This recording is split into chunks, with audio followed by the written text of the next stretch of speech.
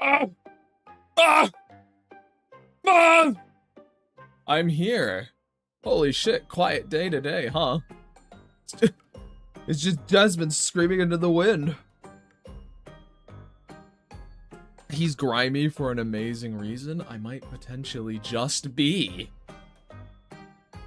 Slimed down, chat. You know how it goes.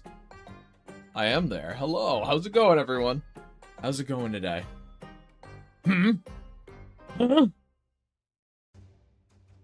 The day you join / leave stream is the day I'm doing a wellness check on you.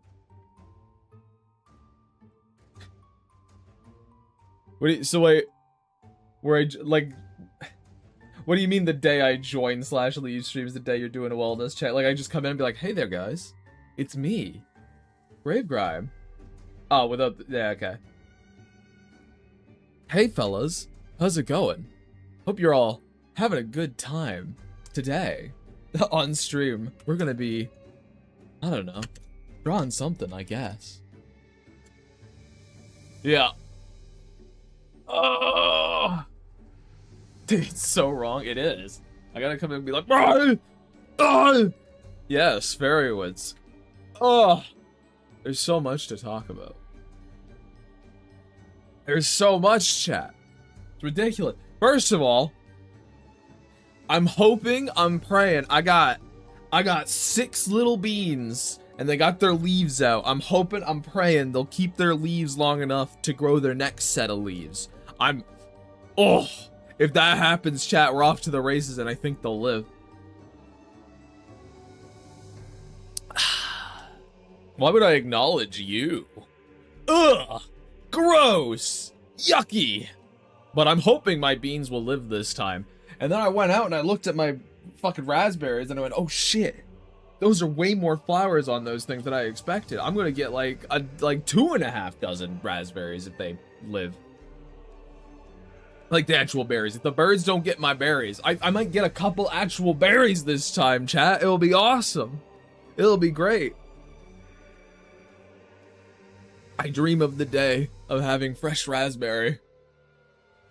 I shall miss all of it and turn into a sleepy mist. Well, I mean, that's just how you live your life, dude. I don't know what to tell you.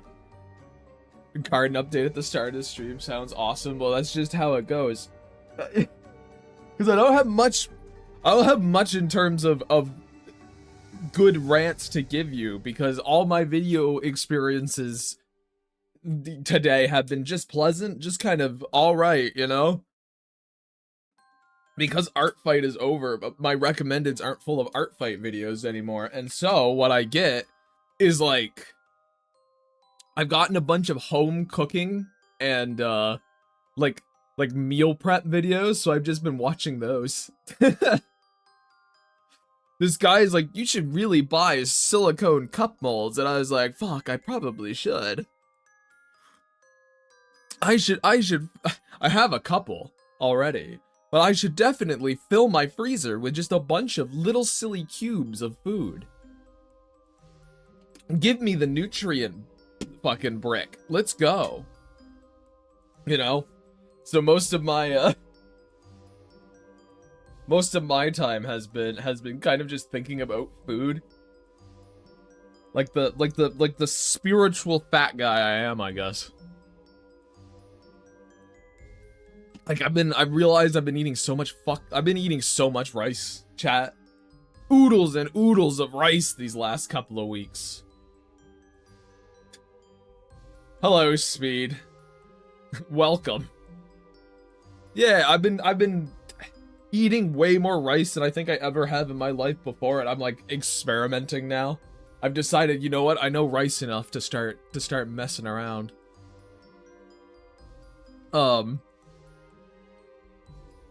I don't know if this one's gonna get me crucified or not, but before I reheated the rice I had today, I was like, oh, let's try something a little different. I put fucking barbecue sauce on it, mixed it in, and I was like, this isn't great. This isn't that good, but I ate it anyway. Because it wasn't like foul. It wasn't like the worst thing to ever taste, but more work needed to be done there. I was just like, I got barbecue sauce in my fridge and I have rice, so let's put them together and see what happens. Are you eating rice or just finding recipes with rice? A little bit of column A, a little bit of column B, sometimes making a recipe myself. Evidently by the barbecue rice, which again, wouldn't really recommend, chat. I wouldn't go for it. It had kind of like a harsh bite to it that I didn't really want with rice, you know? I was like, it's fine. But I feel like I kind of made the rice worse, you know? That's sort of where I landed there. And then chat, I get a call today from my mother. She's, you know, doing her thing. And she goes, oh yeah, I'm just calling to tell you that, I was talking to your brothers, you know, and we're planning on actually coming to like your house one of these days soon. Figured we should probably at least tell you. I felt like I should probably let you know that we were going to use your house as like a space for us to have a get together.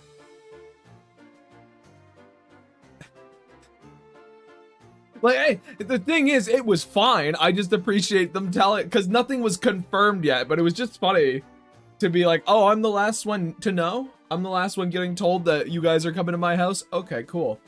Good, great, fantastic. But I mean, it'll be a bit. It's gonna be like a couple weeks before that happens, but that'll be fun. Now I had to, that's funny. Was this a get together that was already planned or changed to your place? Kind of just decided on going here because they wanted to do a get together. And they're like, we could go here, and they're like, well, that's gonna be a bit of a pain. So what, you know what we could do? There's this one guy in the middle of all of us. We could just go there. My mom is nice. My mom is wonderful.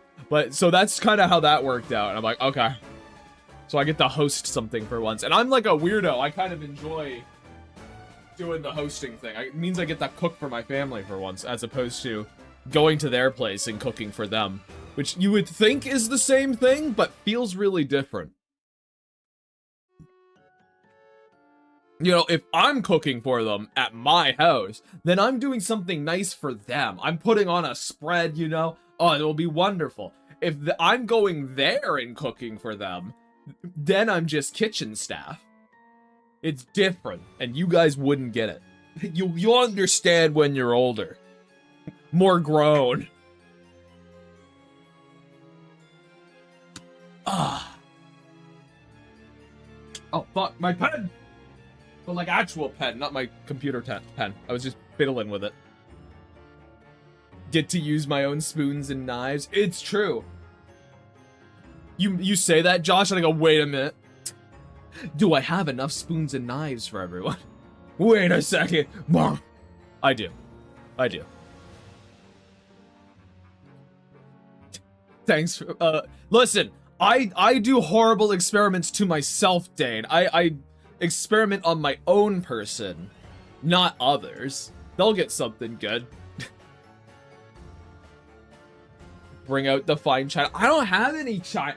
I don't have any fine dinner plates, chat. That's one of my things is I need to get actual, like an actual dinner set or something, because all I have is the dinner plates that were left in this house when I bought it. That's all I got. They work fine. They're fine plates, but they're not nice. You know what I mean? They're just like, they're like an eggshell blue. Just all of my dishes are eggshell blue, and I'm like, they're not what I would want, you know? My own interior decorating soul. They're mid, yeah. They function fine though. They function all right. And I have, the main thing is I have enough of them. I've got enough of them. And also, we're not really the family to be like, I'm gonna bring out the fine china. I'm just gonna make food that would taste good. Imagine a dinner set made by Gravegrime decorated with your characters. I almost feel like having, Eggshell blue and eggs are famously white. Josh, have you never heard of it's a real color. Have you never heard of the color eggshell blue? Surely. It's like, or is it like robin egg blue? Yeah. You fuck. It is a paint color. How? I grumble. I growl. I growl. Blue is not real in nature. Incorrect. Mom, gets the corny glass.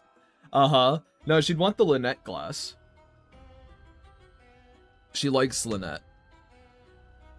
But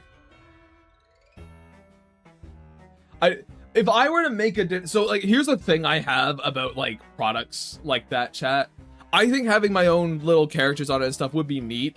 However, I kind of like the idea of memorabilia that you can enjoy even if you don't like even if you don't know what the actual property it's from is. So if I were to design something like a dinner plate set, it would probably just be something that kind of has like a rustic autumn charm, a little bit of Halloween tinge in it, but I don't think it'd be like themed. It wouldn't be, oh hey, here's a plate, but it's just got Lynette's face plastered on it.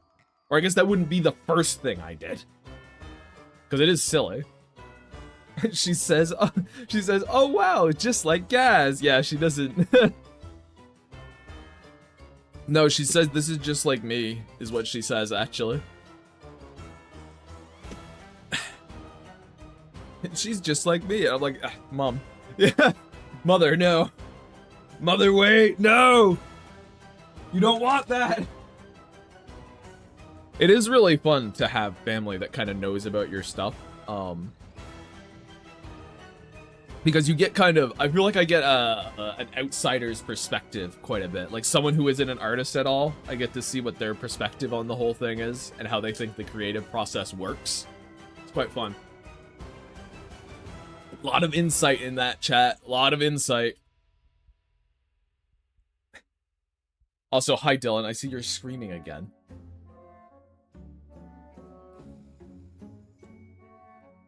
But, yeah, anyway.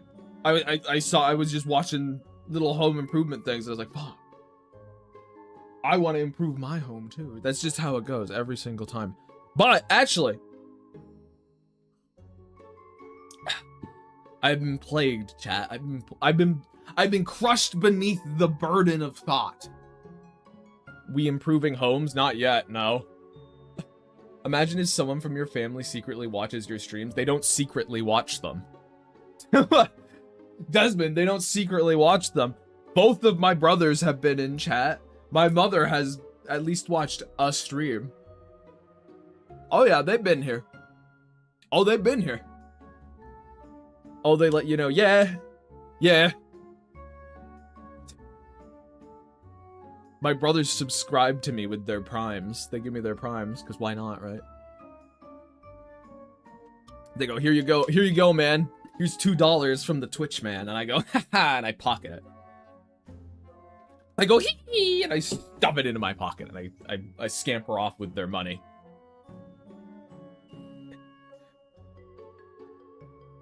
Sorry, I'm sipping on tea as I go on about it, which feels really fucking good. Needed the tea. But chat, burdened by thought, and it's fucking... Avid's in chat right now, and it's all his fucking fault. It's all his fault, chat. That son of a bitch. Once again, also, it would appear that the YouTube chat is busted. But, oh, no, it's not. It's working. Oh, fuck, I see Clubhouse. Hey, Club Show. Hey, Club Show. But yeah, it was fucking... No! Avid, you burdened me with thought because, okay, we were hanging out yesterday, chat. We were just having a nice little fucking...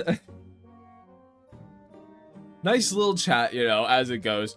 And Avid brought up the question. Hey, if your story was like a game, what would you like, what format would you put it in? What kind of game would it be? It's a fun thought process. It's a great little mental exercise. The problem is when I went to Grimdeeds, which is why we're talking about this in the pre-show and not the actual thing, because it's not, we'll get to Fairy-Woods then. But also, I just realized I had to put on my headphones and actually get into my stream call there. So when the time comes, if Emily shows up, she can be heard. There we go. But, issue is with Grimdeeds, right? I was like, well, there's a lot of different options, and I said, it could make a really good it could make a really solid point-and-click adventure game. You could do a lot of fun point-and-click adventure stuff with Grimdeeds. Now here's the problem. That's a viable thing. That's something, the more I thought about it, chat, the more I'm like, that's actually, like, something I could do. It wouldn't be, like, the full story proper or anything like that. But a little side supplementary thing, a little short, like, couple-hour point-and-click adventure game a la, like, Pajama Sam or some shit. I'm just like, fuck. Fuck, that would work so well. Answer every time, side scroller, any property, walk right, dodge bats, shoot skull at bad guy, pick up meat to restore health. So just fucking Castlevania or whatever. Irma did it. Well, that doesn't mean Grimdeeds couldn't do it too. But I'm just thinking about it, all right? Because a lot of Grimdeeds' individual little stories are mysteries, right?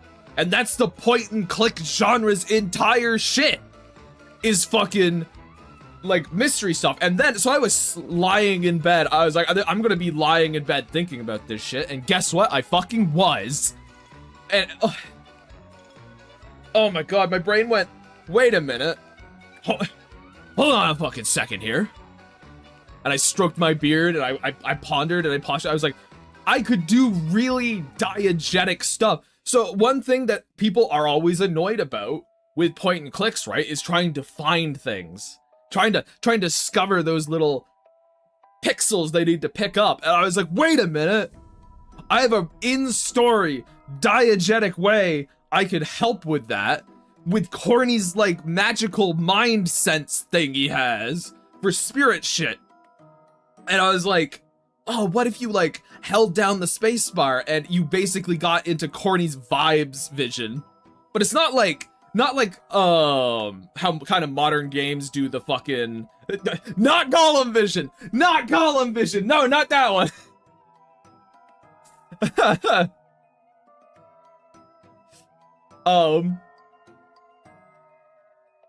But like, it would be more of like a general vibe. My brain was like, oh, imagine like a locked up basement thing. It's like you need to get into the basement or whatever. You press space and like you get like a fuzzy outline over the basement. It's like that's where you need to go. That's sort of it's a way to show you the critical path without necessarily giving you all the answers. Because I wouldn't ever really want to give you all the answers. That defeats the entire fucking purpose. And I was thinking about like, oh, what if you have like mission updates, but that's like something Lynette is doing and not Corny necessarily is doing, because he wouldn't take notes himself, really. That's not really Corny's thing, but Lynette definitely would. And so she's writing down information, and then I was like, okay, but what if at a certain point in this game you get like separated from her, and therefore you have no access to her? I was just thinking of a bunch of different options, and I was like, no, I can't be doing this. So yeah, my brain was kind of going. But Josh says, the fact you took my comment as you can't do it because someone else has rather than someone else has done it, so it's proof it can be done by yourself as well. Says a whole lot about you, Grub Gash. I just assume the worst in you specifically, Josh. That's all.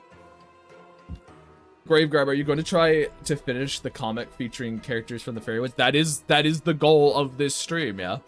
This little comic thing. I'd like to get the flats. It won't be done this stream, but I'd like to get the flats. It is hilarious thinking of Gravegrime tossing and turning in bed, agonizing over what game genre he'd choose. Well, no, because I'd already chosen the thing I was gonna toss in turnabout, Dane, was the fact that a point-and-click adventure game of Grim Deeds actually is a really good idea and incredibly viable to do. This is sounding more and more like Sam and Max the more you talk. I see. DJ at a Halloween party turns on spooky scary skeletons. Aw, babe, they're playing our song. Thank you, Mushroom. I'm glad you highlighted that to make sure I read it. What's up, you scrambled egg? What the fuck? With a side of bacon and some French toast streamer. Breakfast foods. That's a pretty good breakfast, though. Did you think about if you'd control both characters when, or one just follows the other?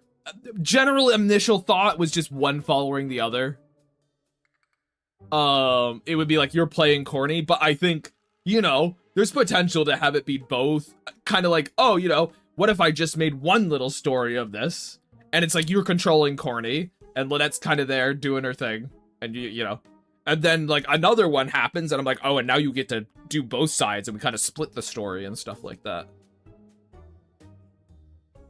But it's a fun question to think about. I've just gotten too deep into it, and now I'm like, this is probably a genuine thing I might try.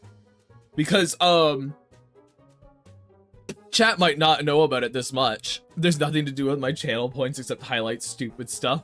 Listen, you'll get some. I'll get you something, don't worry.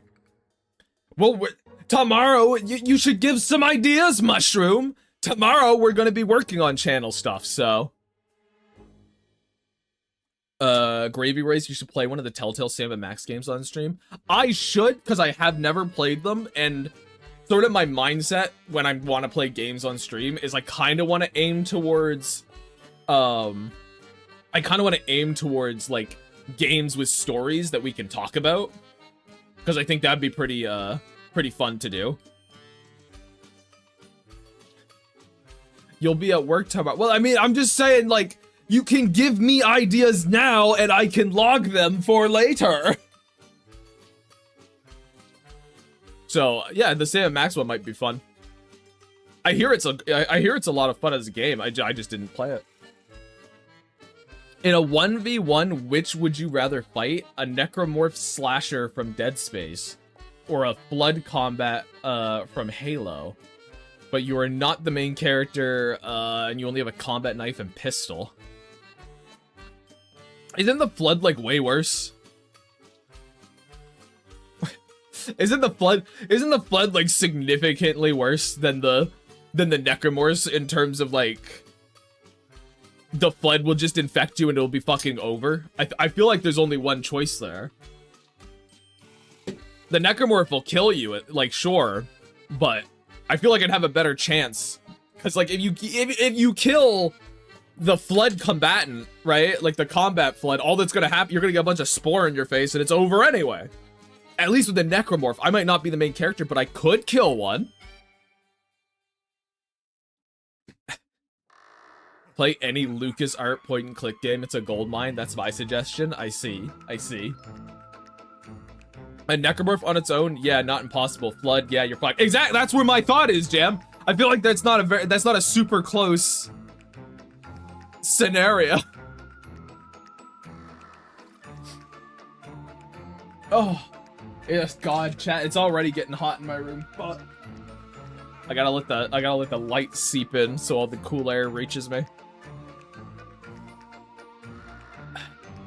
Have you played, I played very few point and clicks. I think I talked about this on Tuesday or whatever we were talking about point and click games, but have you played Edna and Harvey breakout point and click game? No. Little weird, but still, I have not. I played very few point and click games. I like them. I've seen people play a bunch of them. I haven't, really. So it would be pretty fun to play them. And have you guys not backseat me, but scream endlessly at me for me not understanding a puzzle and being stupid.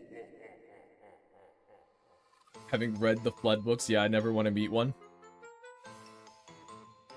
If it was, would you rather humanity have to fight the Flood or Brethren Moons, then that's slightly more balanced a choice, but less personal one. Yeah, for sure. Have you played Block Blast and Candy Crush?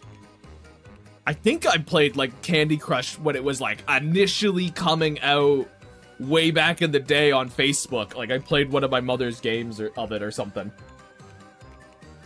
Never played Block Blast though. I think I've seen like random tiny animators get sponsored by Block Blast, but me myself, I don't even really know what the game is. Honestly, not gonna lie, Candy Crush was actually fun. Well, it was just fucking Bejeweled. Like it's just Bejeweled with candy sprites. Like it's a tried and true formula. Why would you bother?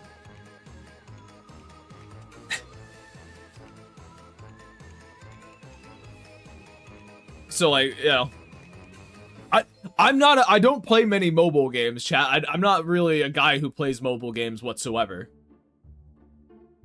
And I never really did.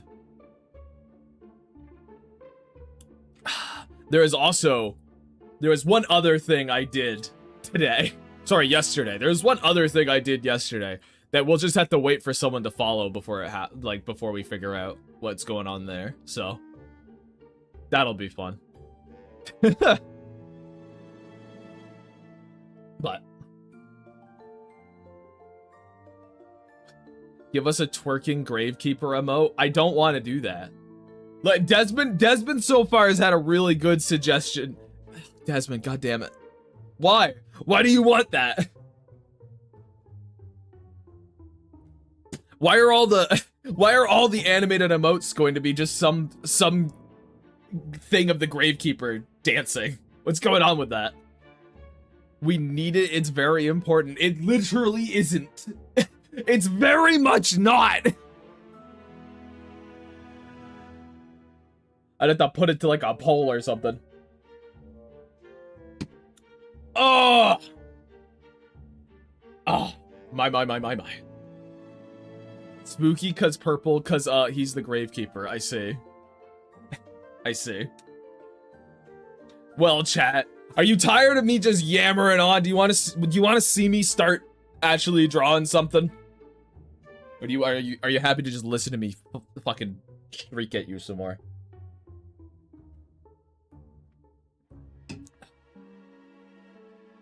I could shoot off a couple ideas. I kind of miss for emojis, a wave and a thumbs up. More, put it in the spooky suggestions in the Discord. That's the best place to put it for me. Use strange doll on Lynette. Lynette, the doll is missing a face. Huh, girl without a face sounds familiar. Yeah, I got that reference. That's Dane. Look at it. I was thinking last thing about this little game idea, because I'm a stickler for details, chat, and I was thinking about like, oh, what if Lynette is sort of your notes kind of thing, and she'll write down like code combinations for you. I was like, oh, well, what if there's a point where you actually have to be removed from her and you can't actually use her to solve a puzzle with code connections and whatever. So you have to actually figure it out yourself. Like you have to remember, go this way, go that way. I was thinking of it like a maze you're walking through, let's say, right? And so if you forget the ways you're supposed to go, you have to go back out to the very beginning and start over. And if you do that, you know, you got to talk to Lynette and she'll tell you. And then you go in, let's say you forget and you go back out and you ask her again. She tells you, then you go back in, you forget again, you come back out. You ask her and she's annoyed now. She's not happy about the fact that Corny is this fucking stupid. So then Corny goes back in and, oh, you know, he forgets again. You come back out. And then, like, Lynette is now gone from the scene. She's gone to do her own thing. And on the wall is just scrawled the actual code, and that's it from now on. Apparently, all someone has to do to get a sub from Mushroom, apparently, is just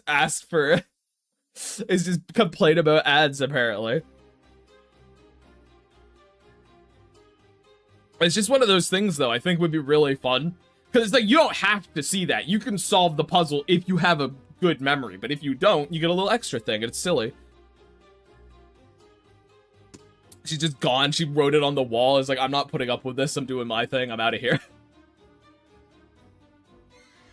goodness me. All right. Okay. I'm gonna wait till everyone's back, and then we'll switch over.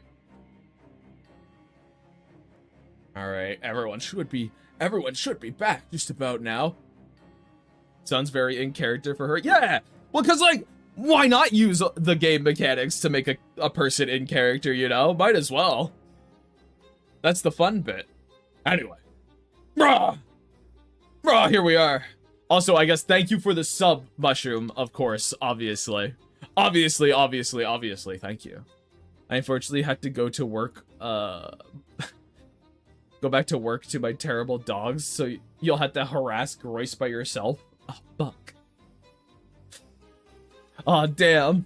And I guess we'll look at the whole thing. Well, you know, for everyone back in here, here's the whole kit and caboodle, the whole big old mess of them being chased up a hill, not a hill, up a tree by this spooky muck shell. And then Mac realizing it's all his fucking fault for having a fish in his pocket. All right.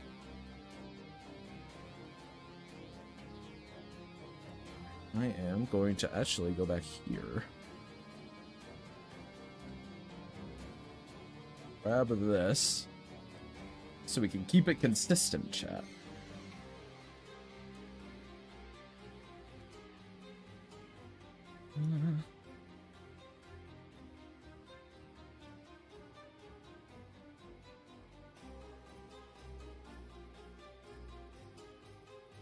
Like that? Yeah, okay. Okie dokie. And now my brain terminates, being like, oh fuck. Now I have to talk about the fairy woods. What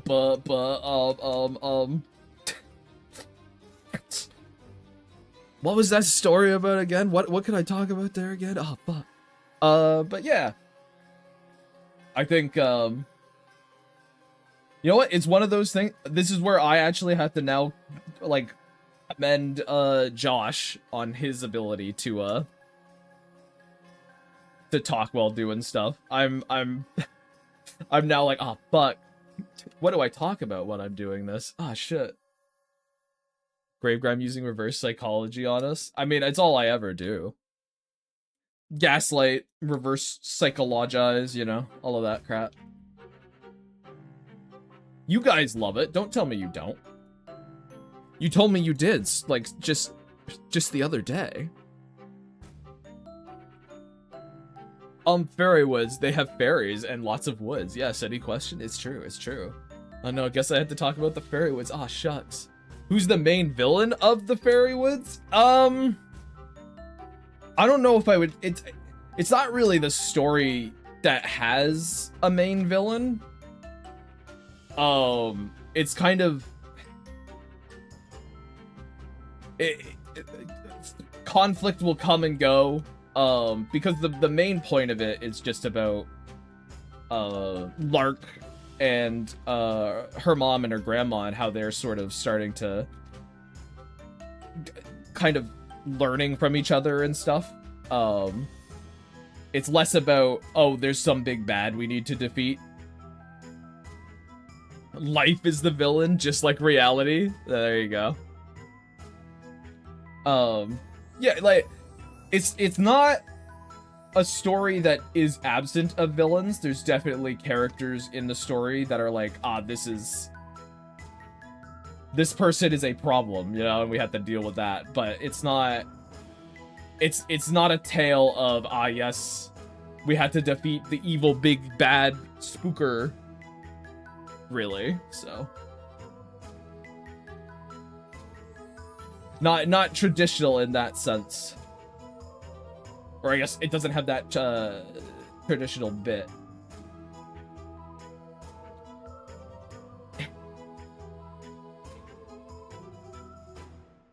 Or does it? Woo! You know? Gotta sow some doubt. A little bit of doubt in you guys. Oh, maybe there is someone behind it all, you know? Maybe there is. Oh, shit. The problem there becomes like, oh... what would they even be like about, you know? I guess like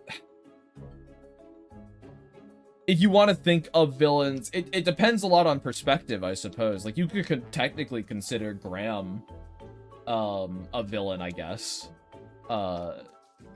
She's clearly hiding something. There's clearly more going on with her than meets the eye, but that's also the same for Finley, you know? Like they have all this history and stuff that you have to, that you don't know, so it necessarily, it'll end up, you know, it kind of ends up seeming a bit nefarious, but is it, you know?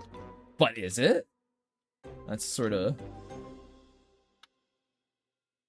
the idea. Damn, someone was behind the largest enchanted forest on the planet. Must have had a lot of seeds. Johnny Fairy Seed or something. Yeah, he just sprinkled them in, dude.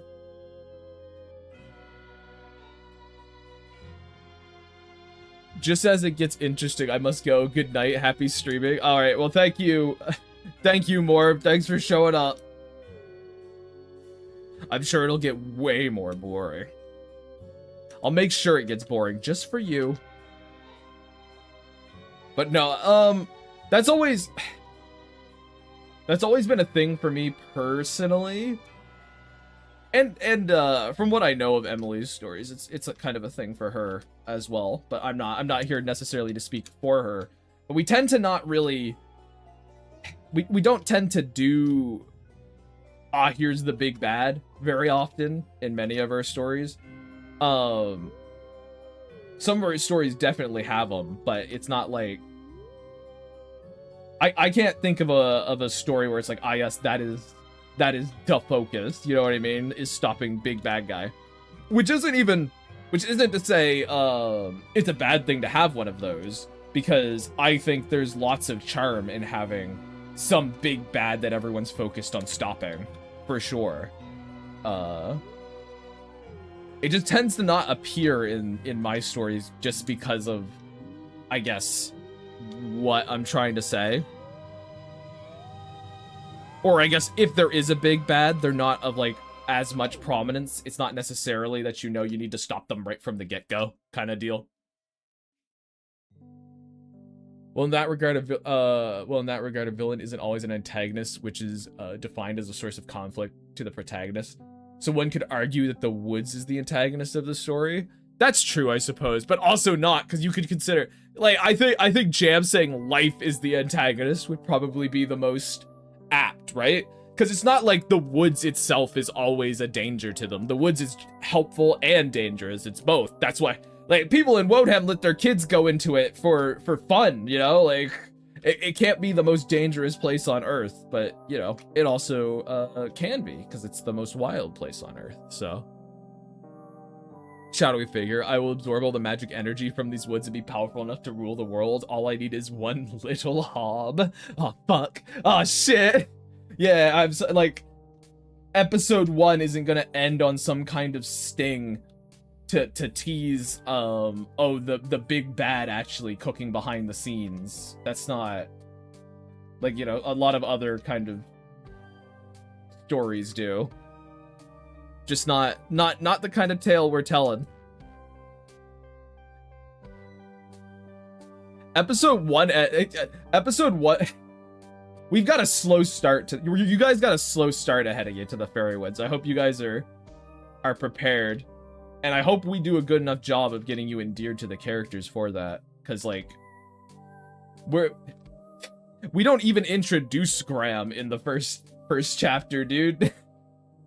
She doesn't even show up. No. We're slow burning this bitch because we feel like it's necessary. And I'm sure that'll probably end up losing us a bit of an audience by doing that, but well, you say as it should be, Frosty, and like I tend to agree for the most part, but as I've kind of sort of developed a bit more as a storyteller and stuff, I think there's also a lot of value in having that hook. I think there's definitely a reason why people do it, and it's reasonable for them to do that. Hope you've been well. I sure have been. I think I might get beans. I'm hoping, I'm praying I end up getting... My beans actually survive the next couple days. The heat has been helpful. You need to hook for people to be interested. Like... You don't... Yeah. But, like, I think people might have a bit of a shallow understanding of what a hook is. But regardless of that, I completely understand why people do that. It makes sense to do it. There's a big, wide expanse of media out there. So why should people invest in yours, you know? And the hook is something to do that. Sad if I didn't... Okay, chat, you didn't miss it because I haven't watched the next Pixar movie yet. No, you missed me ranting about Grim Deeds if it was a game. It begins with Lark being an outcast at school despite her being sassy and very relatable. Nobody understands her and she hates it, but her mom says they're moving and Lark says it will ruin her life. Oh, God. Ugh. No. Ugh. No. I'm very happy with how our sort of thing begins. Because, like, I think we have ourselves a hook. We're not really into the main story at all by the end of chapter 1. But at the end of chapter 1, we've had the adventure with the Boggles, and that's pretty fun. You have these kind of like kooky fucking like British soccer hooligan kind of characters messing with Lark and Finley for like months on end, basically. And you kind of have that sort of story conclude, and it's like, I don't know, man, there's lots of fun there. Again, it's just, I think it's a really good ease into what the world is. You kind of, oh hey, there's these weird magical critters that exist, that's kind of neat. And also they're not just like animals, they seem to be pretty intelligent given these ones talk, and they're also kind of dickheads, given on account that these ones are mean. And then there's like a showcase of magic, with the Boggles using their magic to kind of torment, Lark and Finley. Oh no, Lark, this town is so boring and nobody understands my weird art. Oh no, I dropped my phone near those normal, unassuming woods. That's another thing too, right? Like, we don't even see the fabled fairy woods till chapter 3, chat. We're not even gonna get there till chapter 3.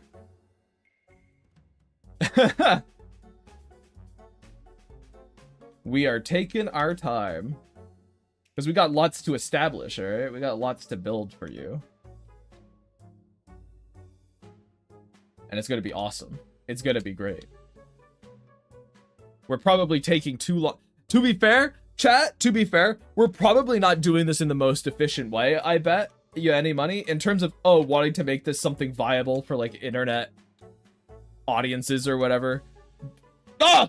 Ah, fuck! Thanks for the follow, the keeper.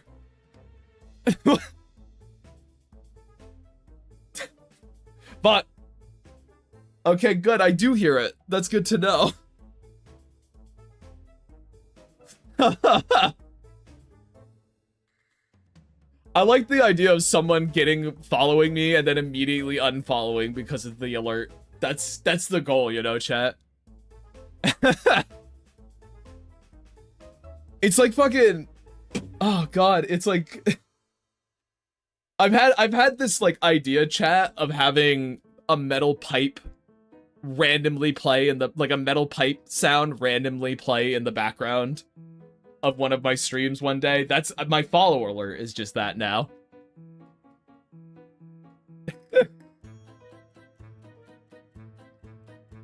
But there you go. That's what I was doing yesterday, chat. I made the sound effect.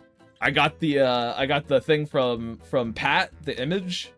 It's wonderful. Now everyone knows.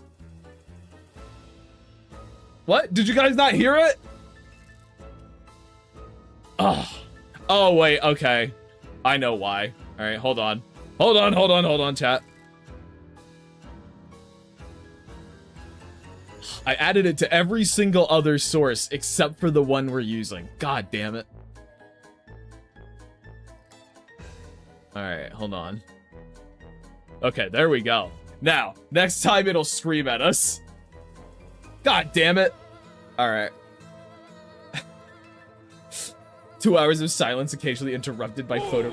Oh! There it goes. Did you hear it that time, chat?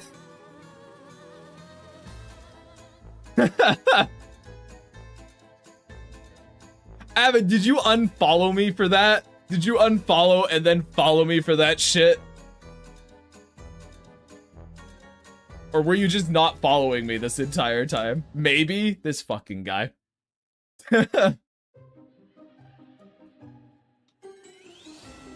It was way louder before, chat. I could have made it so much worse than it is. Oh fuck, I did the same thing. Why do people keep unfollowing me for the... I can't make the... That just means I can't make these too funny, or people are just gonna keep unfollowing and following me. Next one's gotta be natural, yeah.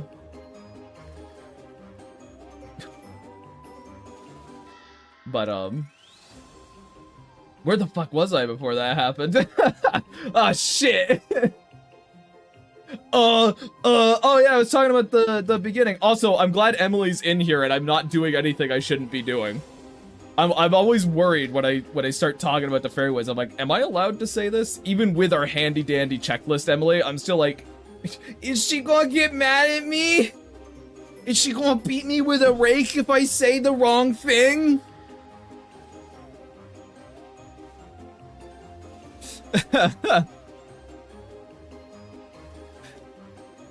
Oh dear. But no, yeah, like I don't know. Don't you guys like a nice close like dip into a story? Don't you like that kind of slow build, that escalating pressure? Isn't it such a nice feeling?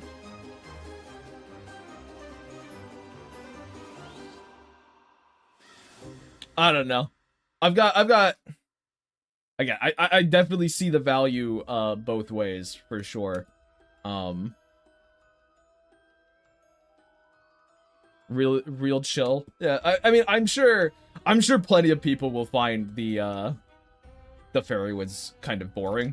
They'll be like, ugh, why are these characters just talking? What the hell? Why aren't they like fighting like why aren't they fighting like a troll or something? What's going on?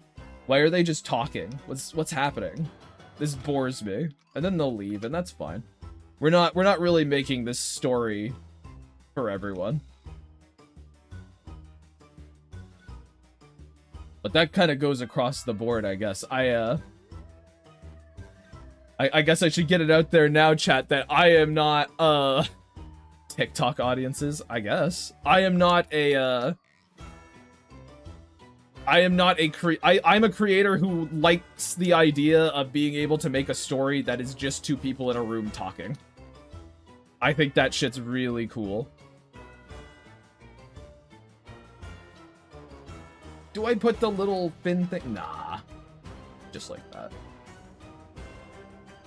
So if the idea of having two characters in a room just talking to each other could be potentially extremely interesting, I'd be, you know, I'm the guy for that. You were about to tell us when Lark sees Mac, it's a slow motion and Lark tries to look cool by leaning on something, but actually knocks over a fish stand on top of her. But it's okay because Mac is perpetually nice and helps her up as she giggles nervously. Yeah, that's definitely... Dane, you've nailed their dynamic, dude. Top to bottom, you know exactly how they all work, for sure. For sure, man. Absolutely. I actually do like Lark and Mac's initial meeting. I guess 2 initial meetings. I find them both very funny for different reasons. But I guess, like, the very first time they ever meet, like, the very first one is extremely awkward. But in, like, that awkward kind of way that I think is actually sort of fun. Yeah, I could read between the lines. I see. You know. You just got such a grasp on character, you know, hints. And just, you look at Mac and you go, you know what? This kid, perpetually nice. Couldn't say a nasty thing to save his life, this kid. Never ever.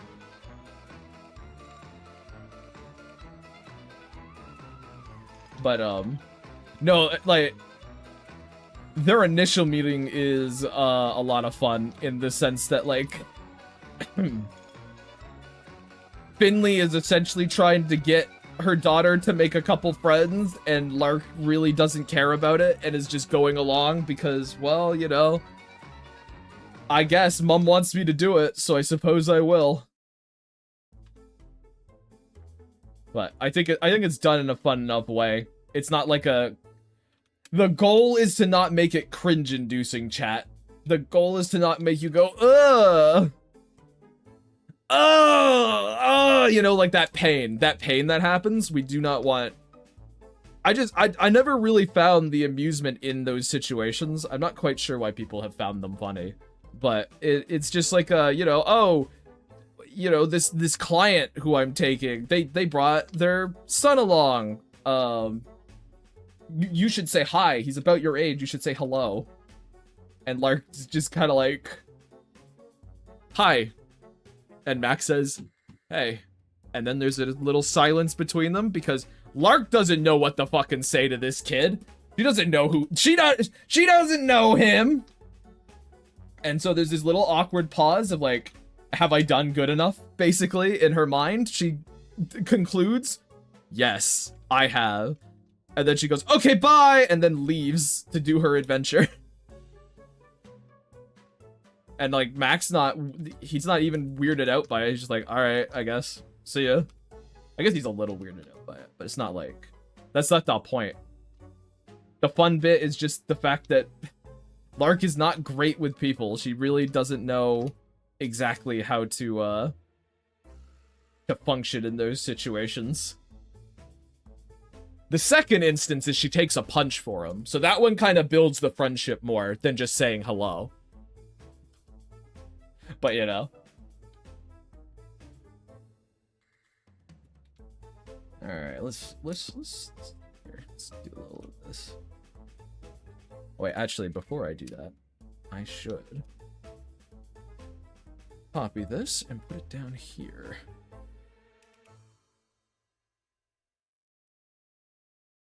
And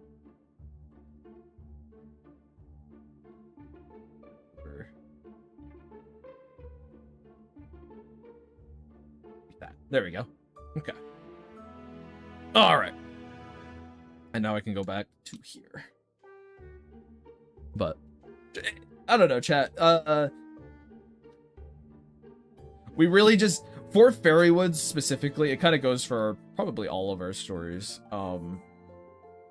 We really just need to get you guys endeared to these little critters. Lark spits out blood.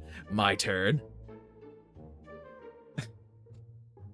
She would lose a fight like that. She wouldn't win. It is funny though. Like, she is of the three kids, the one most willing to turn to violence would probably be Lark. She's the she's the one who like wants a sword and stuff. You know, she wants to be an adventurer. She has to stand up for the downtrodden. She wants to be like a hero. You know. So she's definitely the one that would like jump to that more often. We need to get you guys endeared to these characters. Grime, I've heard that before. That's a red flag. Elaborate. What do you mean, Izzy?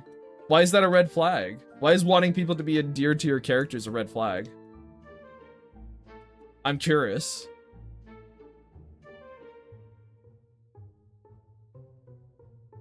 Vilarks? You're gonna twist the knife? Oh, I see! You're gonna wrench that thing. Listen, Izzy. In terms of tragedy, right? I have my own philosophy when it comes to doing tragic things in a story, and generally speaking, I tend to go with stuff that is... The less extreme a kind of trauma is, honestly, I think the more effective it will end up being in the end, a lot of the time. Like, I just...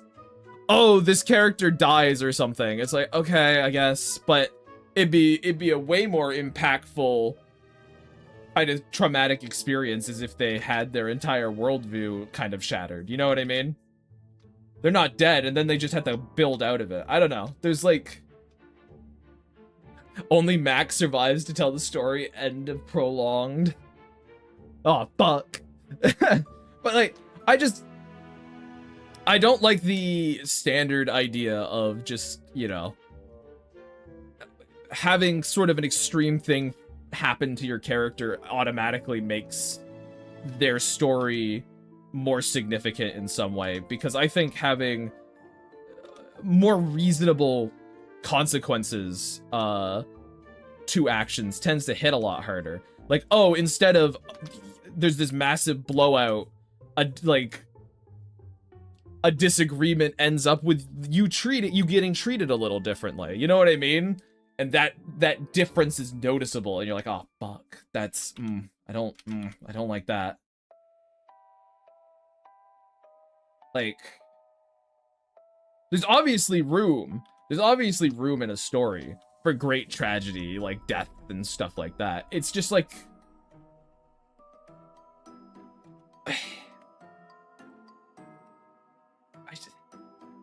it has to be done with purpose, I guess. There's gotta be some very... It's sort of like the means justify the ends. I'm a bit of a means justify the ends kind of guy when it comes to stuff like that. If that makes sense. And regardless, I want you to get endeared to all of my characters, not just the ones that are going to die. What are we talking about? Well, Izzy said that because I had said we need you to get endeared to these characters.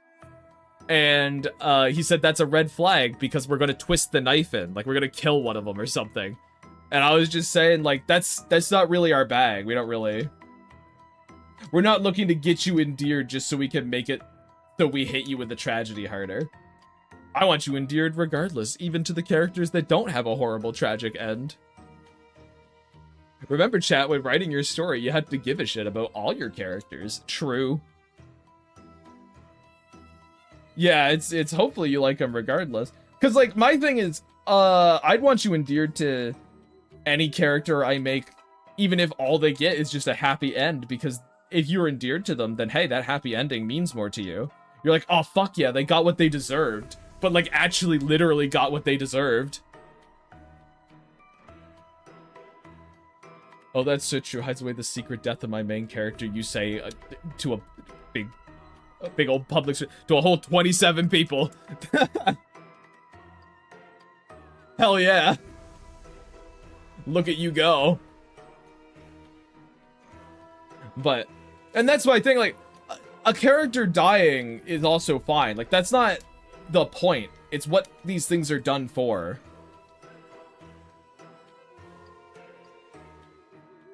But, like, a death is fine. Again, it depends on... entirely on, like, what it's for. It has to... The purpose has to matter. It's all execution and medium. If it's a movie and you only have 90 minutes, a death may be a viable, time-effective consequence.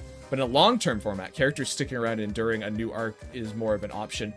True, but I mean, I think even above that, Dane is like... It really all... It's all just about, like, knock-on consequences of what happened. You know what I mean? Yeah, do a thing for a reason is always a good advice, though. Yeah, but, like... If your character dies at the end of your story as, like, an effective consequence for something, it's like, yeah, okay. But that becomes, like, kind of lame and cliche when the way we ended up getting there was, like none of it really meant that, oh, they needed to die there. You know what I mean? Like, a consequence should have happened, sure, but them dying seems a bit, egregious. I'm also more talking about, in, like, the concept of people making characters in this regard, I suppose, as well.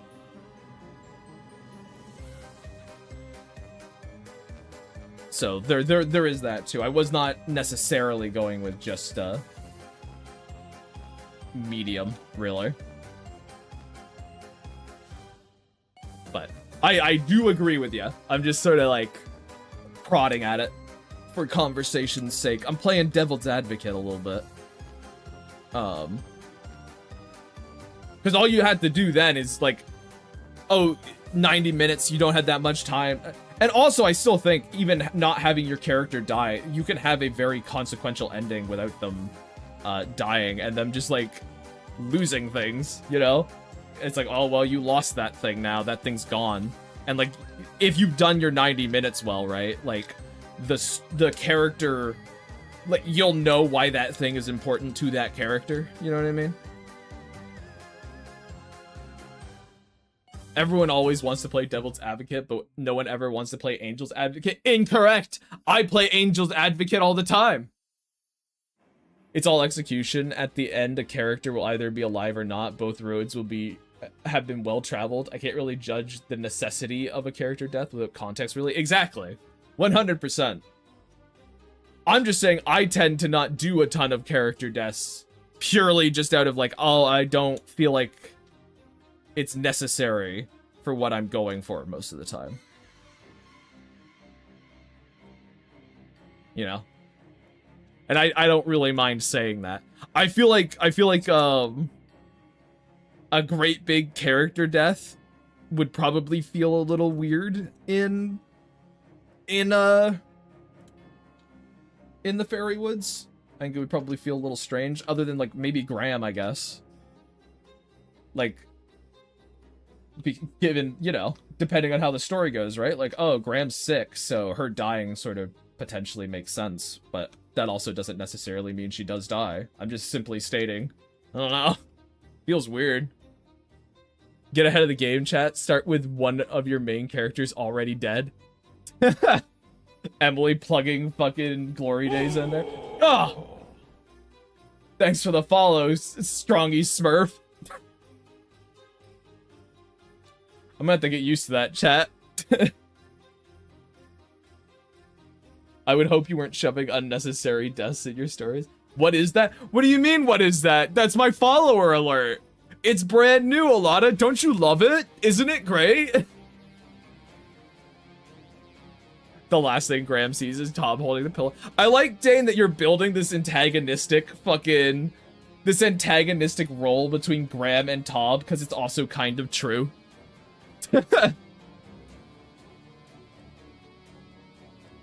If Grandma dies, Creature would be staring daggers through his screen right now. Probably would be. Probably would be. Listen, we have lots of consequence in the Fairy Woods. It just might not necessarily all, like, be the craziest kind of consequence you can imagine, you know?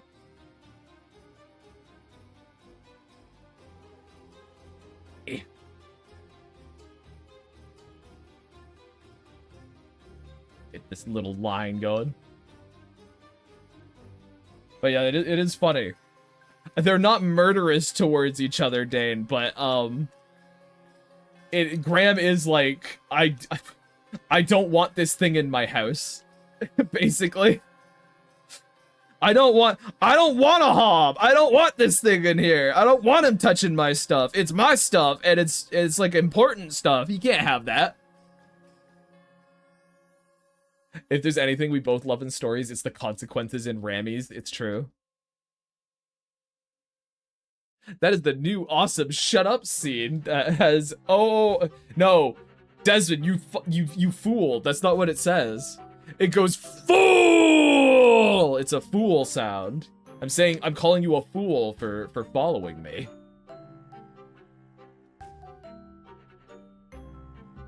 He doesn't even understand, chat. He doesn't even get it.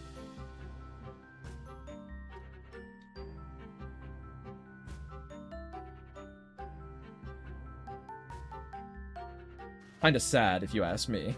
Kinda sad, if you ask me. Fool, I didn't know that you loved your viewers so much. But yeah. I guess to move on from the whole death thing, because there is a level where I'm like, how much of this is chat trying to fish for like spoily kind of stuff from me? But there is like a, I don't know, with the slow start kind of thing. I guess you guys will have to, you'll have to judge it when you see it, but I think it's not, it might not be the fastest kind of, oh, we're right in the woods from the get-go kind of thing, but I think it'll be a good sort of introduction into what these stories will kind of be like. And I think there's lots of fun to be had in it. You know, like I would not say what we're doing is a pilot. I guess. It's not really supposed to be a vertical slice of what to expect. It's just sort of the beginning.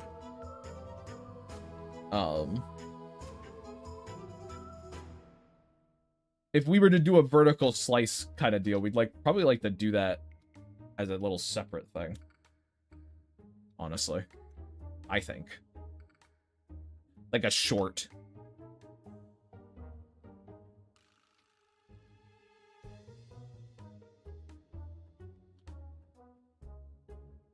What's a vertical slice? Oh, so a vertical slice is like a game dev terminology. That's where I heard it. I heard it from watching like game dev videos and stuff.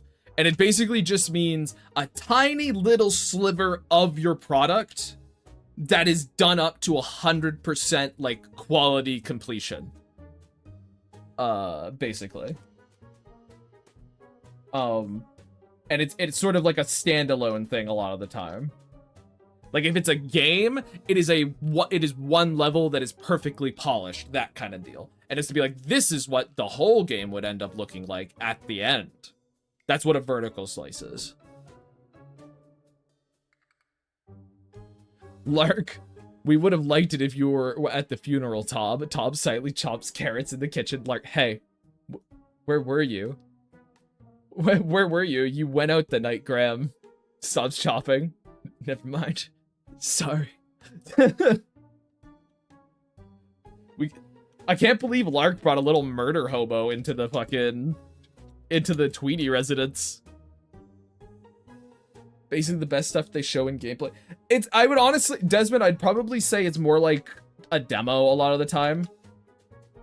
It's more like a demo a lot of the time. Because like I can't even call it like a video game equivalent to like a trailer, because the thing about a trailer is supposed to be, it's marketed to get you interested in watching the movie, or I guess the show, but like a vertical slice is supposed to be a showcase of what the thing is actually going to be.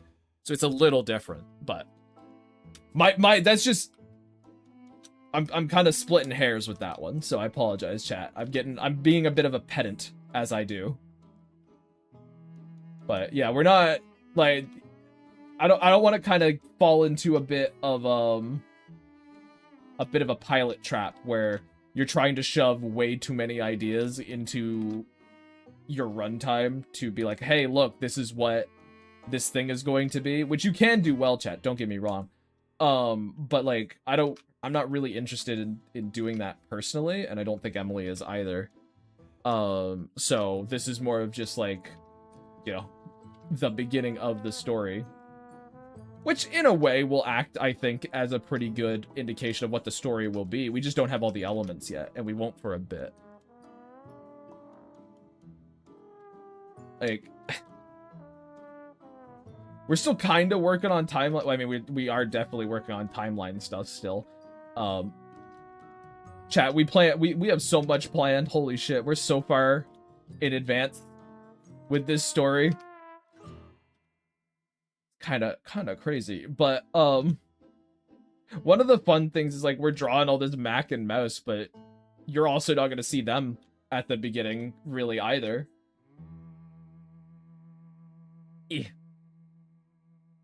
There we go. Maybe just a wee bit. Yeah, maybe a tiny little smidge.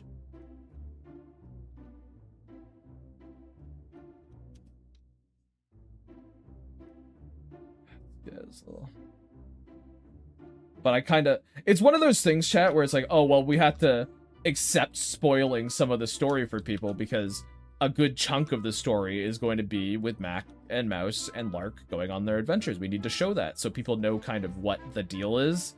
But in terms of them actually establishing themselves as a little group of friends, that's going to take a bit. By the way, I was curious, where can we read your comics if that's possible? I was curious and had some trouble finding any. But, well, I don't have any comics out. I don't have any comics out right now. I have, like, little tiny ones, like little dumb ones, but... yeah, none that are like... oh, here you go, the official full story. Yeah, they're all whips. Yep. Yeah, he's kind of fraud grime right now. Fuck, man. Don't say that. Don't say that, dude. Izzy, why?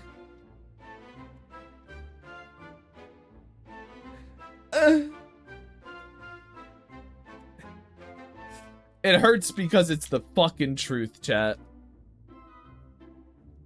It hurts because it's fucking true. Nah, he's just on the grave grind. There you go. Thanks, Emily, for having my back. Thank you. Against all these miserable chatters. He can't handle the truth. Grave maxing, I see. It's true. Always, forever. I am a busy boy. I try to keep myself busy, chat.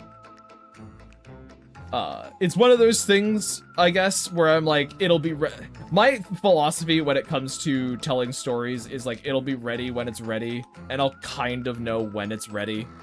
Probably not the best advice, but I'm like, I'm particular, I guess. I want it to be in a place that I'm at least happy with.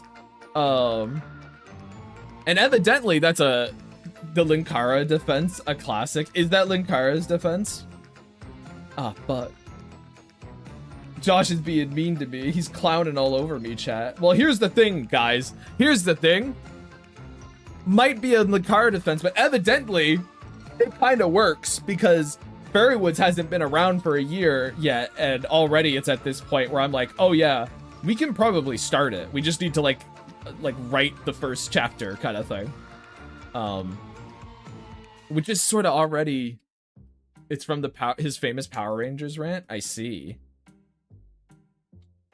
But like, evidently I'm clearly not that much I'm not as much of a perfectionist as I guess you would assume I was, because this hasn't been even around for like a full year yet, and I'm already like, nah, this thing we could toss out into the wild and it'd be fine. People keep asking when his next episode would come out, and that's essentially what he said. Sorry, I'm a big link head. That's a horrible name for people. Link heads? Ugh. What's a link head? Well, obviously it's a Linkara, a bit of a big link head. Obviously it's a Linkara fanboy, Desmond. Use context clues, pal.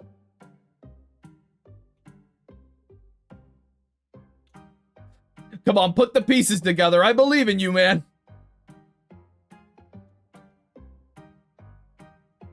Who's Linkara and are they with us? Oh god, you're like an infant, aren't you? You're like a little toddler. He was one of the great old Channel Awesome reviewers.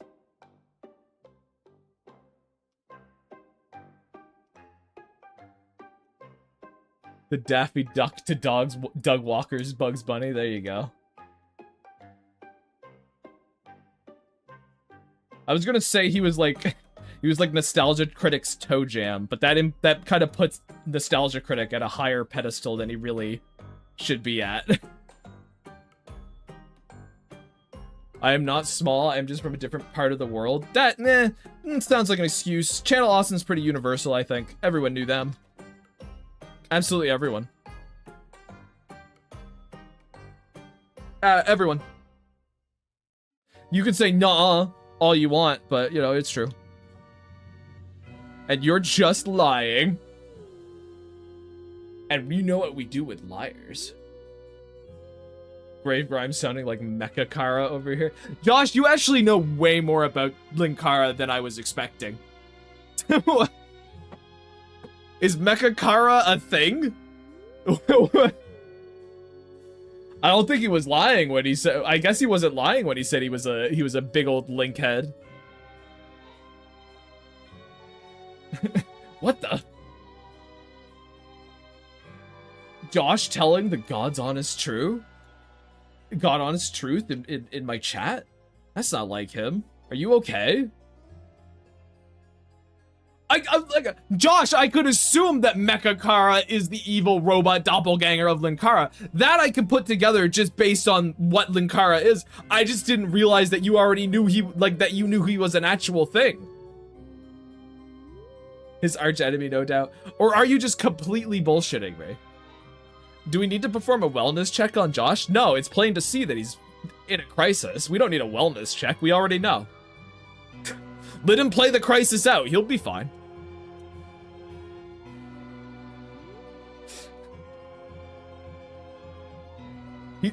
His brain is cooking over there in the heat. Like, he'll be okay. Don't even worry about it. He's already in the ward. He's already in the ward. Don't worry about it. Oh, there you go.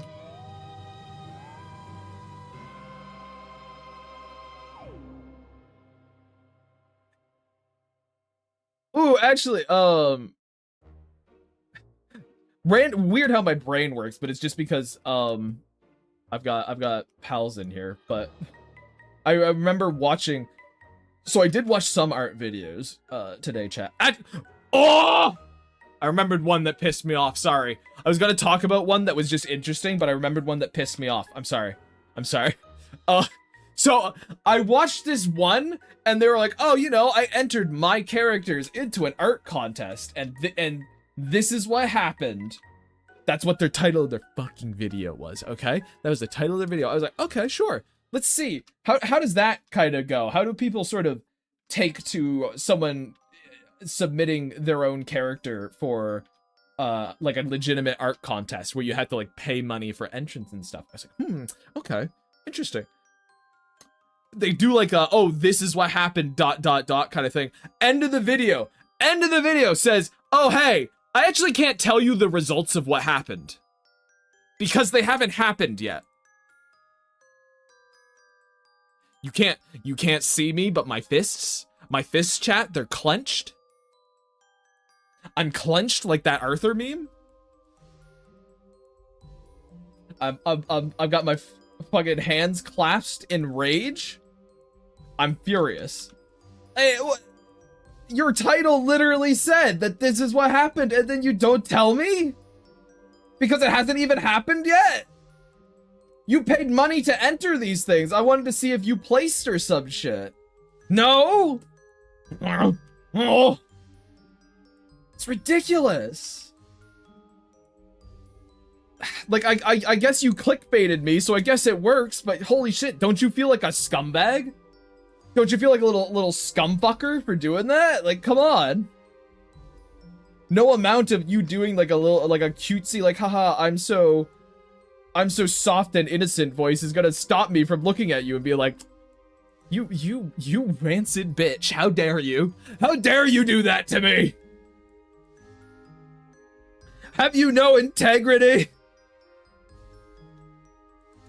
But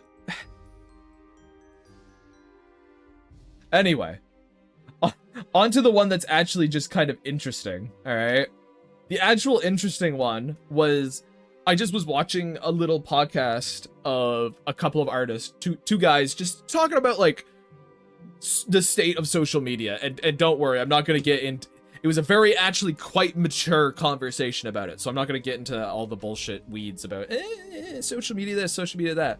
They covered a lot of stuff. It was quite an interesting thought process, but apparently, sorry, what does Dane say here? I entered an art contest and this is what happened. First, I need to pad out the runtime. An art contest is a contest that usually, but not always, revolves around art. Luckily, I'll give them the grace there, Dane, that they didn't explain to me what a fucking art contest was. But they did read every single fucking rule. Which does make some sense, because you'd want to know what the parameters are of these art contests, I suppose. Does make sense. But I'm just docking points away from everything because you didn't actually conclude it. I just don't get that. I just don't know why you would ever do that to someone. All you had to do was wait like 10 days. Ugh. But no, yeah, so this conversation with the social media stuff, it was kind of interesting. They were very kind of just upfront and realistic about how things are and sort of like what you could potentially do, but at the end of the day, it very funnily enough, it's a lot of what I talk about, where it's, well, you have to really look at what you're doing online and be like, is this what I want to do? Is this what my goal is? And then kind of orient yourself around doing what your goal is. Funnily enough, one of the things they said was a really good idea to do was just stream art. Just stream it, chat, because at that point, like, you were going to draw anyway, so you might as well just talk to people while you do it, you know? Might as well just have a bit of a yammer as you do it, and that can build you up some rapport with people. But yeah, anyway, the thing that brought it to my attention, because I got Emily in here, I got Abby in here, I got Josh in here, got some pals, and Dane in here too. I got some pals. But apparently, something that they did early on, I guess, in their careers was like, they coordinated posts with each other, which I thought was really interesting. And let people see my naked construction lines. The horror. But yeah, they coordinated their posts with each other, which I thought was interesting. Like, they would all decide, we're going to post art at this time, and then they would all post art at the same time and like and share each other's posts. And to, like, essentially give each other an initial boost in the algorithm and stuff. And I just find that really interesting. I was like, huh, I never even thought about that. But, like, I mean, yeah, makes sense, I guess. Because, like, one of the big things about how traction works in social media is, like, initial impressions and stuff. Like, your first hour is kind of going to determine how well your post is going to do. So, I was just like, huh, that's probably pretty viable as like a thing to do. And it's like, not scummy at all. Like, there's no scum factor to it to make you be like, no, I don't like that. Because all you're doing, literally, is being like, hey, pals, let's all post at this time, and then like and share all of our stuff. I don't know. It was neat. There are furry Discord servers that do that. Some complete random person materializes out of the ether, and suddenly their furry first post has 50k views and 5k likes because the entire server agreed to spread it. Yeah, well, like, I'm not even knocking that. I think that's probably a good idea, chat. I think that's probably actually just a good idea. Yeah. Huh. Who would have known using social media as like a community sort of builder actually would work? Huh. Curious that.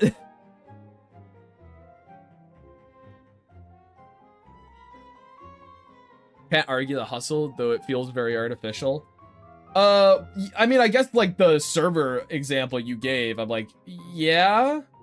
But the thing is, right? Like, you use that artificial inflation initially, and then you kind of gain an actual followers from it, right? Because you hit the algorithm and then it gets spread. Like, because the ultimate goal, right, is you're not actually doing anything that you wouldn't normally do. All that's happening is you've just decided that you guys are going to help each other out. That's it. The server one I can see a little bit more of because you're just like, oh, hey, we'll boost you artificially because you're in this server. But if you just did it with, like, your pals, I don't know. Makes sense to me. I've got some Anthro characters. I should look into this. He's like, oh, here we go. Cracked the code, have they? Well, I'm going to be right there with them.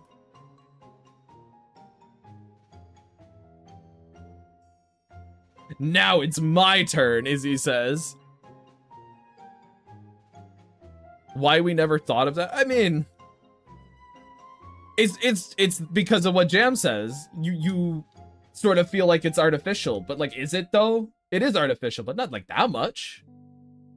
There is a level of like it being artificial, but yeah.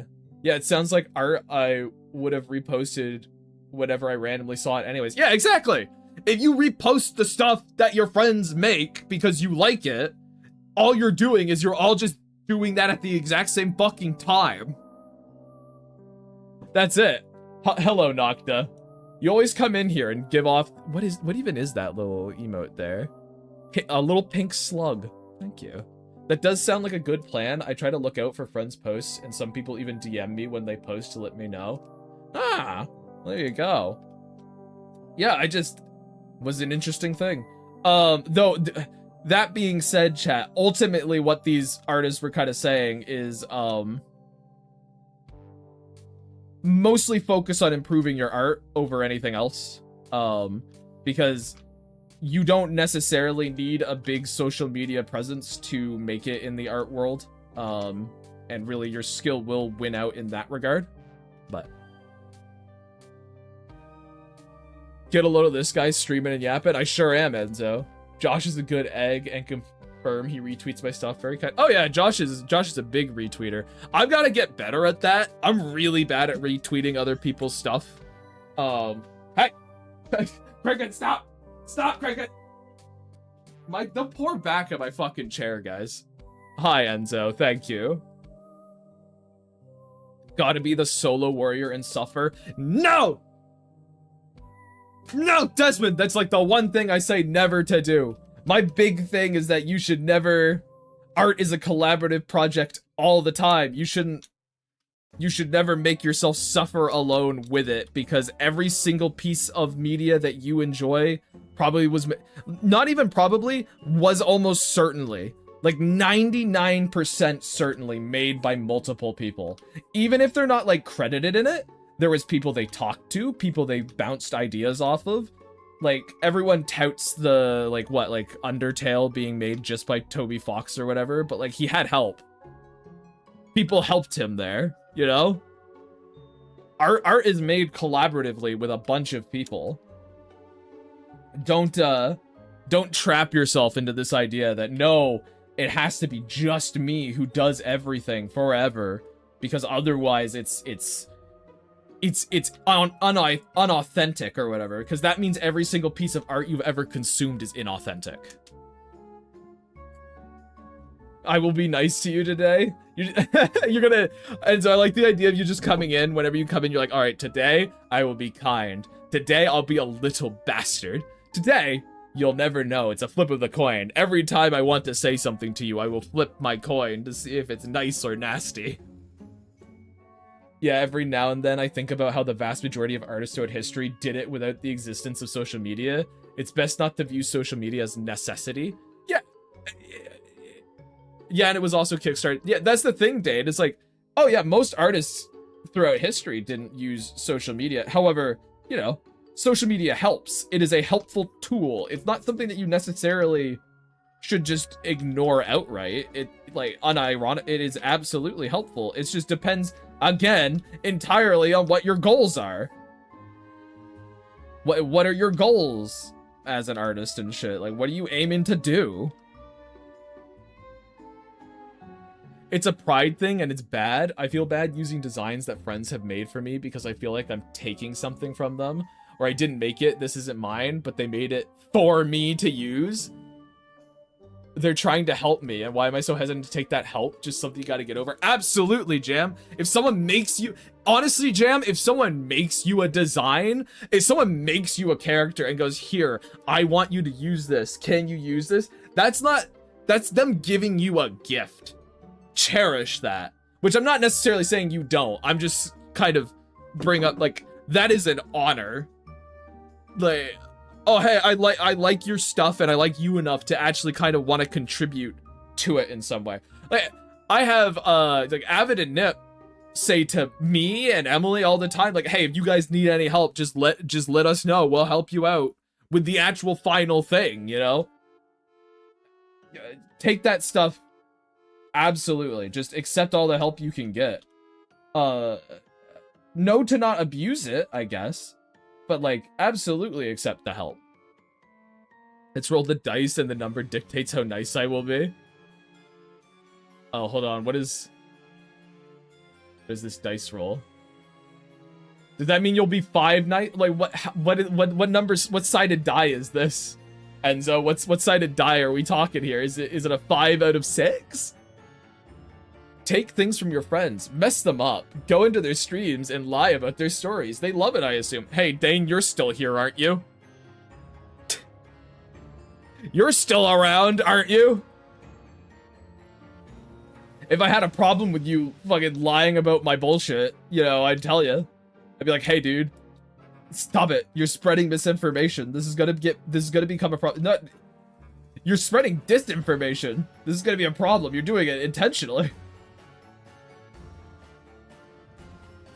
I do love your art. Well, thank you. All right. Well, we got those 2 faces done, and now it's just this one, chat. We almost got the lines done on this, baby! And it's only really been an hour of drawing, let's be real. I was yammering at you guys for the first 40 minutes. I mean, it's 2 half bodies, so it's not that impressive, but, you know.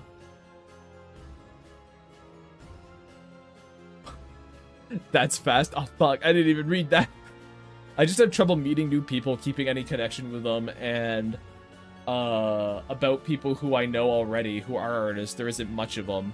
And all the time they're busy as fuck, got their own things, not art related. Well, yeah, I mean, you gotta accept that too. I'm just trying to, you know, it is an important thing. Cause like it can even be just, hey, can you give me your opinion on this piece or something? If they can't give it to you, they can't give it to you, and I guess that is what it is. But I find the thing with keeping connections is it's a two-way street, right? Like you have to approach them and then continue approaching them, because like all friendship is habitual interaction with individuals, right? So like there is a level of, you do have to maintain that. You have to put in the effort to maintain it, but then you also have to be willing to assess and sort of, I guess, cut off connections that aren't reciprocating that effort, right? Like if you're the one who's always starting the conversation and shit, hey, maybe it's a hint to be like, this person doesn't really want to talk to you that much or something. If it's like, or, you know, it could also be, there's so many factors to like consider with these things. I'm just saying, you know, gotta try reaching out and shit. Grave Grind, when it comes to writing dialogue, what's your process? Do you step up rules? Like, would a character use certain words that another wouldn't? Oh, do you set up rules? Yeah, I mean, sometimes it depends on the character a lot of the time. Some of them, I guess every character has rules of what they would and what they wouldn't say. But when it comes to writing dialogue, a lot of it is, there's kind of like a process of what do I need to say? What would the character say? Why would they say it? And what can I do with what they say? I don't think of it as something as simple as, here are kind of the words this character would never say, like, or like an accent or something. It's more of, I guess I'm quite particular when it comes to dialogue in that I'm always trying to squeeze the most story juice and character juice out of it I can, but I don't know if I would necessarily say there's any hard and fast rule. A lot of it kind of comes down to I don't feel like they would say this. You know what I mean? Like there's a part of it where it's like a character would never reveal this information. It's sort of like I guess like an example, right? A thing with Lark, all right? When Lark meets her grandmother, Lark doesn't call her grandmother Graham yet. Lark actually initially calls Graham, like, she basically just says, "You're my mom's mom." That's how she refers to Graham for a little bit. And when she's talking to Finley about Graham, she refers to Graham as your mom. Because she has no, like, she doesn't have a relationship with Graham at all at the beginning of the story. She's never met her. And she's only heard Finley talking about Graham. And Finley refers to Graham as mom. So Lark just refers to Graham as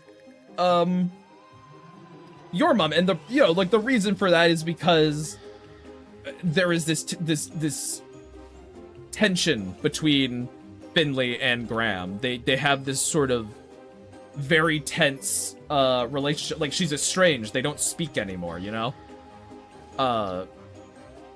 And you know, because of that, there's a bit of coldness in how Finley refers to her mother sometimes, and sort of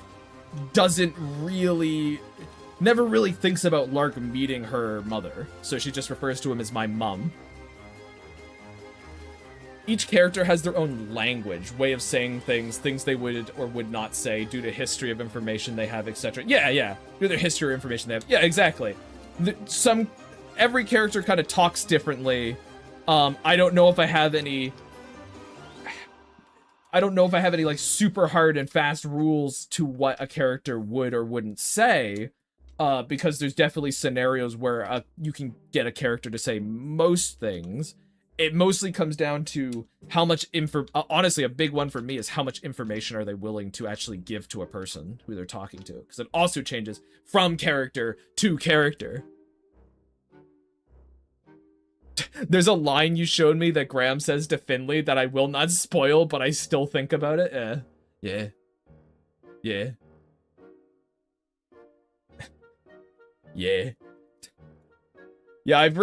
I have written some excerpts, basically like little slices of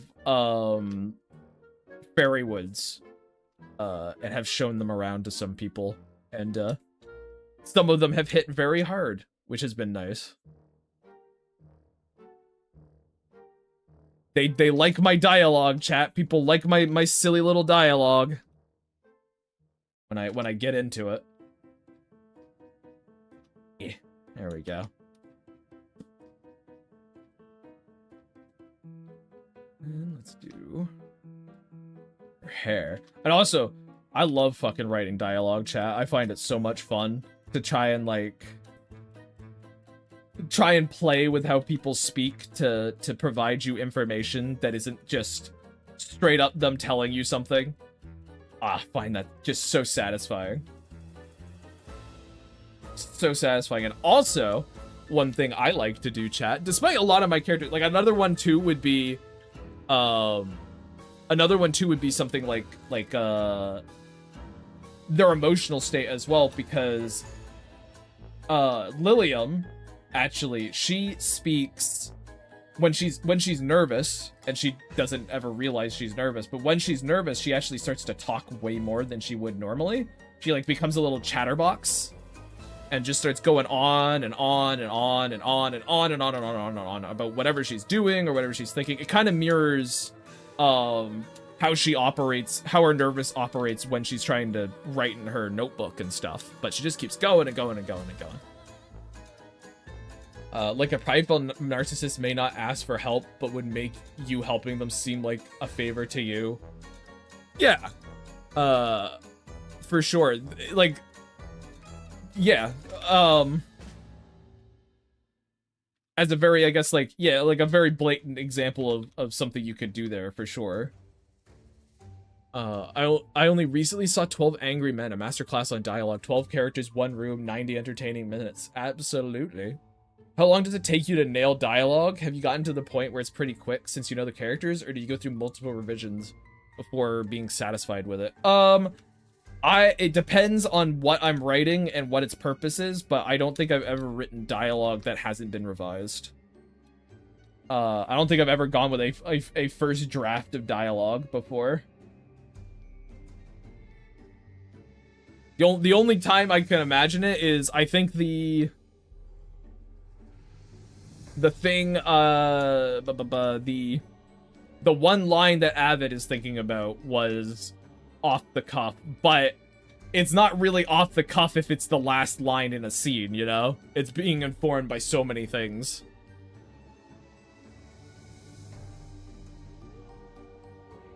When bringing up examples of a concept, I aim for clarity over nuance. I mean, I get it. Dane, just like, how dare you? I'm trying to clarify, you fucker. I'm trying to be educational here. Sorry, man, I'm sorry. Fuck. But no, I get it. Because the thing is, I would have gone deeper into, like, I would have built off of your narcissism thing, not necessarily like as the explanation, but in just talking about it. But I got distracted by the next thing you said, so I read that. Like, I would have kind of went down that, like, yeah, you know, you could have the narcissist who won't ask for help but makes you helping you feel like it's a benefit to you, and then there could be also, like, that could be informed by potentially how they make it feel like it's a benefit to you, in the sense that they're not outright saying that it's going to be a good thing for you, but they can twist it around, like, they could make it be like, oh no, you helping me is going to, like, if they're particularly interested in money or something, it then becomes based around how much financial gain you'll get from helping them, kind of deal. And it's still them making it seem like it's a benefit to you, but now it's also incorporating, oh look, they've got sort of a level of greed to them, or at least sort of an idea about how money's standing and stuff like that. I can hear the judgment in your voice, in everyone's voice. Interesting. But no, yeah, like, because then, yeah, you do that initial thing of like, oh, this is the thing, and then you go, oh, well, what if I add this aspect? I guess it's not even what if I add this aspect. It is, well, now I have to also incorporate this aspect into what they're saying, and then this aspect, and then that aspect. It's like the greatest part of writing a story, chat, is writing characters talking to each other. It's fucking great. And then, chat, the fucking little cherry on top of the whole thing is you have characters talking to each other while they're doing something. So characters talking to each other while they're doing something, and how that kind of plays into the equation. That's a good time. What media would you say is a good example of strong dialogue? Fucking A Haunting of Hill House. The Haunting of Hill House is really strong dialogue-wise. It's so good. There's so much, like, stuff to be drawn out of everything every character says. And, like, you look back and you go, whoa, holy crap. God of War 2018 and Ragnarok have extremely strong dialogue as well. Like, so good. I guess there's a couple of examples. Most, I guess... I just say no, most to cover my bases, but like every Quentin Tarantino film has pretty strong dialogue that you could absolutely learn from. There's definitely more. There's definitely more. I mean, hell, I watched given I watched The Incredibles recently, that dialogue, and that's really good. and is saying a lot at the same time. Because the thing is, right, chat, you've got stuff that's it's talking about the character, it's talking about the plot, it's also talking about things on like a thematic level, like how this kind of contributes to what you're trying to say with your story and stuff. Like, holy, it's so fun to play with. And then there's also like how you can set stuff up for the future in just like a couple lines of dialogue that like go over people's heads seamlessly. When it comes to video games, do you value story more? Do you prefer gameplay? I am a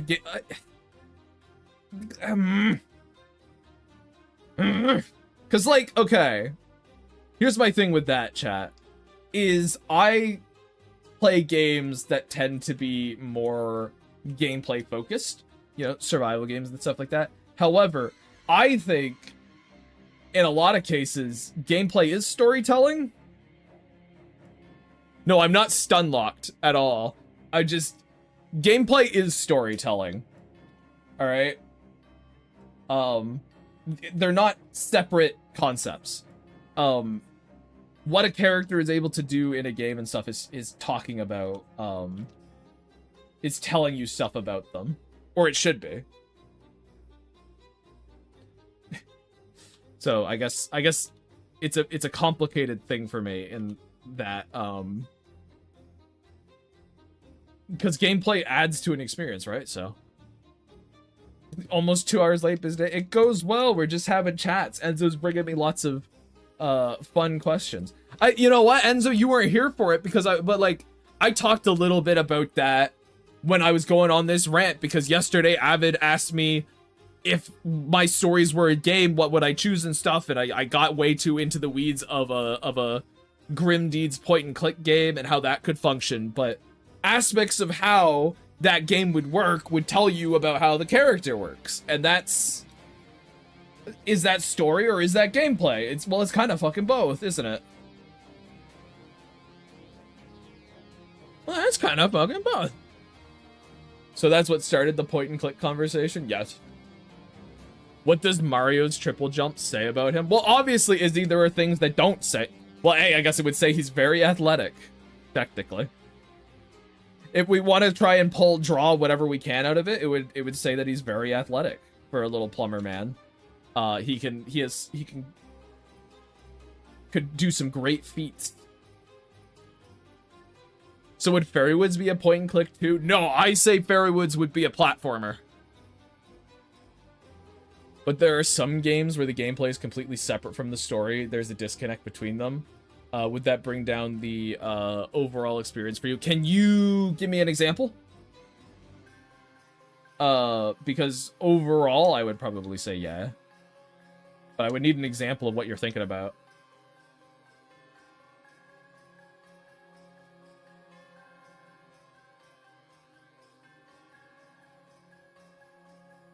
He said yes gladly and then didn't give me one. 3D platformer or side-scrolling? Either or. Why does there have to be just one choice, you know? It could be either or. Emily said that it would be like a top-down RPG kind of thing. It was her thought. Doom? Well, is it separate? Is that completely separate? Tons of action games where you're kicking the boss's ass and then the cutscene happens and you're actually losing, dying even. You have to retreat. Well, yeah, I mean, I would say that's not great, though. Well, side-scrolling may be more limited on exploring vast areas of the Fairy Woods. Yeah, but, like, you could build around it, you know? So I'm like, either or, kinda. Gravegram, you gotta give me time. I want to give context unless you didn't know. I see. Okay. Well, I feel like Doom gameplay still tells you stuff about the Doom man. What he's capable of. Doom is not at all separate from the story. The gameplay doesn't feel disconnected. Yeah, I'm curious what your example is. That's more narrative dissonance. True.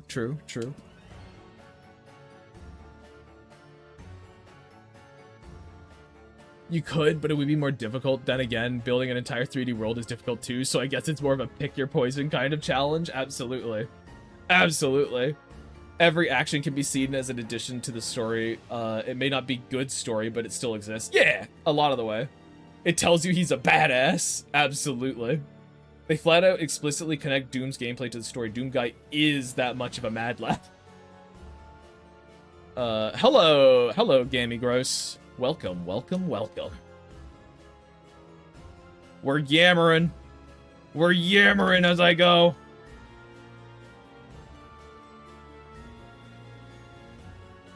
I will say it this time at least. I feel like I've talked well about the Fairy Woods. I think I'm starting to get back in the groove of things, chat, about talking about these things. I think I gave you guys some information. Told you a little bit about the first episode and whatnot. A little bit. I could definitely go into more in depth later, obviously.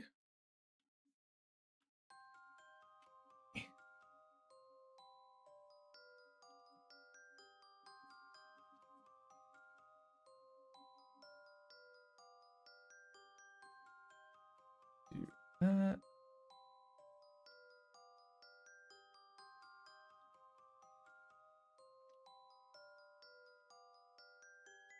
I'm on.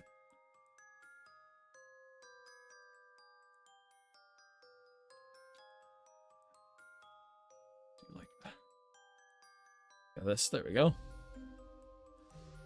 So in the Tomb Raider reboot game, the story's about Laura struggling. Oh, okay. You're just you're just talking about ludonarrative distance. Well, like, isn't ludonarrative dissonance a problem though? Isn't like explicitly a term that was coined to describe a problem with a game?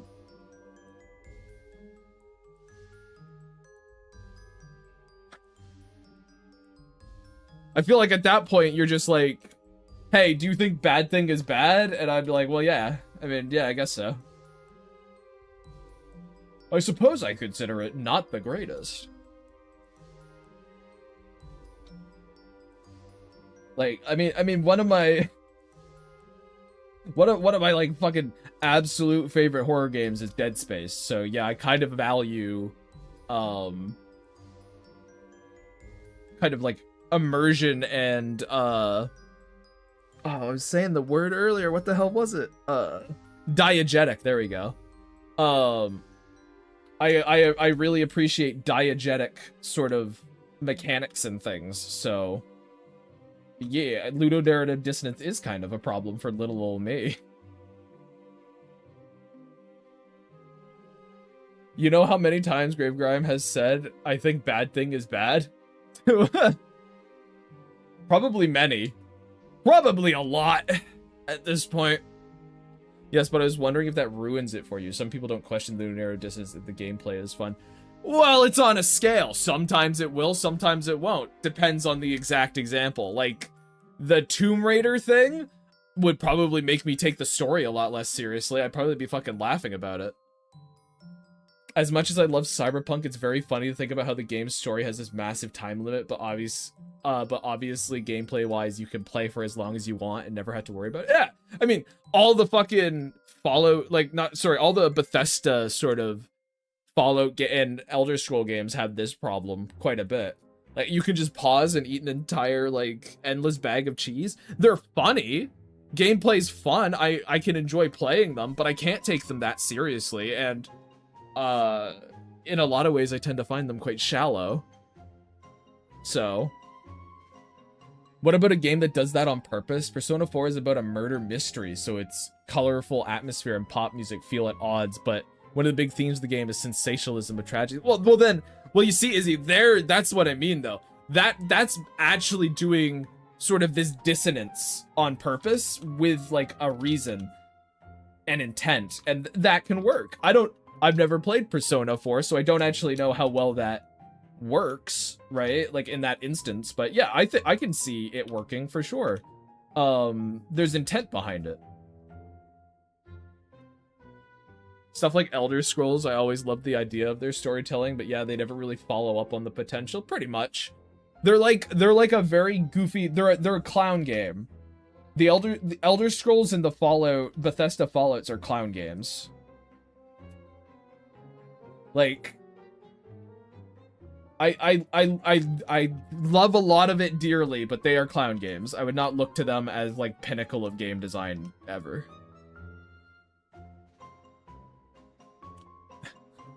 Well, there you go. It worked for Enzo at least, I guess. Is he? But yeah, I've never touched a Persona game really.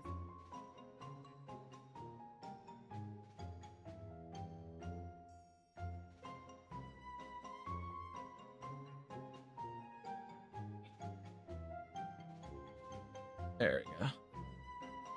Played 5, so the game style, I think, benefits from the Punk Rebellious themes. I have procrastinated playing Persona 4 for like 10 years now. It's kind of like... Quack, that kind of feels like me and The Witcher. You know, I'm like, I probably really like The Witcher. But... that's like... hundreds of hours. I don't know if I've got the power. You ever play Expedition 33, the French RPG game everyone was crazy about a year ago? I did not, no. I heard about it. Never played it. Never played it. Long RPGs like that, I've also, like, I never played Baldur's Gate either. Like, Baldur's Gate 3, with that being so huge. Never played it, Emily played it and went, and I went, oh, okay. I'll just not then. Oh yeah, you'd love The Witcher. My brother, of all people, was asking about it the other day as well as Elden Ring, and I was like, "Guh? But huh?" But yeah, I don't know. Again, a lot of these, it's kind of like how we talk about in these discussions a lot, is like, it's all a bit dependent on context. I am not a person to outright say one particular type of thing is just bad. There are things that I believe are significantly more difficult to make work than others. Cough, cough, time travel, cough. But I can't say that there's no way to make them work. Because they can. It's just...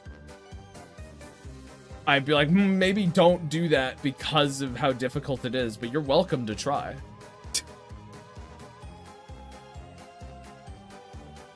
I wonder if he would like Thomas Was Alone. Huh. I don't even know. I don't know what you're referring to. It's because he does not play games much, and the only big world fantasy game he's played are like Oblivion, Skyrim, and Breath. Ah. I see. We see. Hello, Mushroom. Welcome back. I see. You've returned.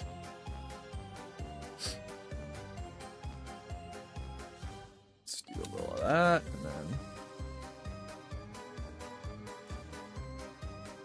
and then I need to pull his hat out more. Oh, Mac, one of these days I'm gonna get good at drawing you, I promise. I fucking promise, dude, I will.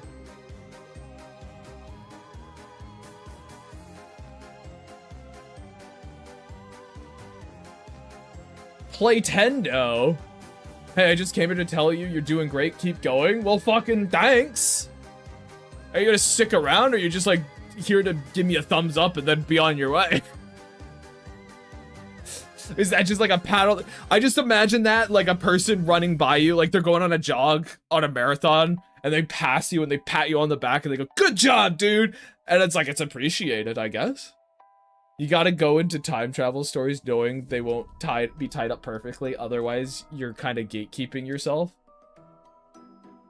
I just admire your art. Well, thank you. But no, like, okay, so what do you mean by gatekeeping yourself, Dane? What do you mean by gatekeeping yourself? Like, from consuming those stories?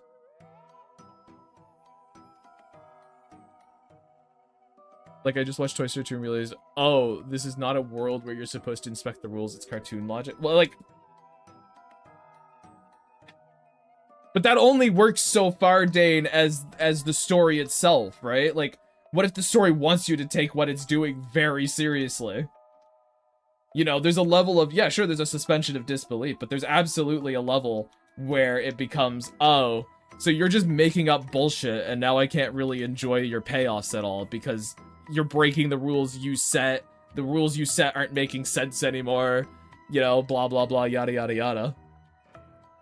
As he should. Groist is a master at art and tax evasion. Don't tell them that. What the fuck? Also, I guess Thomas Was Alone is an indie game about shapes, and I got so into the story of the character for being just squares and rectangles. Oh yeah, visual stuff is a whole different thing. Sure, but be sure if it's doing that or not. Like back?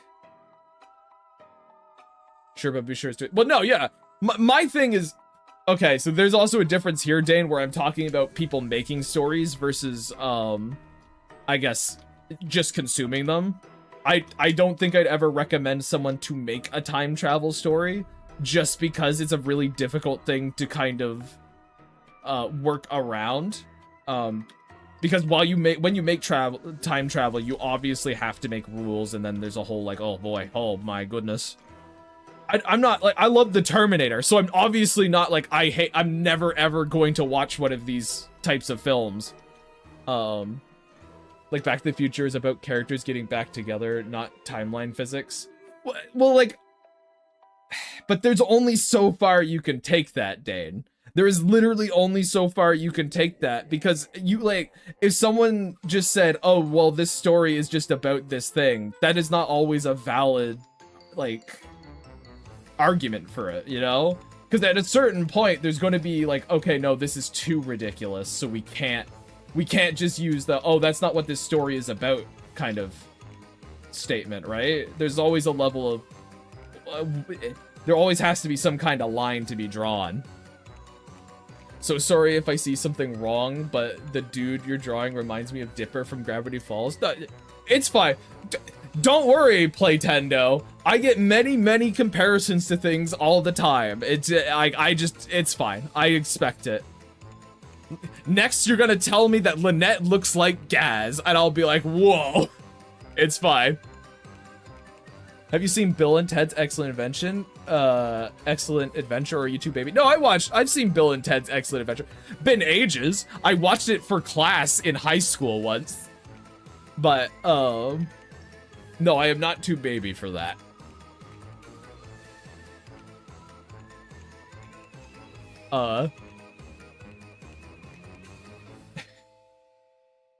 There's just a level of like, yeah, it might not be about timeline physics, but if your story uses, like, okay, if your story uses timeline physics to achieve the characters get back together, well, then you've made timeline physics matter to your story. That's just the nature of it, right? Because you're using that to establish your stakes. That's why I called it gatekeeping yourself. How integrated it is, if not very, but you choose to make it an uncrossable line, you kind of miss the point. How integral is it? Well, that's my thing. Because again, these are just things to consider. I'm just saying, like, if you're telling a story with time travel, I would probably be like, do you need to? But you can, and it might be good. I just feel like it will be good in, like, despite having time travel in it, not because it has time travel in it, if that makes sense. Grave Grime, you're not gonna believe who Lynette reminds me of.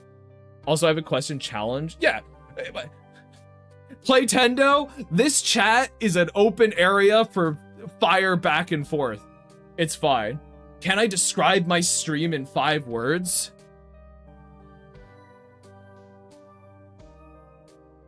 Why are you here, idiot?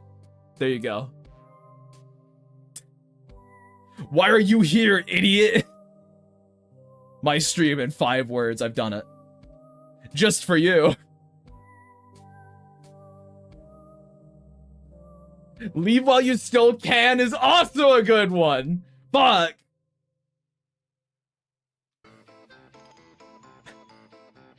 Congrats, you're one. Here's your price.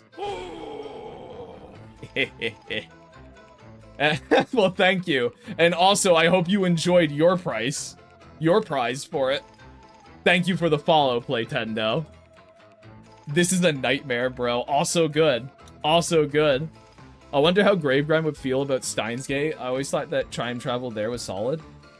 And you know what? could be true too. I could have literally just not seen one of the ones that have really good time travel. But you know, I've seen Terminator, I've seen Back to the Future. I like them both.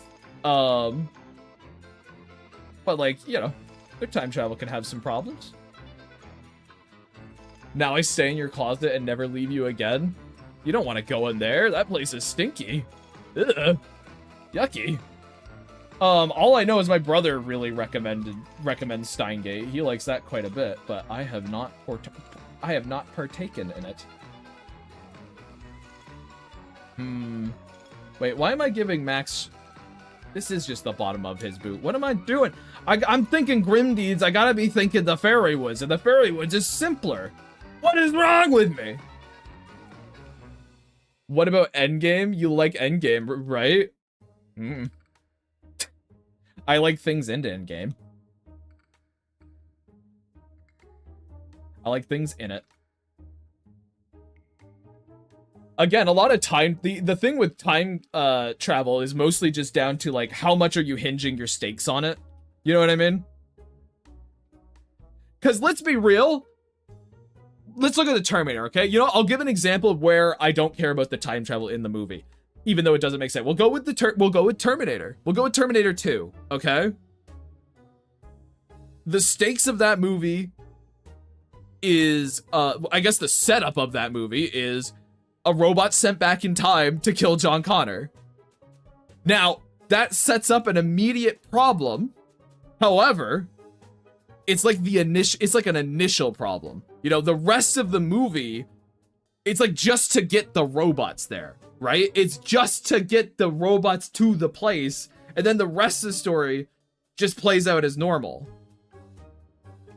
Now, to say it could be, you could consider it a problem, I suppose, but most of the good stuff in that movie is independent of the time travel part.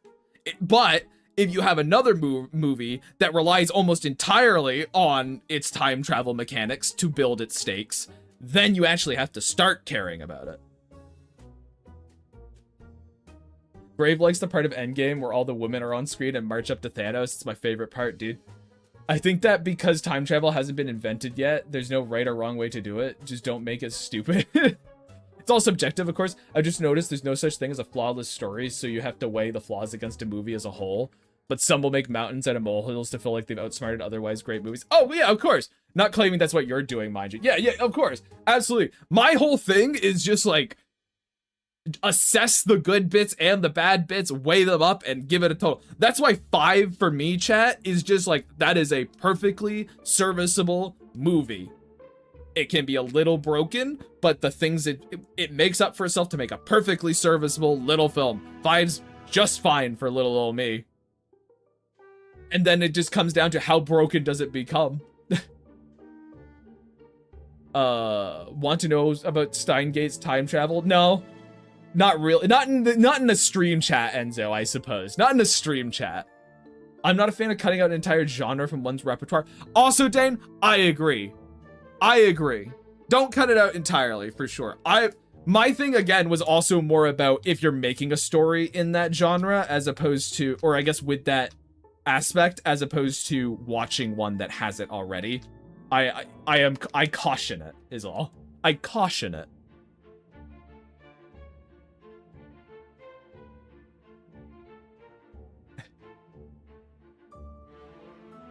Yeah, 5.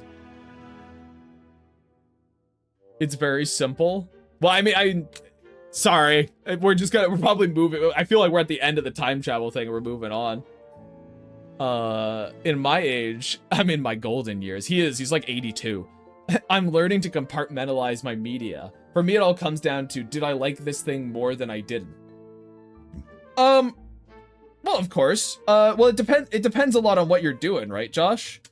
If you're trying to, like, assess stuff for, like, a quality perspective, then just being like, did I like it or not, isn't necessarily a worthwhile metric. It's not a useless metric, it just depends on the conversation you're having. Right? Like, at least that's how I see it. It's like, if you want to assess a movie for its quality and praise it for that, then it's like, well, okay. we had to actually figure out how to assess its quality, where it goes wrong, where it makes missteps, which is mostly what I'm talking about when I'm talking about these things. Because chat, I love tons of absolutely dog shit films. 100%. Absolutely. Because they appeal to my particular tastes. But when I talk about this stuff, I'm trying to do my best to like assess them from a construction standpoint. And maybe you guys don't think that's valuable, but I think it's a very valuable metric to have. Like, people get taught this shit for a reason, you know?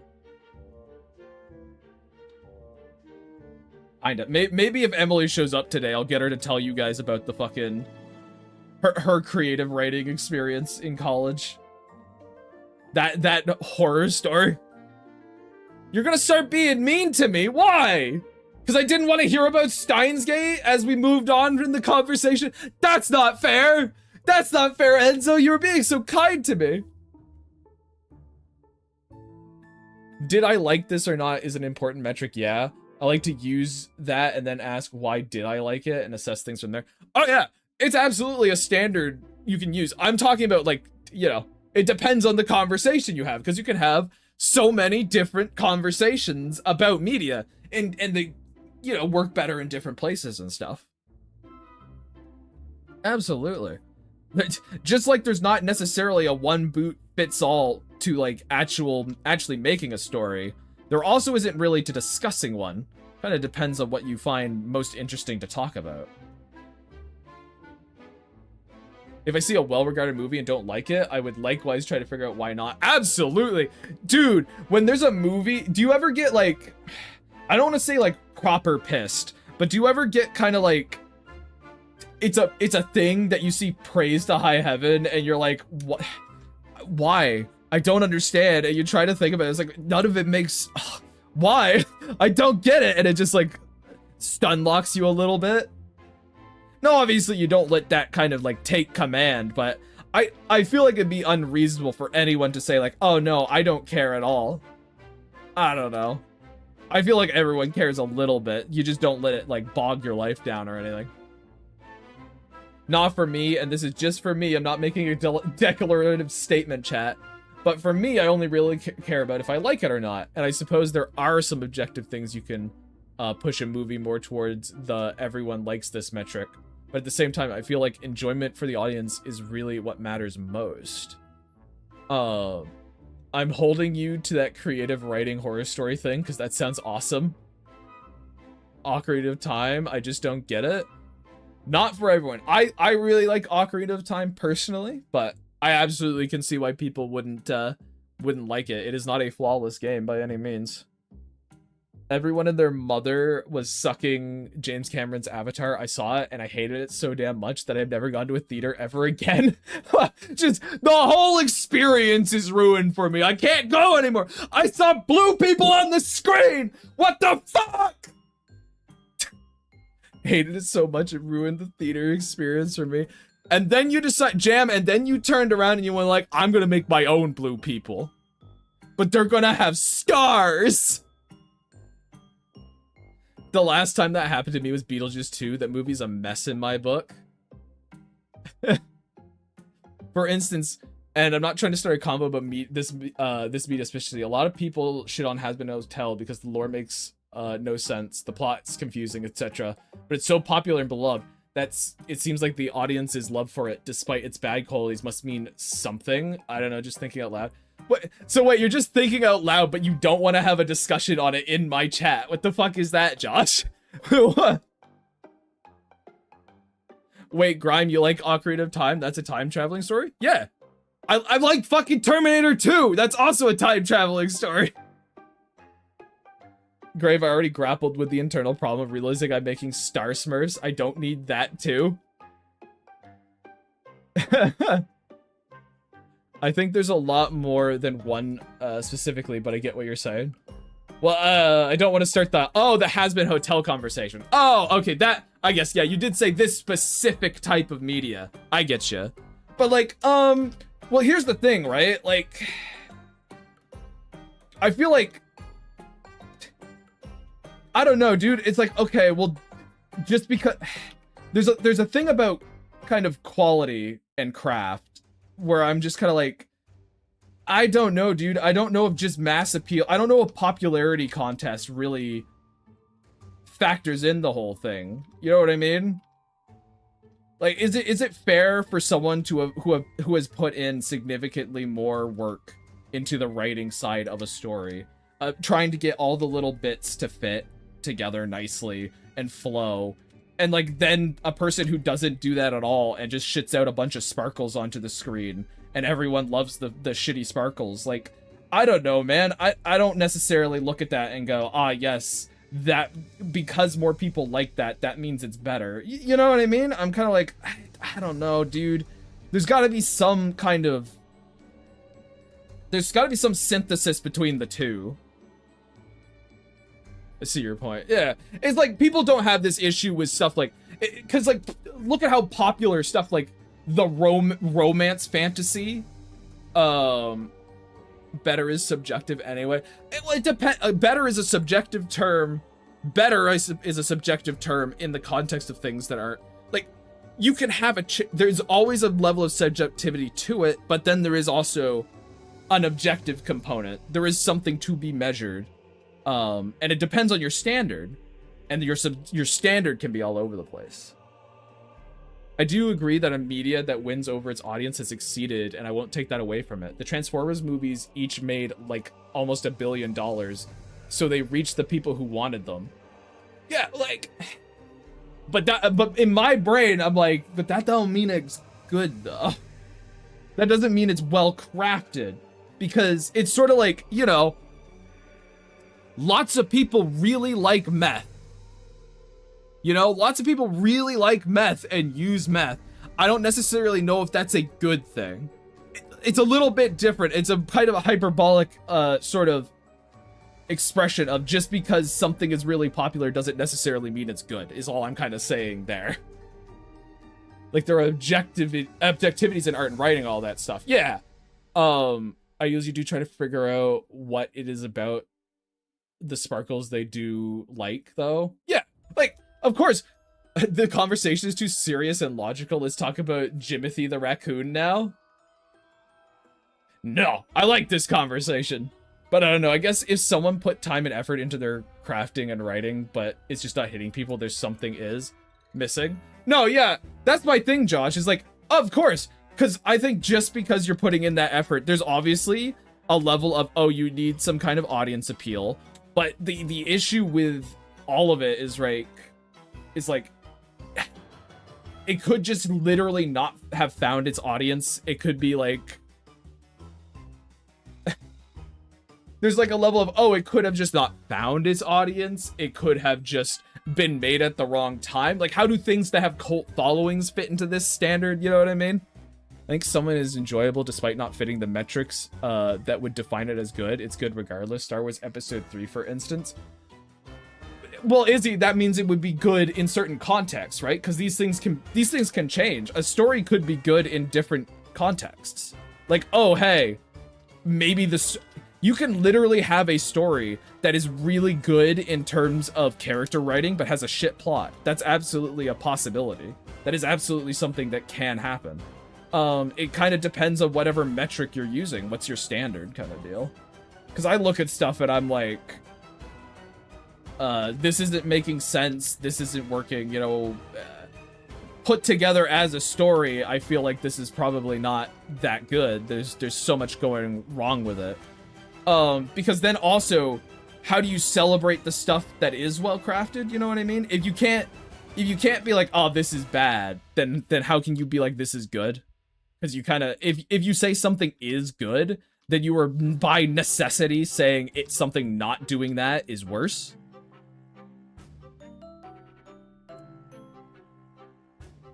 Sounds like Meth had succeeded in what Meth aimed to do. Keep in mind, we're on the same page about quality first. I'm just trying to think there's maybe definitions of quality I don't subscribe to. Absolutely. That's what I'm saying, Dane, for sure. It's like there are different metrics and we put values to different ones. Like, the people who like Transformers, they're not, for them, they're just there for the, like, okay, let's do it like this. What, you know, there's like a quality of what makes a well-crafted story. There's a quality of what makes a story I like. There's a quality of what makes a good movie, which is, it's a whole other thing. And there's all these like metrics and bars that have different levels and stuff like that. Because storytelling's really complicated. And that's what makes it really interesting to talk about. And I know you guys are definitely not being antagonistic to me in this regard. Rhyme, choose your words carefully. People love Transformers 1. Hey, guess what, Izzy? I watched Transformers 1. Didn't like it. I didn't think it was the worst thing ever, but I didn't like it.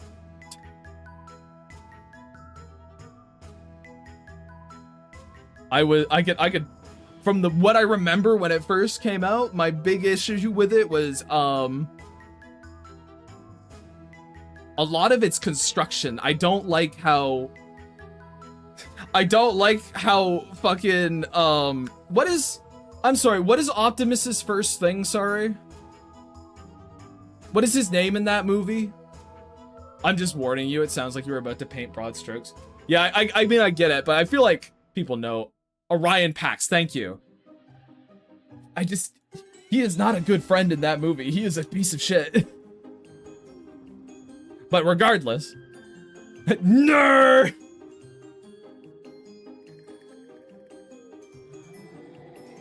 Hell yeah, fellow Transformers 1 non-enjoyer. There we go.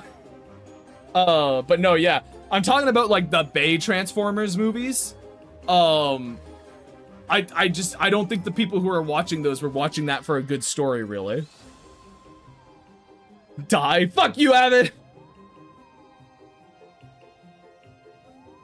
As someone who knows, yeah, as someone who knows, because I watched it with Emily. As someone who knows nothing about Transformers, I have only experienced it through, and I only experienced it through Transformers 1. I didn't care for it. I think it's also fair to say that some people are going to consume media differently, and there's not really anything wrong with that. The only thing that, like, okay, if we want to go as the, at like the biggest, fucking widest, I was surprised how much of a piece of shit Woody is absolutely a complete dirtbag in the first fucking Toy Story. Absolutely. I know we agree on most stories, Grind, but I adore one. Hey, man, one day maybe we'll have a talk about it, and it'd be fun, because I'm not gonna bite your head off for liking it. But, like, a thing too, I'm, okay, in terms of how someone could consume media wrong, quote unquote, right? I'm devil's advocating this. I'm gonna put it to the broadest possible context. Is if potentially there is enough people who prefer a bad practice, let's say, for storytelling, like one that makes storytelling in a meaningful sense worse. All right, let's say that, I guess. However you want to contextualize that in your own head. I'm not making any claims. If enough people do that, then you will start to swing storytelling into that more degraded position. And then you have the conversation of, is that good or is that bad? I would personally consider that bad.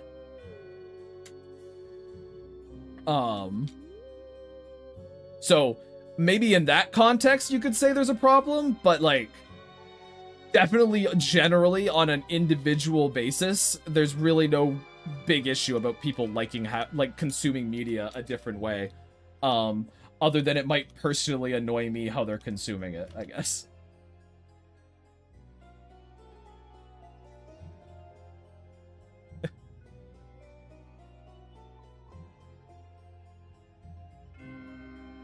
One is great to me because of that ending. That scene where they become Megatron and Prime respectively sticks to my head and makes me think favorably of the movie. So I guess I've consumed this media in such a way that that the emotion I felt watching the scene makes me think of it as good movie. It saves it for me and I forgive my gripes. Not saying that's how it should be done, just saying that's how it... No, and that's fair. Again, everyone has their own... This is what I mean about everyone kind of having their own standard and stuff. I felt nothing at that, personally. That scene I didn't get anything from, because the whole time I was like, this doesn't feel like it's earned, they just got here, you know what I mean? The payoff didn't land for me, I just didn't feel like they had earned it. And like, my thing is I think there's probably like an actual conversation to be had there. I'm not even necessarily saying I'm absolutely right in that regard. I'm just kind of like, that's how it was for me, and I haven't had the argument conversation in the other way yet to sway me a different direction, but I can be. I change my opinion on shit all the time, chat. There's no harm in it. Oh yeah, one for me was the Transformer movie I always wanted, and it making it sting more, it flopped. But I feel like I was gonna say something and then I completely fucking forgot exactly what I was gonna say. I remember liking Transformers 1, a part that maybe getting a Transformers movie that tried. I'd have to rewatch it to analyze it. But I will say that the first time I saw 1, I absolutely loved the third act, but the rest of the movie I was not as impressed by. Upon second watch, I enjoyed the whole more once I accepted the film for what it was. That's always an interesting thing too, because there's also a level of like, why necessarily do you have to accept the movie at its own terms, you know? Why does that have to be what... Like, shouldn't the movie make you want to accept it at its terms with what it's doing, as opposed to you having to, like, force yourself to? That's what, like, suspension of disbelief is it not?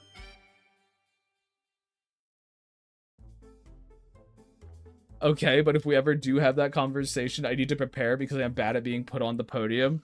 Well, I mean, I wouldn't have us have this conversation on here necessarily. It would just be us talking. It would just be a friendly chat. I mean, it'd be friendly on here too, but yeah, I mean, like, you're not... I wouldn't be like, all right, fucking get him, audience, tear him apart! Rip his teeth out!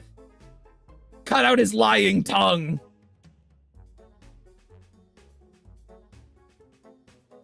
No, I definitely, if I wanted to have any kind of, like, conversation about a piece of, like, an actual sort of talk on here about a piece of media with someone, it'd probably need to be someone that, I knew was going to be able to take it quite easily, probably has done it before. Not have a stream where you discuss things with us live so we can throw tomatoes at each other. Well, like, I'm not against the idea, it would just be about, oh, I'd want to have it so someone who could take that, you know? Actually, something very important every artist, writer, whatever should know is that no matter what you do, there's going to be someone who doesn't like your stuff, either actively or passively, and accept that. I think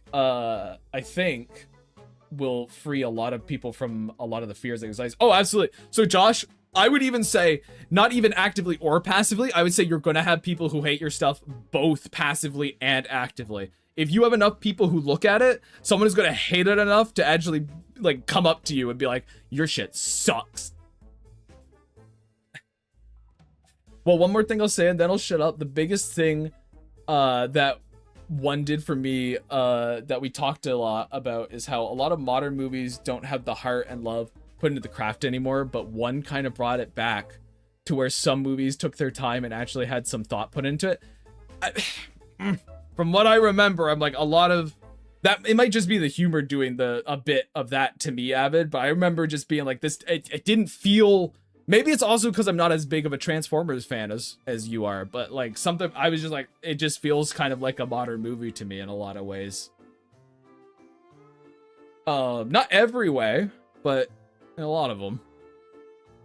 Accepting a movie at its own terms may be too vague to get at. I'm a big believer in understanding what a movie is doing before judging it, not holding it to the standards it never tried to meet. I'm not saying it's perfect. I have a lot to complain about as well.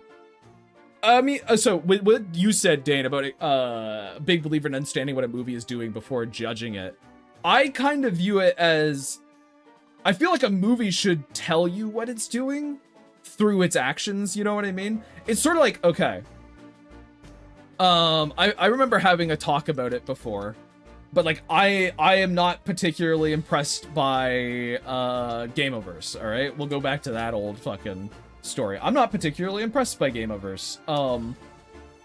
It's fine-ish, but like I'm not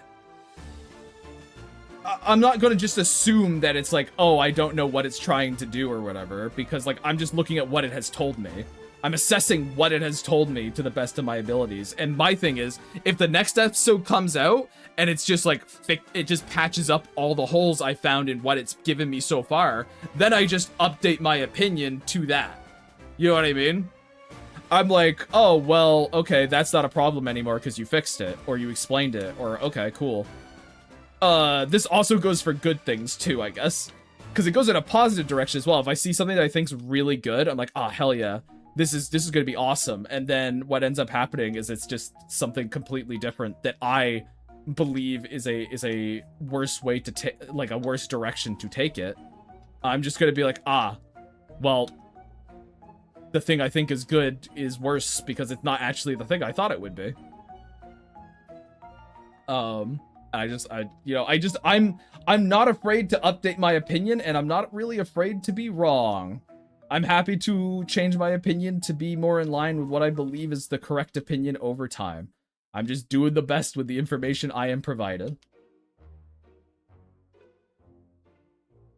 I wonder how the Wildwood movie's gonna go. That's a thing too, Avid, because my thing with, okay, Wildwood, I'll give it a chance because it's a Leica movie, but my thing with Wildwood, their first trailer, right? Their first little teaser has such a different vibe than their new longer trailer, and I'm just like, fuck, I really liked the initial trailer's vibe, and this new one does not feel like that at all, and so now I'm just very conflicted about the whole thing, and I'm like,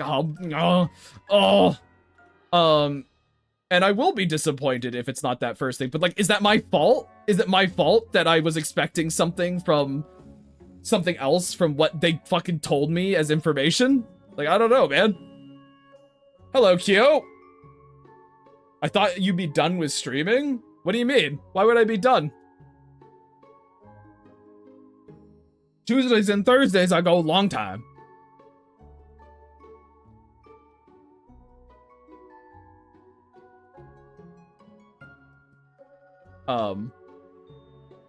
But like, that's my thing. It's like, I'm just trying to react as fairly as I can to information provided to me, and I can't really be like, oh well, they didn't mean that. But it's like, you told me that. How else am I supposed to take it, damn it? It's extremely, I'm extremely excited because they're adapting a book and not writing the story themselves, if I recall. Love Leica, but their movies tend to lack in writing. Maybe some of them. I don't know. Yes, you figured out what it's doing and you watched it and then go from there. If a movie is a comedy and it isn't funny, it's bad. But just because I love comedy, I can't say that The Godfather dropped the ball on the humor. Oh, yeah, okay, absolutely, Dan. Yeah, you try and work within, yeah, okay. I see what you mean. I understand. Okay, I get you. I didn't know that, actually, since I'm pretty new here. Still. Oh, so, like, yo, did you think I was only streaming for Art Fight? Was that kind of the idea? You thought I was only going to be streaming during Art Fight? And no, this is, hopefully, if everything is fine, this should be a regular thing. This should be kind of my weekly gambit. Hopefully. You never know, chat. Things come up. I grumble.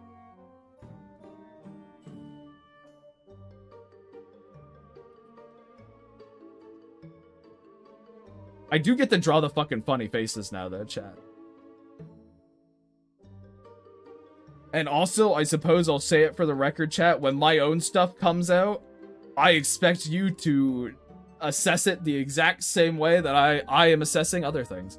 No, actually, I thought you did, like, short streaming, probably because of Art Fight, but I'm still glad I'm able to make it. Yeah, so I do short streams on Monday, Wednesday, and Friday, and then I do long ones on Tuesdays and Thursdays. 5 days a week of grime? Somebody save me. I will tear into it. I know you will, Avid. Much like I have to you. Much like I have to you. It's just better to do that. Bear with— oh! Oh! Oh! Oh! Hello. I didn't know if you'd show up today. Yes, I'm here. Hello, welcome. How goes it?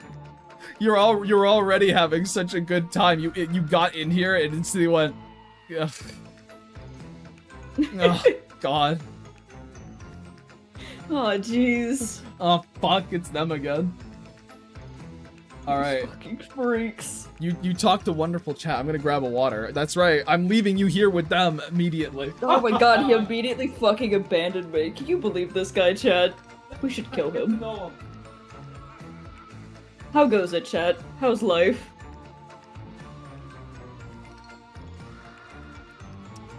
I'm returned. It did not take me very Hello, long. welcome back. Let's see. What are people talking about? Creature, they're just saying hi. Oh, I know my stuff won't be for everyone. Just figured I should be ready for it. Absolutely. Always, Tell forever. us about creative writing, Creature. It's fun. No, okay. I said that I should force you guys to... You were probably here for it, to be honest. But I said I should force you to tell them about your experience with the creative writing class in college. Miserable. Yeah. That shit was miserable. I spent a lot of time unlearning what I did learn in college. Yeah. It made my perfectionism so bad, but the core of my creating writing classes back in college, you had to work strictly in chronological order, and say like you had a draft or whatever for the first check-in, right? And between then and the second draft, you kind of changed around your idea a whole bunch because it just wasn't working out. You would get points docked for that. It was miserable. When I tell you the fucking horrendous tangle of misconceptions Emily had when I first met her about writing was absurd. It was a bad time. It was a really bad time. She barely wrote anything. I remember that distinctly as you were like complaining about how you weren't writing anything, and I was like, well, how do you write stuff? And you went like, oh, well, this. And I went, oh, what? What? But holy crap. All right, I gotta disappear and do my job for a while. Don't talk about anything deep until I get back. All right, Dane. We won't. We'll go back to surface level bullshit for sure. Goodbye, Dane. Hope you rot. Yeah, also fuck you for the comic, by the way. Fuck you, fuck you, fuck you, fuck you, fuck you, fuck you! There we go. I think I got enough of him out, if he's still here. But yes, college messed up my relationship with writing big time. But I stuck it out. I won in the end. You really did, though. You really did. Emily's stuff's very solid whenever she pops something out of her gourd. Except Varric.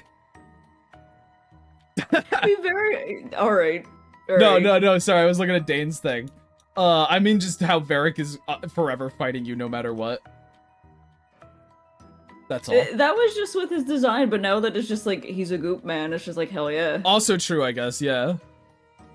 You did win in the end. Because I finally stopped being stubborn about it. It's like, fuck it, we're going this route, and then now we're here. It's slime, nice. Yeah.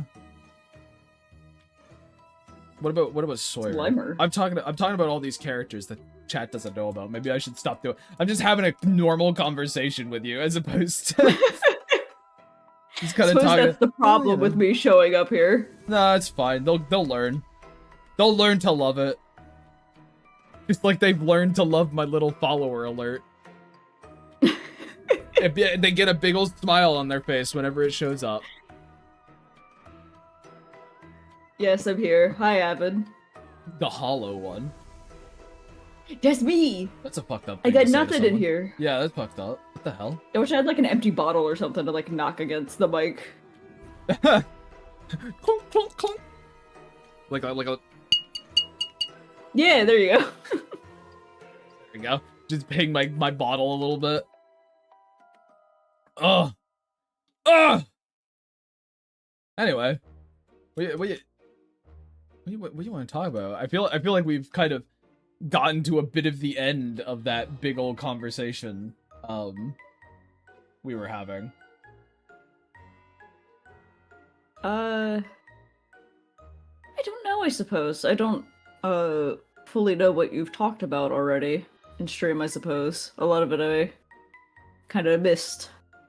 I was telling him a little bit about how we're definitely doing sort of a slower start to Fairywood's, like, told him a little bit about the first episode and stuff like that. Mm-hmm, Also, Izzy says, I assume it's not a hollow creature, it's a creature's hollow. Both. There you go. Both. She gets her cake and eats it too. Are we drawing trauma today? No. Not really. Hired. Yeah, also hello, but no, I do not. I don't think I'd call it trauma. They're just stuck up in a tree. It's fine. He's fine. He's just embarrassed. He's just embarrassed. It's okay. It's just embarrassed, we say. Soon down the line, in the middle of his arc, he remembers. Oh, Akira! Leave me alone! We're gonna give Something about the pig showing up, the muck shell showing up for that. No, I like, instead of the muck shell, it's him tossing the fish away. That's like the thing he's actually upset about. It's him tossing the fish away. It's like, Akira. It's way cool. It's like in slow-mo. You know, it's in slow-mo, but it's that like awful old style slow-mo that used to do where it's like a couple of frames for some reason and they're like fading into each other. You know what I'm talking about? That kind of effect. Yeah. It's just like, Akira. Ah! That's right, Mac. It's really funny as a concept. Any slow-mo is just the awful slow-mo, terrible. Alright, see ya, Frosty. Poor kid, he thinks about this embarrassment for years. Mac is probably one of the people who, like, the person who won't, honestly. I think Mac's pretty good at, yeah, he's chill like that. Mac's pretty good at dealing with things like that. He's embarrassed in the moment, because he just picked a fish out of his cardigan, and he's like, that's kind of, I guess I do smell like fish, I suppose. I guess all the rumors are, I guess all the insults are kind of true. Fuck. But he's he'll be fine. I guess one dumb little, Emily, have you read any, did you end up reading the little bit of lore or whatever I shared the other day? I have not yet, no.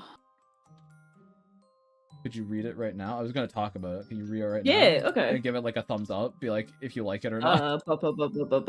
Let's see. Where's the Fairywood's channel? We're getting live review. This could really backfire, chat. She could turn to me and be like, "You fucking idiot! How dare you say that?" And then you'll know that I'm not the abusive one here. Yeah. I like that. There we go. Okay. But, so, okay.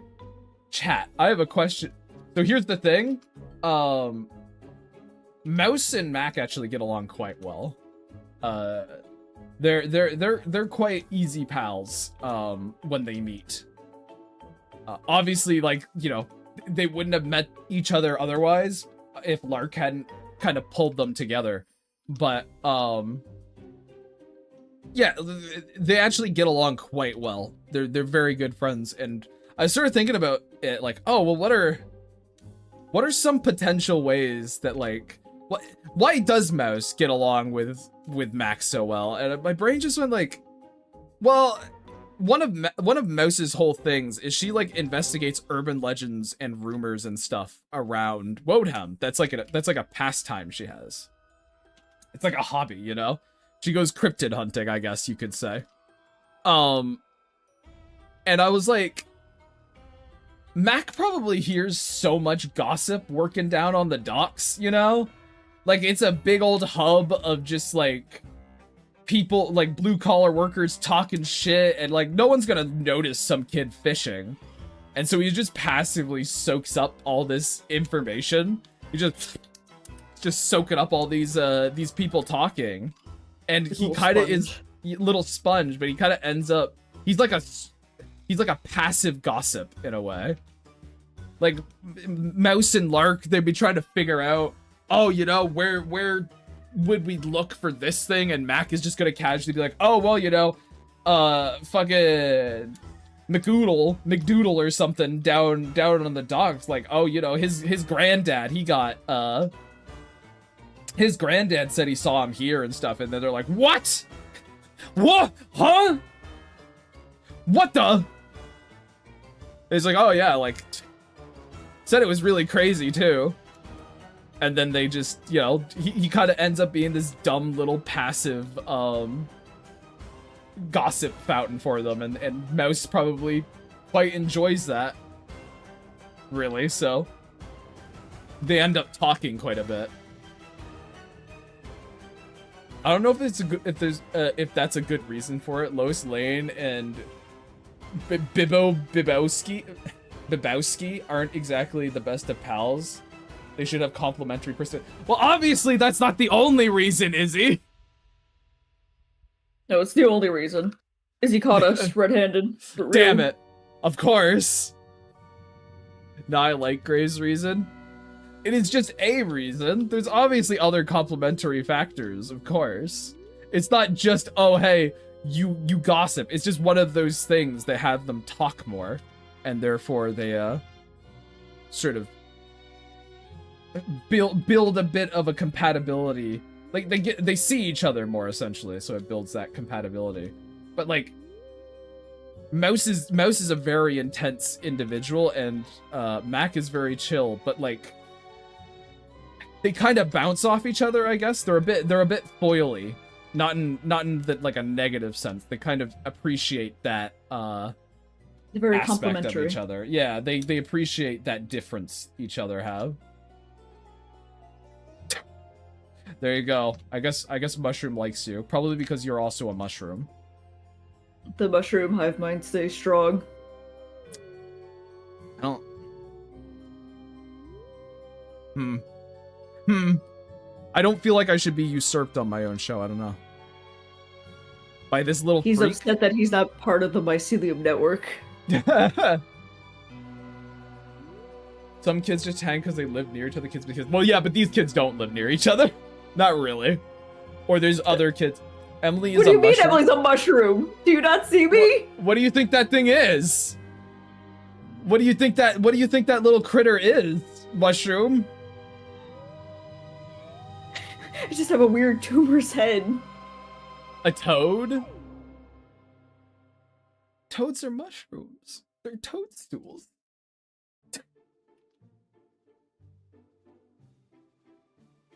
What? I'm so confused now. I think they weren't looking.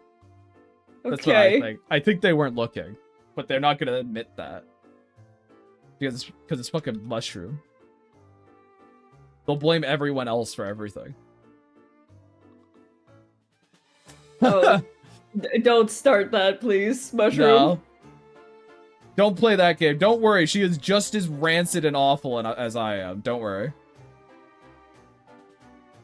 Don't worry. We have no need to baby Emily by any means. Definitely reads more as a bird. Well, my whole mascot thing is a mushroom bird thing, so yeah, makes sense why you would see bird. It's a mushroom bird bee creature.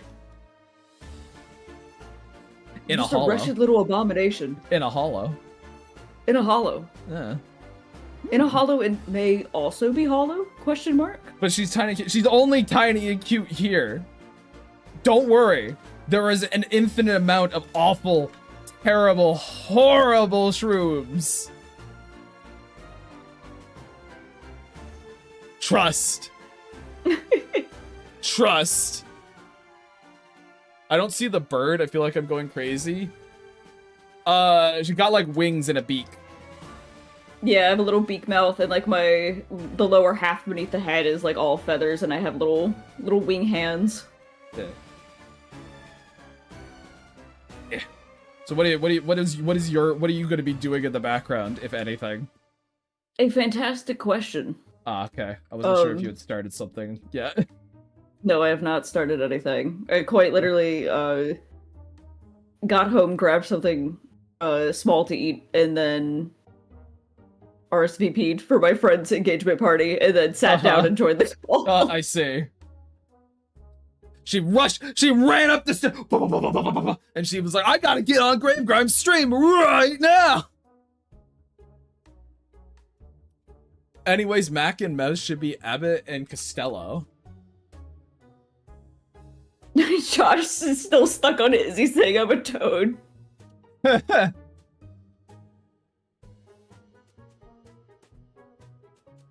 That's just what he cares about, dude. But how is the mushroom cap not immediately... Izzy fucked me up. Yeah, I see the cap, but it could be a hat. The rest I have drawn the shroom removing it before. Ugh. Someone get this fool out of here. If it's a bird, where's the beak? Who said all birds have beaks, hmm? Generalizing. Unbecoming. Tisk, tisk, tisk. They're not just gonna argue about what you are. I didn't expect to. Yeah, I didn't have either. This influence. No, Right. Avid is cringing, it seems. At someone. I don't know who. Maybe just the situation in general, I guess. Avid looks at the stream. He's like, why can't I join? Let me in. Clawing at the walls. Why is life a pay-to-win game that isn't fun? Humans are the only things on Earth that have to pay to live? Well, no, that's actually not true, Mushroom.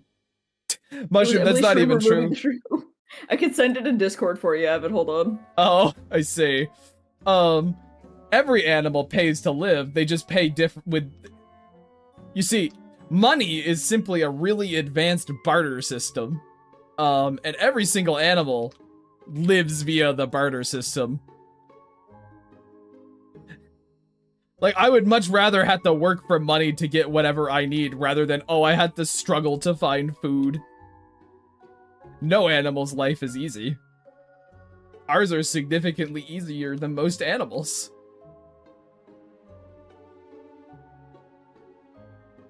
I get it can be frustrating. I'm just saying.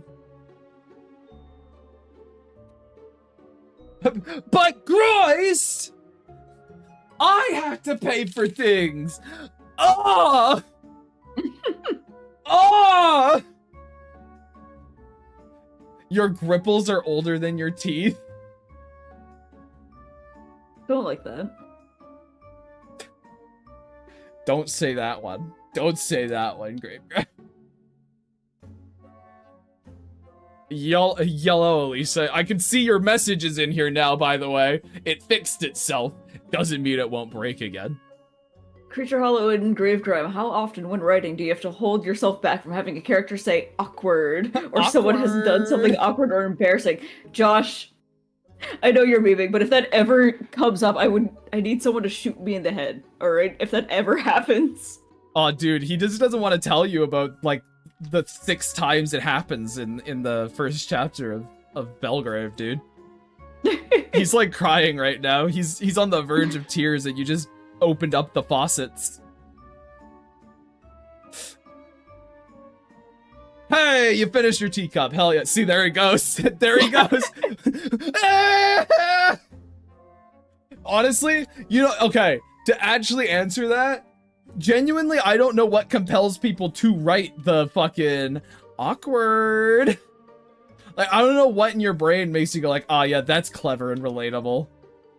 I will say, actually seeing the crying lark has reminded me I need to send you the dead Mac still. You need to send me Mac. The urge it not is sent call in attention Discord, to the so it is there whenever it's done.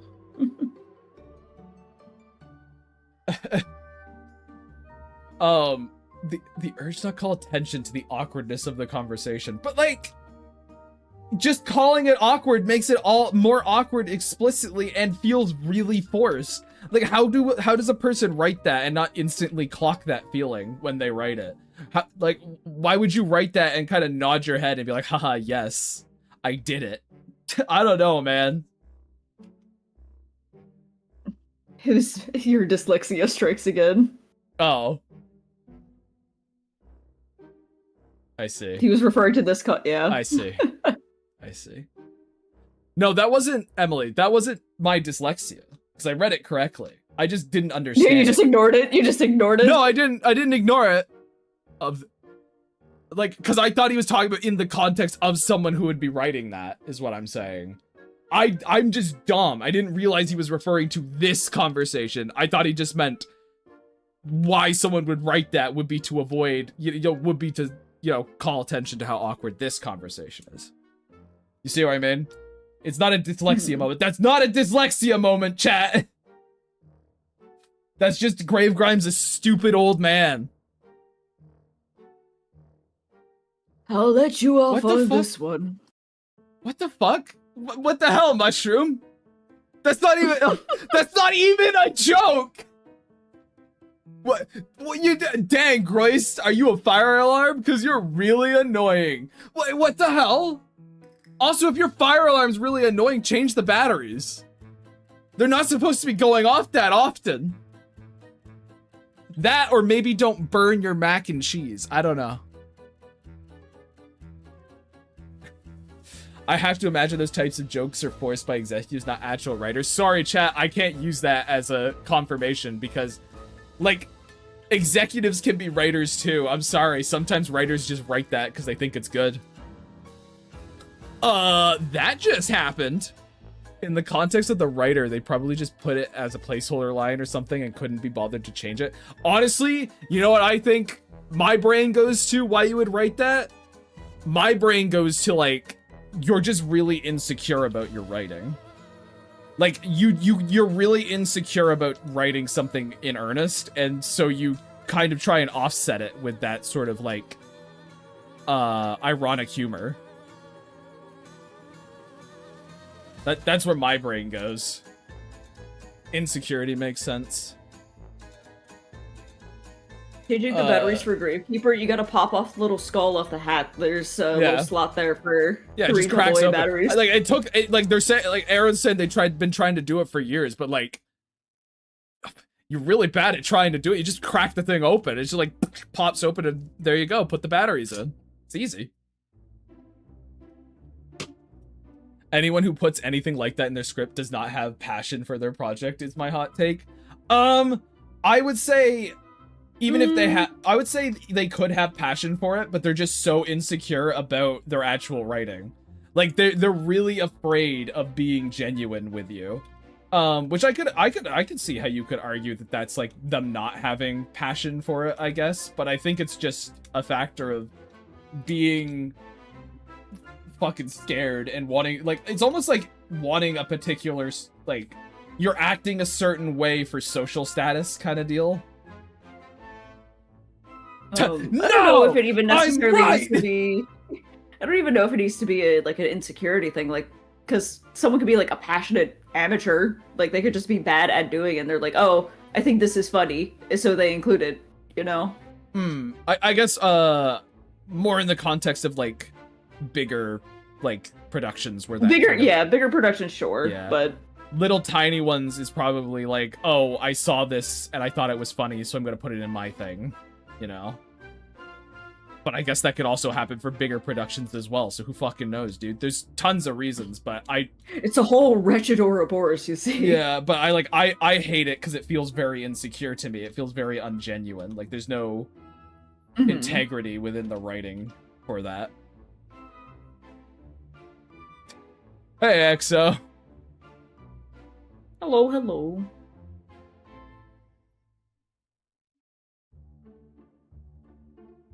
I still don't know how Josh is hearing their replies.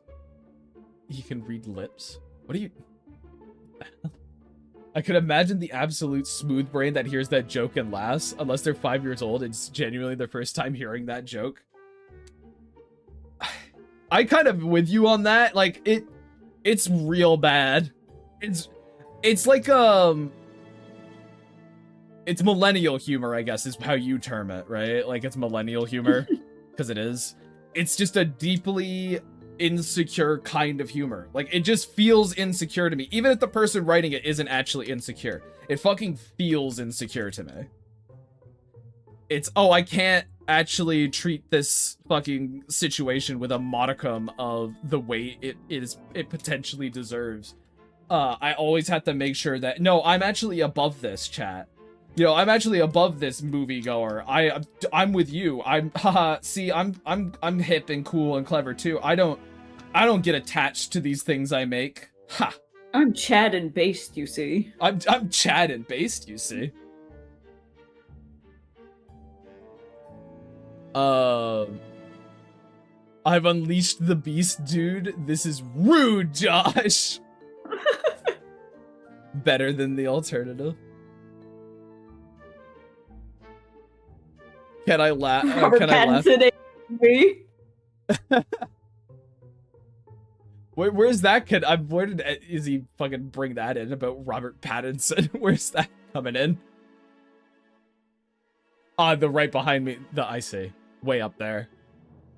Hello there, fellow kids. Grave grind, probably. What the Desmond? Why are you coming at me now? If a sugar daddy spoils you, will a salt daddy preserve you? I guess so. Presumably. I mean, yeah, like, I guess. Or, I suppose, a salt daddy might dehydrate you. Water. What? Robert Pattinson is starring as Chris Hansen in a new movie. Oh, I saw something Primetime. about that, yeah. What? Yeah. Huh? Yeah. Isn't Chris I Hemsworth didn't, still see, alive? I didn't see the trailer, I just saw the poster. Isn't Chris Hansen still alive? He's not dead. What? What the? I don't know, man. They were like, let's just change it up. Okay. Robert Pattinson's like hip and hot right now. Let's get him in. There you go. Is he? I don't fucking know. What? Like, is Robert Pattinson like a big deal right now? He is old though. That's true. I mean, because They he's make been in. biographies. He was in like the Batman. He did voices for the boy and the heron and stuff. He's still around Okay. in like. Movies. Well, I know he's around. I know he's around. I just didn't know he was big. That's all.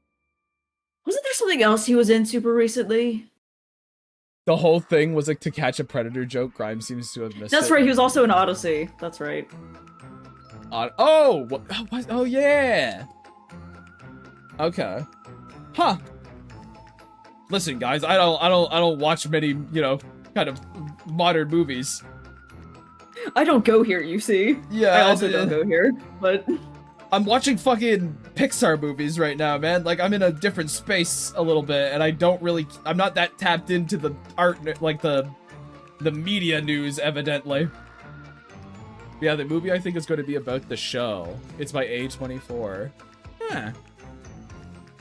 I guess maybe it'll be about how, like, the show's kind of a failure and what it was trying to do.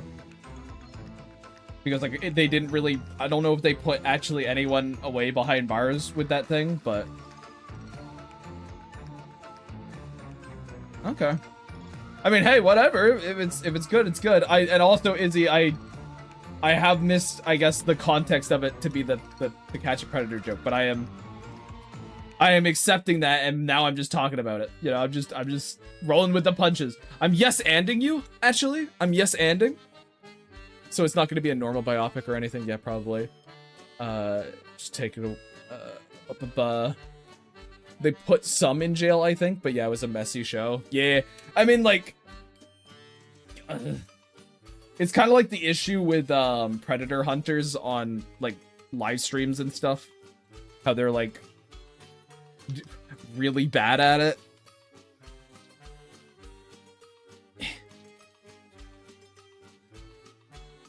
Yeah. There we go. Which is like a whole conversation. I'm like, do I have the fight in me to have that today? Do I got the fucking fight in me to start that conversation? Question. To open that fucking dialogue to the masses? No, I don't think I do. I don't think I do. I'd much rather talk about my silly little, or I guess in this case, our silly little story. I always feel bad when I'm referencing the stuff like about the fairy woods, and I'm like, I'm like, no. I mean, like, you saying my isn't inaccurate. No, I know it's not inaccurate. I know it's kind of like, it's like a logical thing, but I'm like, no, I have to at every turn mention the fact that this is not just a project. This project is not just mine. It's not just my thing.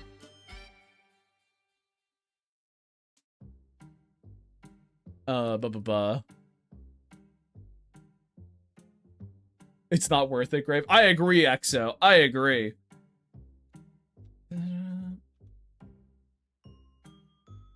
Oh my god, it's so fucking hot in my room right now.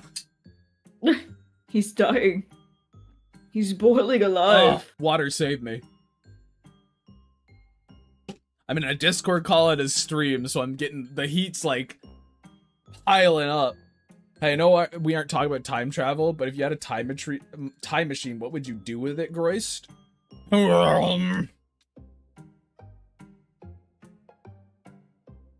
Honestly, I bet. I guess I was gonna say I'd probably use it to do sightseeing, but like that's what you do with a time machine. What specifically would I want to see? I think actually, instead of going back to any big historical event, I think I would like to just go around to sort of historical periods and just look at stuff. You know what I mean? Mm-hmm. That'd be kind of cool. Grime better not wimp out like Josh did. No, I won't, Izzy. It's okay. I just need to fucking like... I just need to like open my curtain and let the cool air pool in sometimes. Wow, you wouldn't kill baby Hitler? I mean, like, 90%... Like, here's the thing. The amount of consequences that can come from a drastic change of history can be quite large. And I'm like, yeah, no, I probably just use it for sightseeing because I'm like, well, that feels like the safest choice. I wouldn't be able to read anything there, but it would be really cool to go see, like, the Library of Alexandria and stuff. Yeah, we wouldn't be able to read shit, but it'd be neat to see. Like, I just like to look at the things in their prime. I'd be like, ooh, interesting. Ooh, cool. Neat.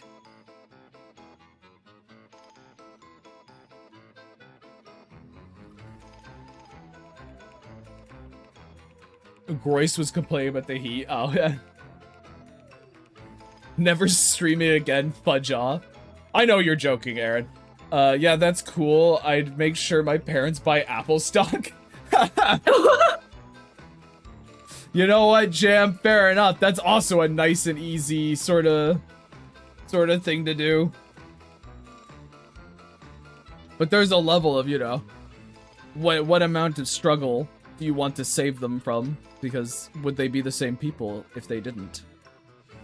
I guess, like, kind of, if you were to do something like that, I guess going for stock would kind of be the smartest option, because that's something that has to build and accrue anyway.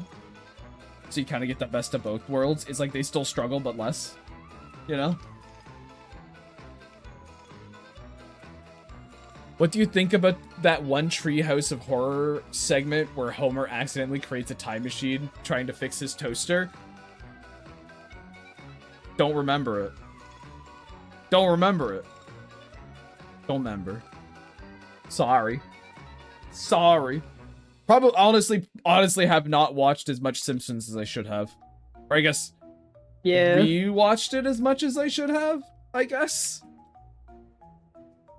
Like, I'm pretty sure I've got the whole 6th season in my bin of DVDs somewhere. So, I definitely should watch it a bit more, because I like The Simpsons, but... I don't remember. It's been fucking ages since I've watched The Simpsons, actually. I wish I watched every show. I'm with you, EXO. I would have liked to... Even the bad ones, I would like to see so I could then talk about them, but... There's only so much time.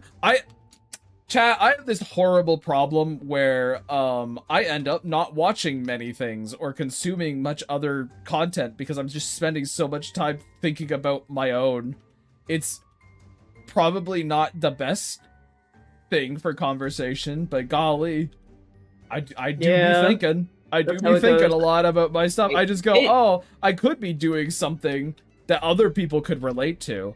But you see, I could also then draw my little character doing a silly little thingy.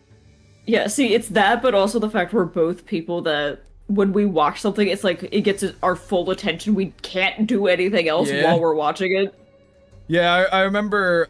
I don't even remember what we were watching. Oh, it was Project Hail Mary. When we watched Project Hail Mary, at the end of it, Avid was like, "Wow, you guys didn't say a fucking word that entire time."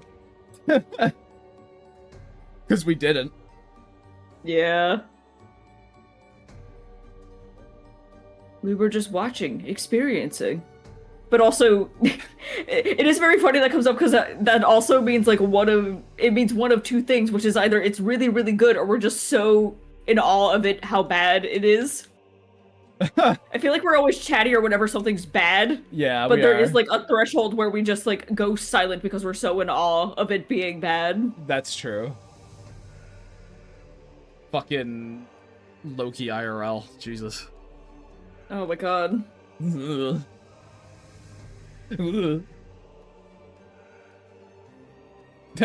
Emily, you watch The Simpsons, don't you? I thought one time in the server you said Lisa Goes Gaga was a pretty big influence on your work. From Josh. Sure, Ben. You could have been more paid than that. I just have things play in the background while I do stuff, probably why I don't remember most of it. I prefer to give things my full focus, though. Well, yeah, that's the thing. My issue, Quack, is I can't put things in the background because it will take my attention away. Yep. I'm like, the only way to be in the background is like if it's like something I've seen before. Yeah.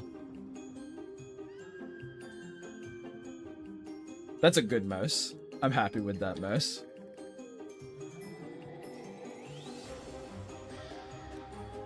But chat, we've almost got lines done, chat. Chat, we've almost got lines done. It's almost freaking lined. You guys have to be proud of me now. The silence was deafening. I became incredibly productive when I watched Columbo. Just specifically Columbo, Izzy?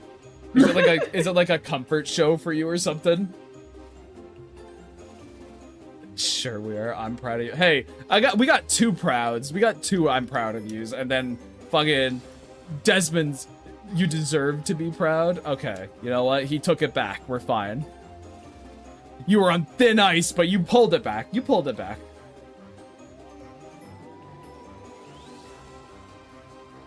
Alright, and then how am I gonna... It's just like this. You know. Just pull it up here. There we go. Do a little yippee, a little yahoo. Okay. Now... I squint, I blink my eyes, I go, Because I gotta get this background in here, chat, and now I have to think about how I'm gonna do that. You just do. I feel you on the media thing, though. I can only watch video essays and stuff when I work. Anything else gets my full attention. You get it, Josh! It's like you put on a video essay, you put on like a podcast, and you just basically don't listen to it really the entire time. And it's just a guy chatting in your ear to keep you sane. It's why I've never seen Pan's Labyrinth. Animation is always a non-starter, too. Yeah. My mom met Columbo in art school. She said the actor was a lot like the character. Interesting. Alright, let's do this, and this, and this.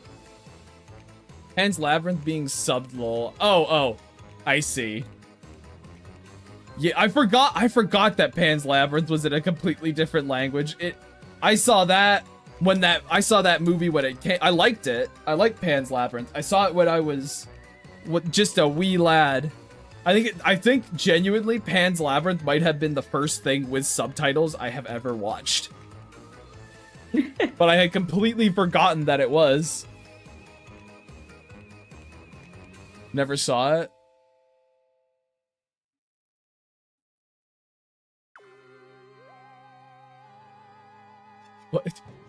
Oh my god. Sorry, I'm just looking at the Galaxy Wolf Star's little... Why does that look like Olimar? Looks like Olimar without the nose. Looks like a little astronaut, but I think it's a little science man. I think it's a little science man going... Wah. Wah, wah, wah, wah. Okay, yeah, it's a little science man. Just look like a dumb, dumpy head stuck inside a helmet. I don't know what to tell you. I remember getting primed to watch... It's a little what? He's a little beard, scraggly hair. Yeah. I remember getting primed to watch it a few years back, and then I turned it on and it was like, WKP? Oh, well, I see. It is dark as hell, though. It's an old guy who likes old things. What are old things? Wolfstar. It does kind of look like a Half-Life scientist. True, also true. When his mouth's open, it looks like Olimar with the mouth of the nose and little closed eyes. Yeah, exactly. Calligraphy. You know what? True.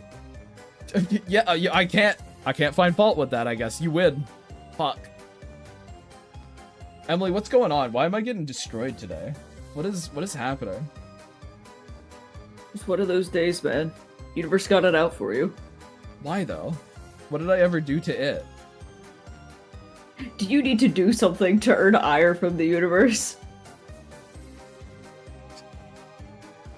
Horny would think so. Aww.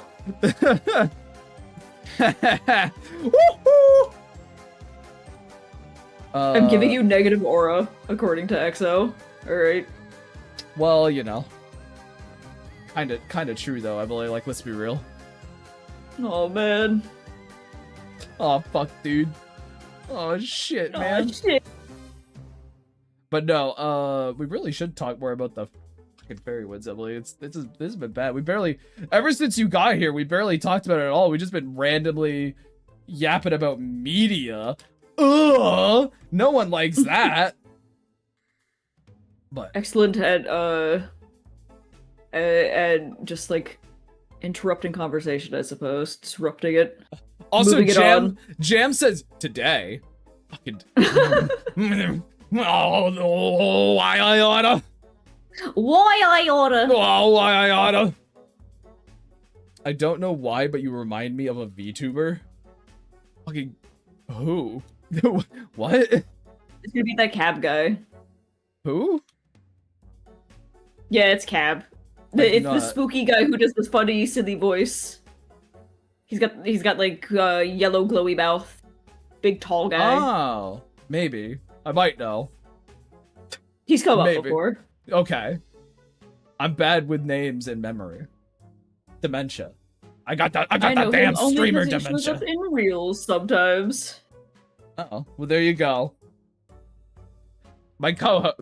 I was gonna say co-host, but you're more like guest, I guess. Mm-hmm. My guest knows. That's just here. Yeah, you just show up. You can't be a co-host if you're only here like you've only been here twice, you know. Never heard of him, but I watched like 2 VTubers in total. The rest are PNG tubers that do art. I'm not the only one. I'm not your shining star, Clack. The great golden grime on top your wonderful cake. No Joshes. Ah, you picked Josh over me? Damn, that's rough, over man. Me? That's brutal. What the fuck? I gotta go. I gotta go. Now he's still in Shelly emotes. Oh man, you made him leave, Quack. He left. I am actually gonna jump off for a sec. I gotta go piss. I'll be right back. Oh my god. I was using it as an excuse. I'll be back. Start the piss chant. Thank you, Jeb. Am I edible? I suppose as a mushroom bird creature, I would be edible. I don't think I would taste very good, though.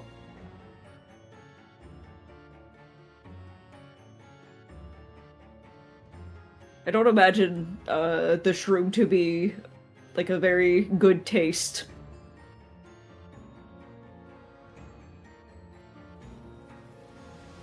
Probably would taste like stale.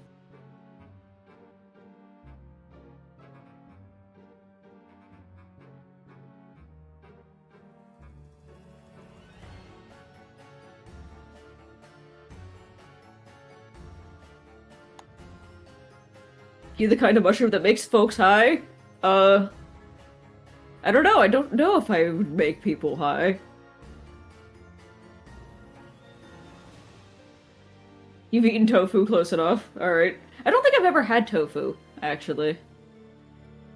I don't know about you guys, chat, but I grew up a pretty picky eater, and it took me going to college to be like, oh wait, that's stupid, and now I'm willing to try things, but it's like, I'm so in the habit of just not going out of my way to try things, so I'm still kind of in my lane with a lot of the stuff I ate growing up, so. What are we yammering about? They were asking me what the shroom would taste like. Oh. And if I'm the kind of mushroom that gets folks high, and we got on the topic of, just like, food palettes and everything. I was like, oh, I grew up a picky eater. I would say you would taste like dust. Oh, I said I would taste pretty stale. I don't imagine I'd be a pleasant taste. You're like one of those like puff mushrooms or whatever. You bite into it, you go, oh, you'd be awful. Be terrible. Yeah, let's see. I am not a picky eater, but I have not actually had tofu. I have not tried that yet. Wait, Jam, she looks a bit like a panther cap, which is a psychoactive, but also apparently causes hysterical diarrhea. You know what? Let's go with that. Yeah, that's what I am. Thank you, Jam. There you go. Learning something new. You're a panther cap. You just make people shit themselves uncontrollably while they trip. That's terrible. Power word shit. Power word shit. No. Shit yourself! Oh, terrible. It's beautiful. It's perfect. Josh. Also, Josh, leave for a second. Now that Josh is totally gone, don't tell Josh Grime, but you are my favorite. I don't trust his lies. I'm nobody's favorite, let's be real. Let's be real here, chat. Let's be honest. Alright? I am at the bottom of quite a big totem pole, and I accept that. I accept my place at the bottom because everyone loves a fucking underdog story, you see. Everyone adores the underdog. And so I'll be an underdog forever. You see, chat? That's the fucking trick. That's the trick. Wait, hold up, wait. You're not my favorite, but the only streamer I watch.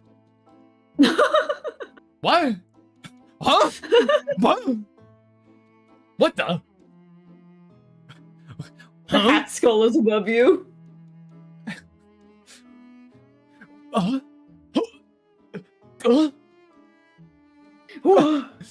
I just like, oh no, you're the only one I watch, but you're not my favorite.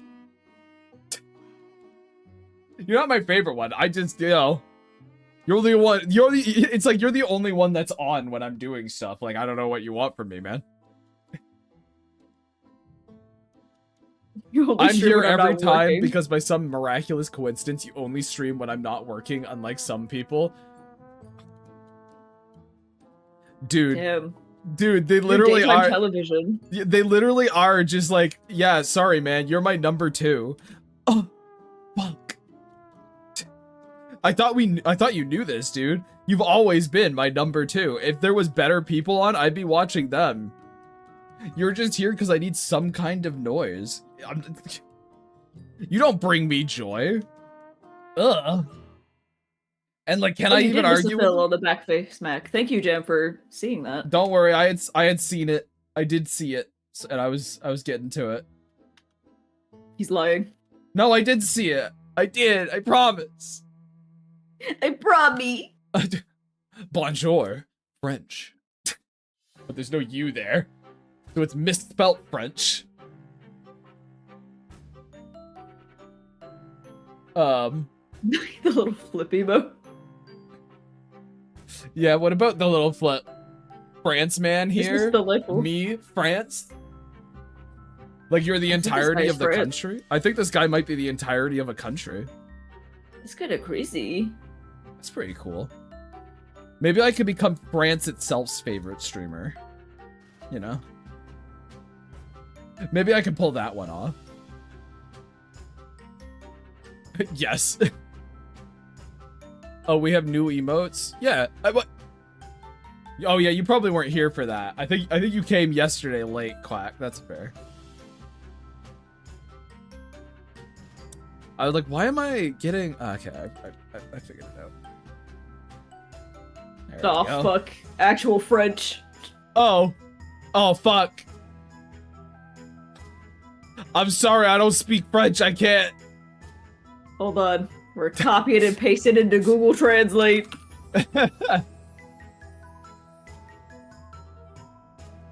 Oh, sorry, man. Thank you. Well, it's more of a sorry to you, I guess, because I don't speak French, so I can't actually... Hi, I'm a French guy from Brittany. I truly wish you the best, and I sincerely wish you all the happiness possible in life. I really mean it. Well, I mean, thank you. Thank you very much. Me, France, yes, but you, France, no. Yeah, me, France, no. Me, France, no. How are you Canadian? Can't speak French? It's even worse than that, Josh. I am from the bilingual province of Canada, and I was in French immersion for 3 years. Oh my god! Thanks for the follow, Monkalos. But, fucking learn. I'm French Canadian, I can't speak French either. I see, Quack. Fucking learn, dude. Fucking learn, bro. France man follow, France man conquer. I see. Well, I guess happy to have you here, French man. You're gonna get conquered by the French man? I mean, no. Like, come on, let's be honest. No, that's not gonna happen. But I was about to say, I didn't realize times were so dire. Listen. Nah. I ain't gonna work. But, I keep getting... Chat keeps distracting me. This is terrible, Emily. Why is my stream like this today? Why is it so fucking bad? Every stream's a bad stream. Come on! Can I not have one win?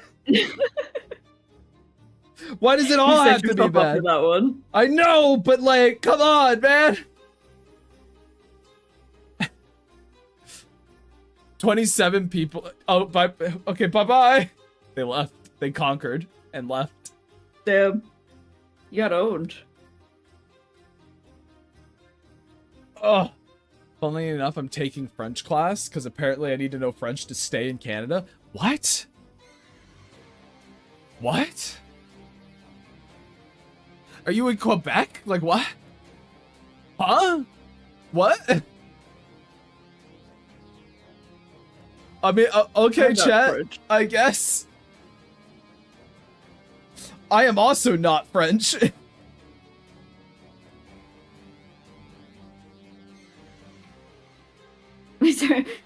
C. C.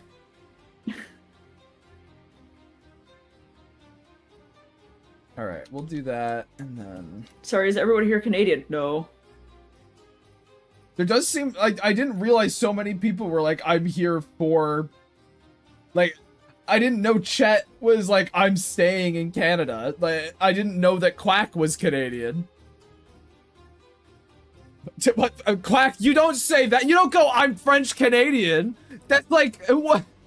Yes, hi. I'm not just French. I'm shitty French. I'm French too. I'm a worse kind of French. Like, why would you say that? I'm French, but uppity.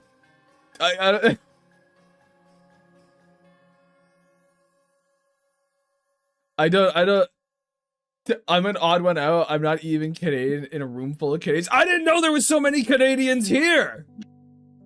Exactly, I'm the worst kind of French and the worst kind of Canadian. Fucking Quebecois. My other Canadian friends make fun of me for it all the time. I mean, Quebec is kind of the punching bag of Canada, but you kind of made yourself that, you know what I mean? It's okay, dude. I come from the part of Canada that no one gives a shit about, so... Hey, at least you got something, you know? All you Canadians.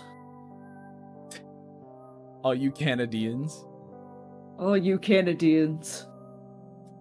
Look. Alright. I don't have to take anything from you. No, it is horrible. I find it funny. Canadian streams must be recommended to other Canadians. But, Aaron, half these people didn't come from, like, they didn't find my streams. They found me just online. Wait, can I evolve to being a Canadian? I make everyone Canadian. Wait, the only way to become a Canadian is to, like, come here and take the test. It's not that easy, honestly. We're kind of stringent with that shit. It's just kind of funny to me. I'm like, what the... Where's... Okay. I'm gonna do like a... And then we'll... Kind of like a... that thing. And then we'll fill that in. Oh. But like, I guess, to get us potentially back on topic, anything you guys want to know about the Fairy-Woods right now? Grave, how could you break my spoon?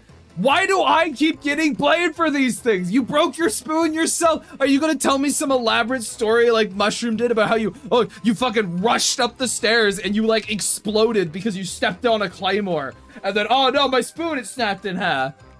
Is that your story, Alyssa? Is that what's going on with you? Is Lark Canadian? No. No. I'm not staying in a French-speaking part of Canada, but it's been strongly recommended by people who helped me move here that learning French saves me a lot of the hassle and future paperwork. Interesting. What's the name of that tiny fish? Flippers.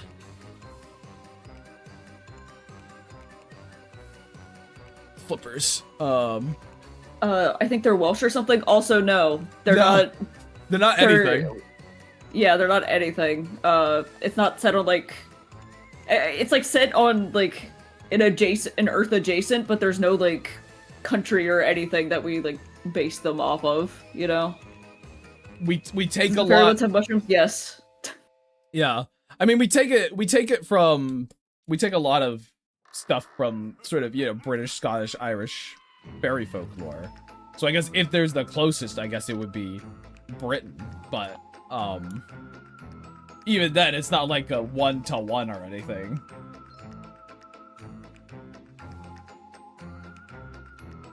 Rip in piss, Flippers. Enjoy your final moments as a big tortoise's meal. Pig tortoise's meal, I see. Yes, we should all pour one out for fucking...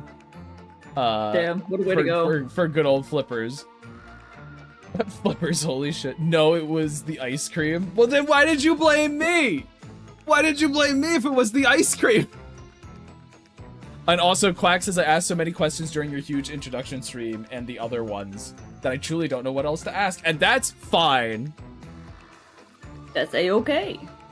Though, frankly, he was already probably dead in Mac's pocket. Yes, he would be. That's just a fish corpse, I'm afraid, chat. I wonder what is your plan for Halloween, Evil Gravekeeper with hat? What? Why did you say Evil Gravekeeper with hat? That's actually something I have to, I still have to figure, something out for what I'm going to do over Halloween. It'll be something, chat, but I've set a goal this month to figure that out so I can plan for it in advance. I can't wait for your comic. I love your work. Well, thank you. This is just like a little one-page thing, though, so this one will be out, like, sooner than you expect. Mr. Paranoid. This is just a fun little thing. And I think if I actually no, I need to whoop that down there. Yeah, ignore me. I just gotta be out here making noises every damn day, you know. Someone's got to do it. Someone's got to do it, exactly.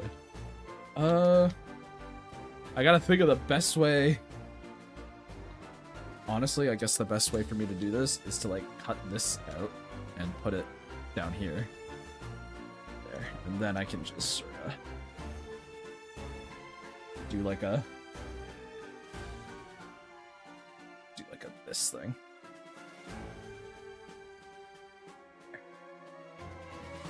Just wanted to get the tops covered and stuff like that. Down to this one? Yeah. Like this sort of deal. All right. Okay. I had to go super glue my spoon now. All right.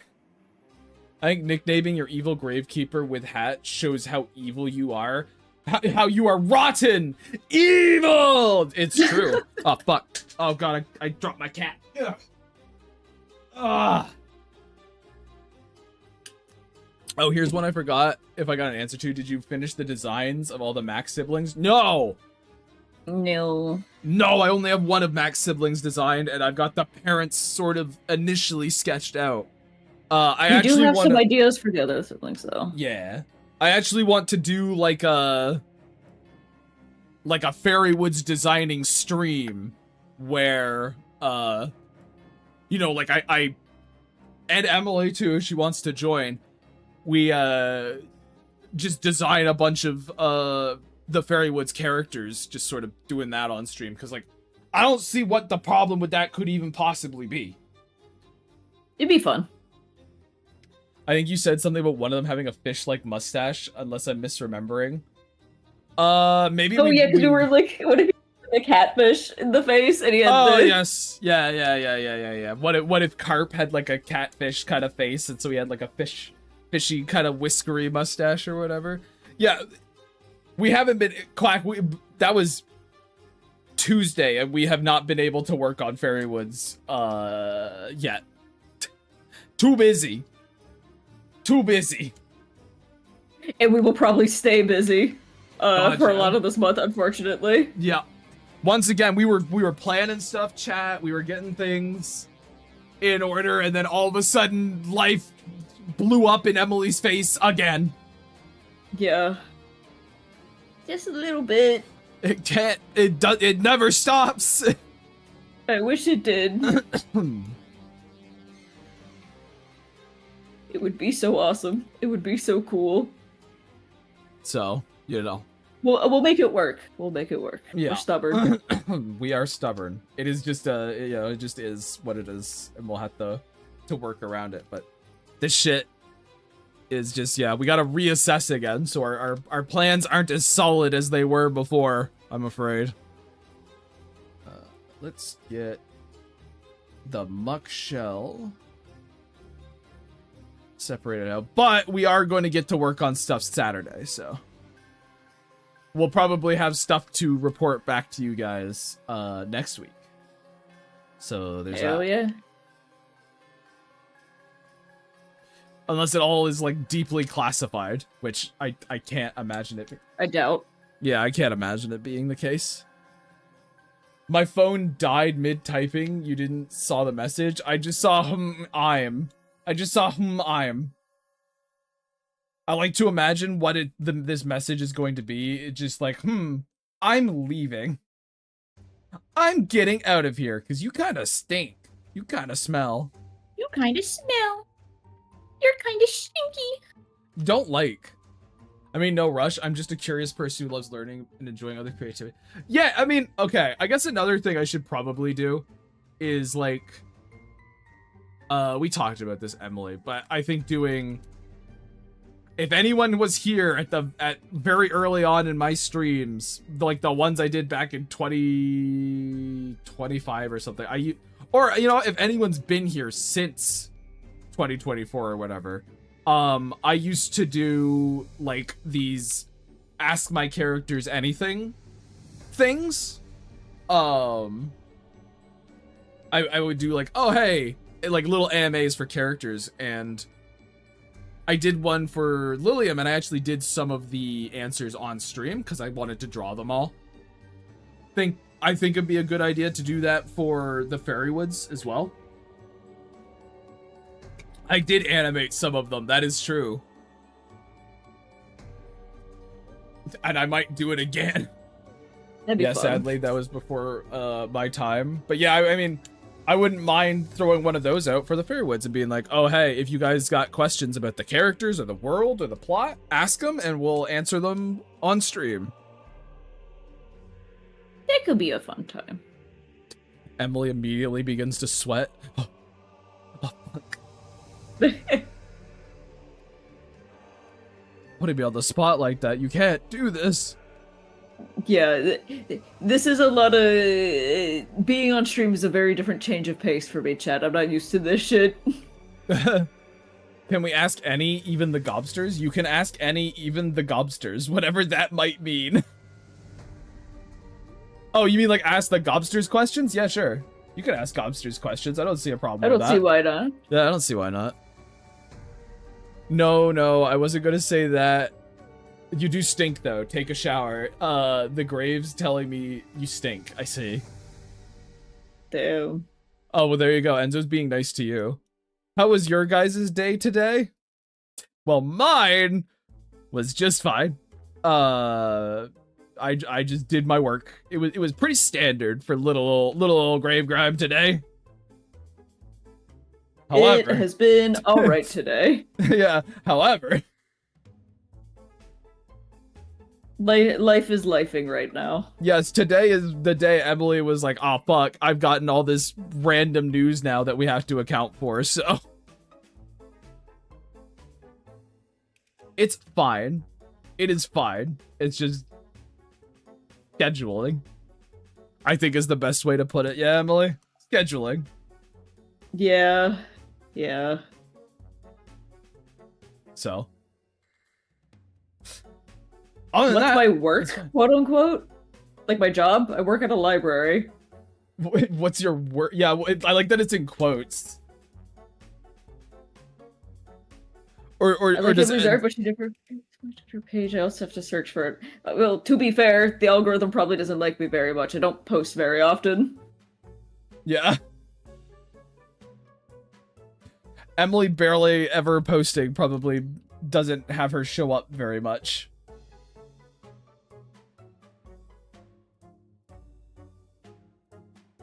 What's your work, your hustle? My hustle? Yeah, what are you hustling for? I hollow out creatures. I'm a really fucked up taxidermist. You see, I just carve them inside out and go, oh, isn't that swell? Mm-hmm. Posting often feels like yeah. I'm very bad about posting consistently. Okay, so interesting, I find it's not even posting consistently necessarily. Like, it's not, I used to think like, oh, hey, posting every day really helps, but I don't even know if that's the case. It's just kind of posting when you got something to post, really. It doesn't feel like you need to do it forever, every day. I'm a dog groomer, but I also love it. That's cool. I mean, I said that sarcastically, but that is cool, I guess. What were you gonna say, Emily? Felt like you were trying to get a word in there. Oh no, I was just like, oh, are we learning just people's jobs now? Apparently. I don't know, Quack just said he's a dog. Quack just said, ouch, Grime, ouch. Well, Hey, listen here, Quack. If you all get to take swings at me, I get to take swings at you. Okay? That's how this works. You don't just get to tread all over me willy-nilly without me striking back. I wonder how often you have to post often. I tried back in October of 2021, posting a new thing daily. sometimes twice, and it afforded me nothing. That's the thing, Jam. I found, okay, so when I was doing my dailies, they start off with a lot of traction, and then it kind of peters out into kind of like a standard. And then when I stopped doing my dailies, and I waited like 2 months and posted again, all of a sudden, it was like kaboom! And then I was getting like a bunch of attention, so I don't know. I just kind of post, I guess. Hey, Grave Grime, if you were a Smurf, what would you be named after? That being derived from your main personality trait or job? This question is derived from me watching the Smurfs lately. Would I be Slime Smurf? Would I be Slimy Smurf? Would that be me? Slimy Smurf? Stinky Slimy Smurf? Stinky Grime Smurf? Grimy Smurf? You're the Smurf like, keeper. it's the Smurf keeper? Oh no. Grime Smurf? Grimy Smurf, yeah. Grimy Smurf, probably, yeah. Is there a Slimy Smurf? I don't know what Smurf I would be. Depending on the day, back when I was doing Art Fights Daily, I definitely got more views than usual, but not every post. I think it potentially also depends on your size as well, chat. So I don't know. So Grave, if Mouse was a food, what food would she be? One of those little cheese wheels. Like one of those little farmer cheese wheels. I'm almost like, if she'd be like a charcuterie board or something. I don't think she'd be just like a singular little thing by itself. But she's small. Okay, so she's a Lunchable then. That's a small charcuterie board. There we go. She's a Lunchable. Is she one of the fancy Lunchables or just like a Lunchable? Like a normal one? Depends on the day. Depends on the day? Fair. Fair. Well, that's what I was talking about, Izzy, about the little cheese coming out of the wax thing. But Emily thinks a full charcuterie board, but just a small one. I was looking up, so Josh says I was looking up Twitter analytics and how to make them better. Someone brought it up to me on one of my streams, and it's a couple of things, but posting often, like once a day, shows you're a trustworthy account. I see. Oh. I'm not trustworthy, guys. You're not. You're a big fat liar. For me, I'm a big fat liar that hoards all the art. For me, bigger accounts than me sharing my posts is what gets my stuff viewed more than hashtags and posting at certain houses. Hashtags are useless. Don't use them. Don't bother. Don't even fucking bother, guys. They don't do anything. No, they're unless it's like for some massive thing everyone's talking about. Don't even bother.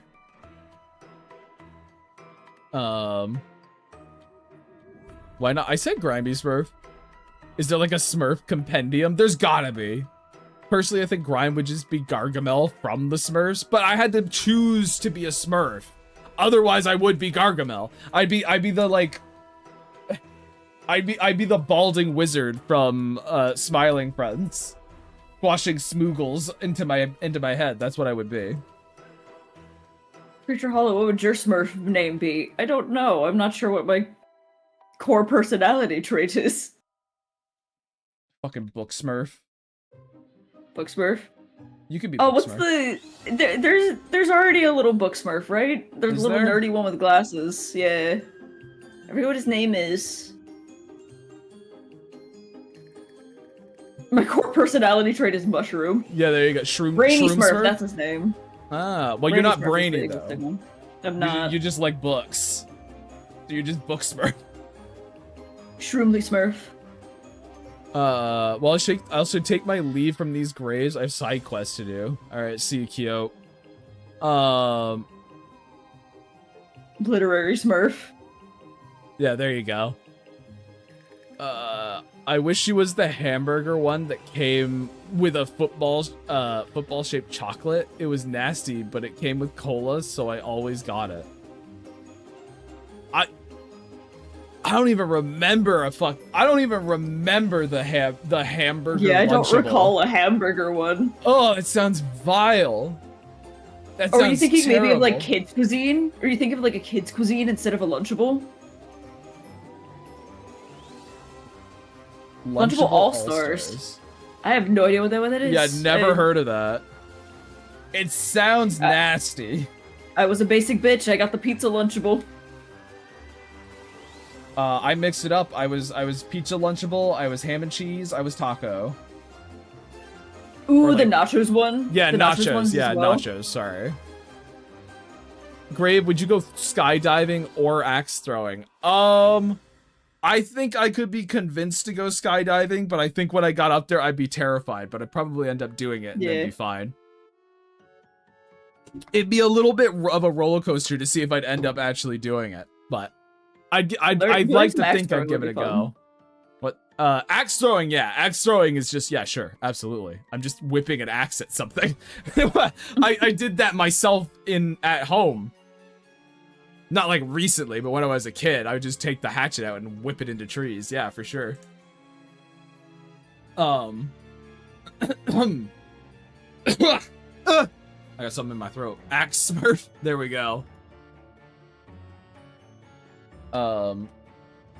You know what? If you wanted to give me like a position, I guess, other than just grimy Smurf, I guess you could call me Critic Smurf, Enzo. But it's not like a positive thing to say about me. I'm just like the asshole. Oh, France is back. France. Oh my god. Oh my god, it's the Smurfstalgia critic. The Smurfstalgia critic. But that hurts, Izzy. That hurts more than you could possibly know. And I don't know why you try to wound me so. Izzy's on a constant oscillating board of say the cruelest thing he possibly can to me, or give me some lovely little piece of art that's really meaningful. If you're a nostalgia critic, I'm like Kara according to Josh. Oh, I'm so sorry. Oh, the Emily. fucking run. Smurf Kara. Oh god. What am I drawing? I'm drawing a little comic of Emily and my characters here. We're doing a little comic thing. I just got the ding dang lines done. And therefore all of chat has to be very proud of me. And plant a big wet sloppy kiss on my cheek. Obviously. Obviously. Non-negotiable. Doesn't have to be loving it though. I shall do no such thing. Kid. Can I help? I appreciate it, but no, this is just a thing we're kind of doing on our own. But I do appreciate the offer. I don't think I've ever just had someone randomly offer to help with art before. Can I kiss lay a peck on the Grave Grimes cheek? I may have invited the wrong kind of response with that. I was expecting revulsion. And I only got like they were asking for Gravekeeper twerking earlier, right? This is true. This is true. I've accrued a strange audience that frightens me and terrifies me every day. Understandable. They make me cry, they make me weep. I made Gumball because I helped that one guy. It's real, so don't question it. I see. Noted. I don't know, I think this guy's legit, man. Yeah, I think it's true. Why am I having so much trouble? I've messed up Max colors. His browns you messed up always... my boy's colors? I did. His browns always fuck with me. No, I did have to triple check the colors as well when I was flatting the illustration as well. So they're very close together, but like it's kind of necessary. They sort of work with each other in that regard. Hey, I'm asking. I respect over here. Gravekeeper twerking. I asked for the Gravekeeper Ricardo. We all have one brain cell. It's true. It's true. We don't really pass it around either. I don't know where it's gone. It's been lost to time, chat. We were playing a game of Pong and it just like flew off screen. You know how it goes. But they come back in Pong, Emily. No. But they do. No. It's a ping pong ball. That's what you think, but it doesn't. That's why it's called Pong. No. I don't know if I could... Guys, I don't know if we can trust her here. Gotta be real. I think she might be lying to us.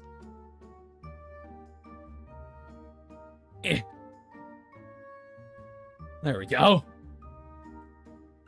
Hive mind moment. You guys have brain cells? Well, that's the thing, Quack. You never got one. You never got it back, you know? Never had a turn. The brain BLJ'd into a parallel universe. Think a ping pong ball might have flew back and hit her in the head. I see. Are you concussed, Emily? Not that I'm aware of. Well, generally people who are concussed aren't aware of it, I guess. So, potentially. By that logic, probably are. Honestly. Get that checked. I don't know what's wrong with you. Damn, another hospital trip? Okay. Okay. Yeah, actually fix yourself with this one. What is... Emily, where is Max? Oh, okay, there's what the symbol is. I see it. Glad I could help. I was like, where's his little fish hat symbol? And then I looked at the thing a little bit more, and I was like, oh no, there is one where it's fully exposed. We're safe. We're fine. Faces the other way.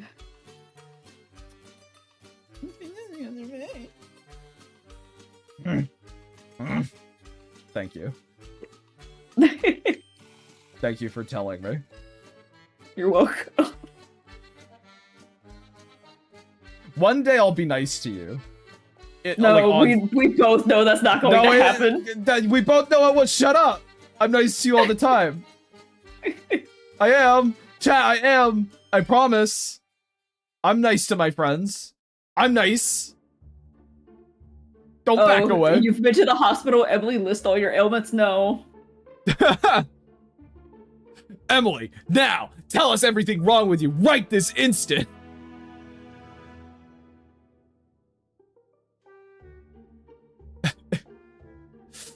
You idiot, Grime. The fish is a lefty. Fuck. I'm sorry, guys. I'm sorry. I don't know my own character. Unbelievable. One day my hand will do what I want it to. I promise. Will it though? Emily. I don't know, the hands are feisty, man. Emily. You help me here or I'll tell them that you have stage 4 cancer, alright? No. You're dying! She's dying, chat! Oh god. Can we speak Japanese? I am Japanese. Why are you just playing with languages, Monculus? I thought that was Russian. Are we in her will? No. You guys ain't getting shit. If anything, she's going to take money away from you guys. Yeah. Her Kickstarter is right around the corner. For real. It's gonna drop real soon, and you guys better donate. Definitely. Man, it'd be really fucked up if you did actually, like, have some ailment and you did have a Kickstarter right around the corner and I just fucked everything for you. Be like, oh, fuck.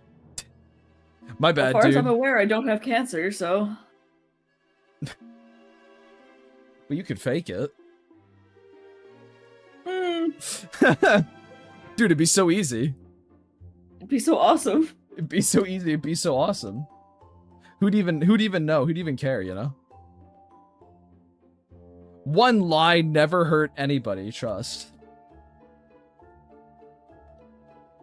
Also, chat, I want you to know I am very much, like, currently, I am very much avoiding coloring in the muck shell because I have no fucking clue what color it's going to be. I look at it, I turn away. I go, no. I'm thinking so the skin's like it's like a greenish, like a softer greenish, more yellow green. You can have the shell be like a very cool kind of gray toned purple. That's where I'm feeling. Okay. I still might end up leaving it to the end because, like, fair enough. Oh, no thanks, not right now. You know what I mean? I'm sure, you know what? I bet Josh feels that. Blue or green?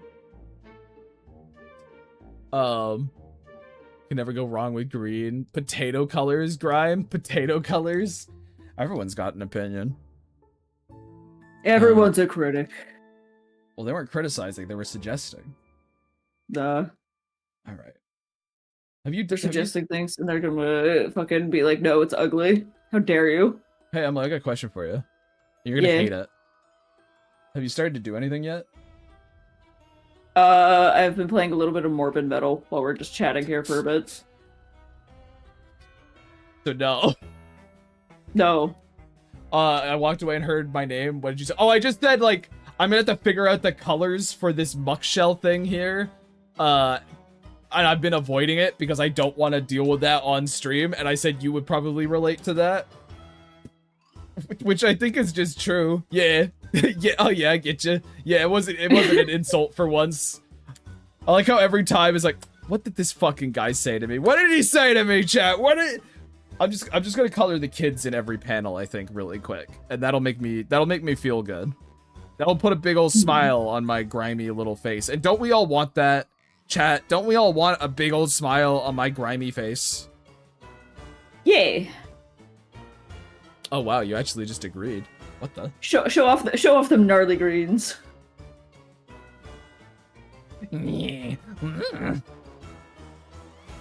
That's the noise I would make when I smile. You're starting to speak Japanese now, guys. Please. Yeah, let's not necessarily spam my chat with other languages. Pretty please.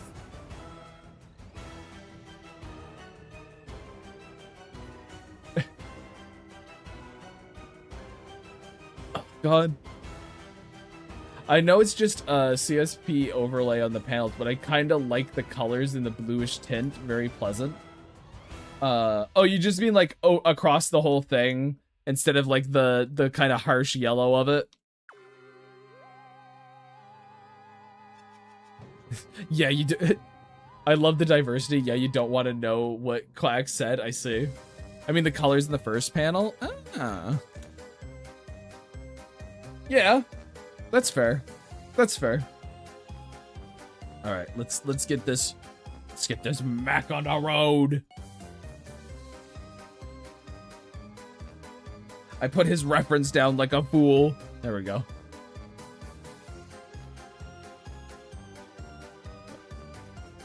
The same thing as a previous person said. I just made it more fun.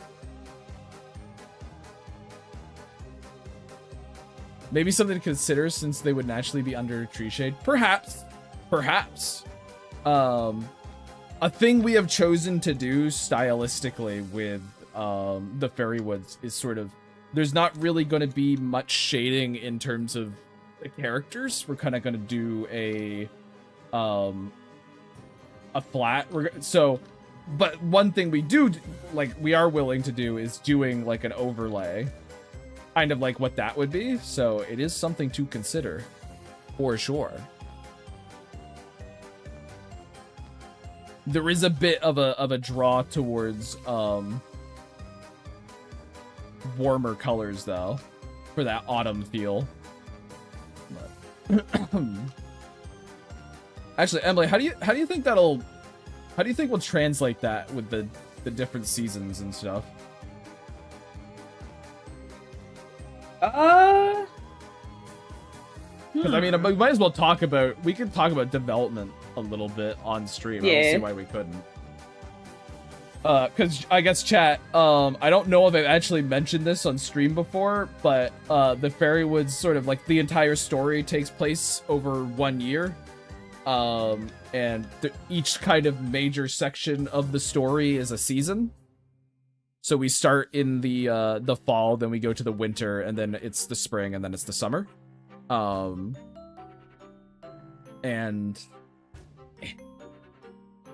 now I'm just thinking about like how potentially might we aesthetically break that apart. And I guess in the cool months, I suppose we could aim towards cooler colors.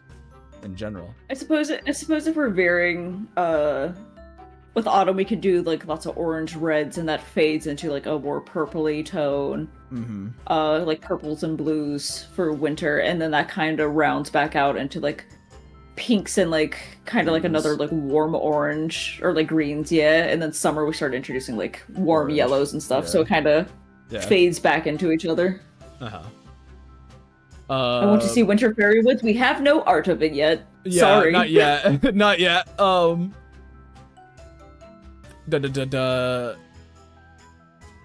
Really, 1 year? Yeah, it takes place over the course of 1 year. I was just gonna ask if you're splitting the story into seasons. Oh, I didn't know why. I thought it was just like a couple weeks. Okay, so I guess a bit of a spoiler, but we're fine with it, right? Yeah. They're initially going for just a couple of weeks. That's where you got that from, Jam. Initially, they're going for just a couple of weeks to look after Graham with this illness, but as the story progresses, they end up staying there for longer. So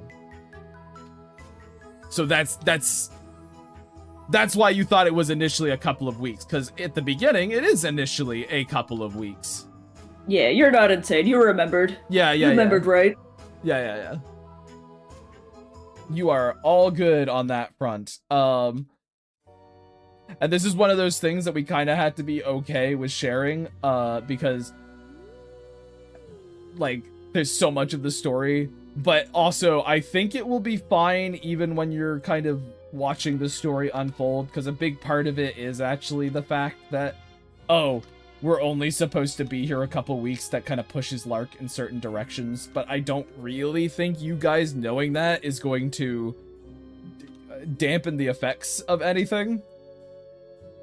Because obviously, like, Lark wouldn't know that in the moment, so like, everything she does will make perfect sense from that context.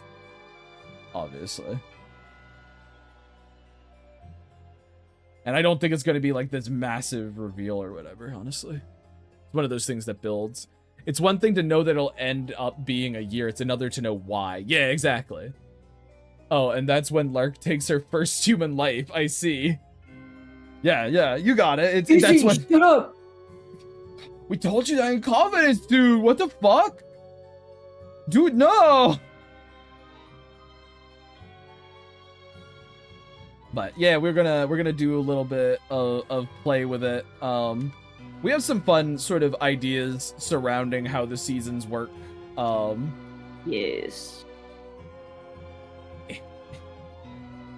If we have I crack open ideas for all of it. I crack open the no spoiler list. They're like,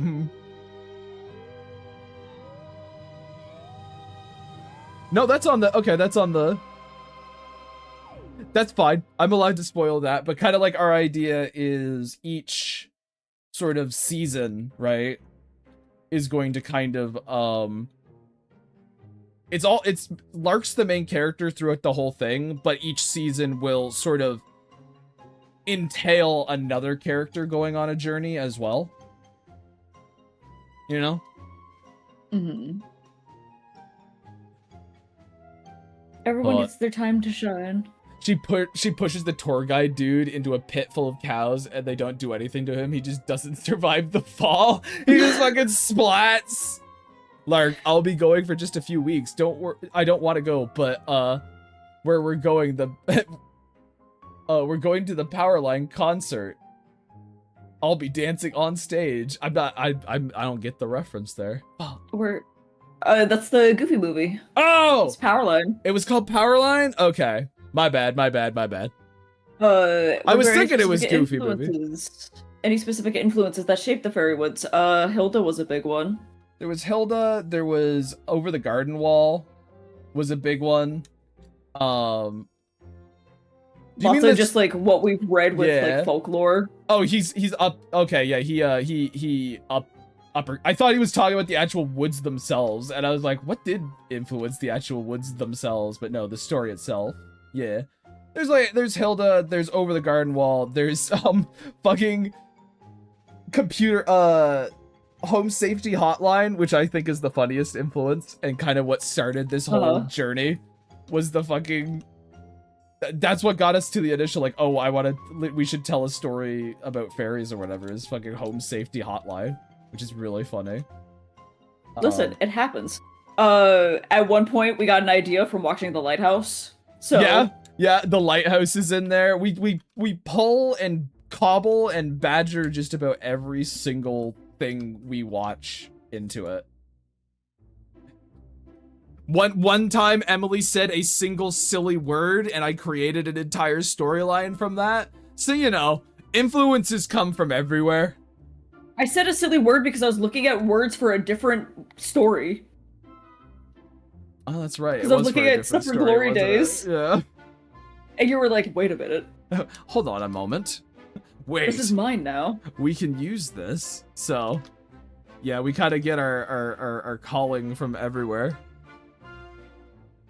Technically, Lark has a little bit of influence from Sonic in terms of shape language. Which I don't think you knew. I don't think I knew, but I can see it. Yeah. That's why she's got that spiky hair, dude.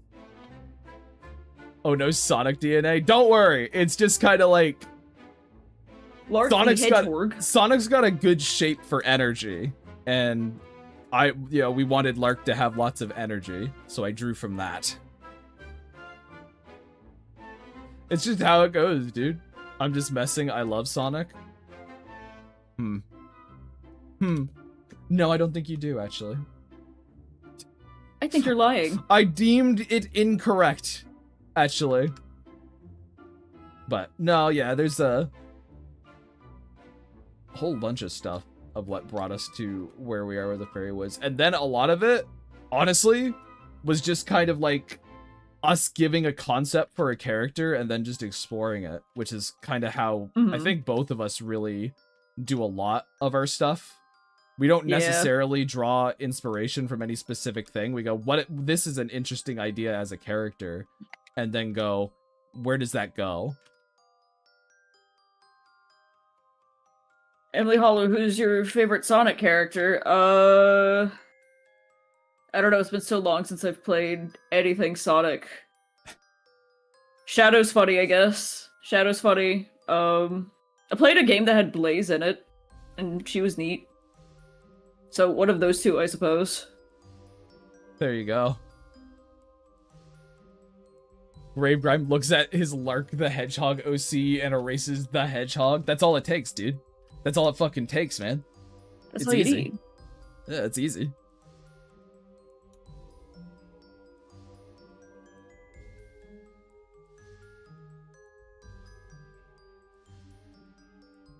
Cringe, the right answer, Sonic is lame. There you go. You messed up. You lost a fan.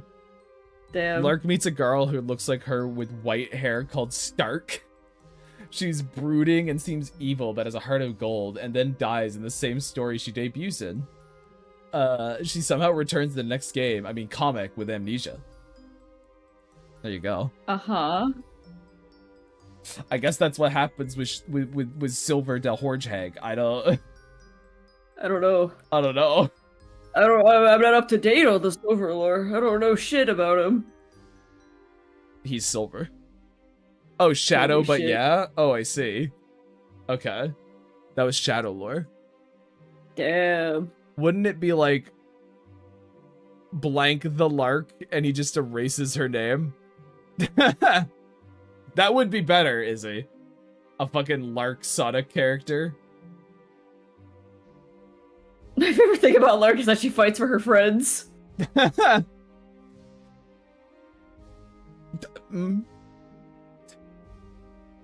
Yeah, man, she sure does. And we smile at each other. We smile, we give each other a knowing We nod. smile, we giggle. To be fair, she kind of does, but also, like, kind of doesn't. Very much the type. She's complicated. She's got lore, chat. She does have lore, that is true. And then gives a thumbs up to the camera. Yeah, absolutely. I'm also voting for the name Lork, I see. Wait, Oh, God damn it. Was Alyssa say... My YouTube side of things is busted again. That's fucking annoying. Mm. Ugh. Okay.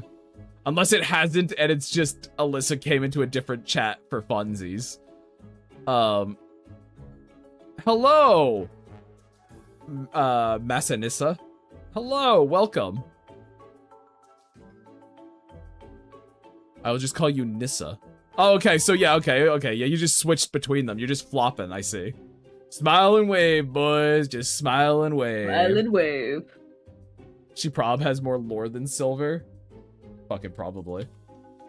Lark has so much lore, chat. It's kind of ridiculous. We love Lark. Yeah. She's got a lot going on. She's got a complicated little mindset, which, I mean, at this point, chat, after the fucking ramble I went on about Grim Deeds, is it that surprising when I go, oh, hey, this character is kind of, they've got some stuff going on? You know what I mean? Will Lark transform into Super Lark after collecting all the fairy emeralds? Quack! You're not supposed to say that! Well, no, it'd be, Quack! she turns into the Slark. It's not Super Lark, it's Slark. Double teaming, I see.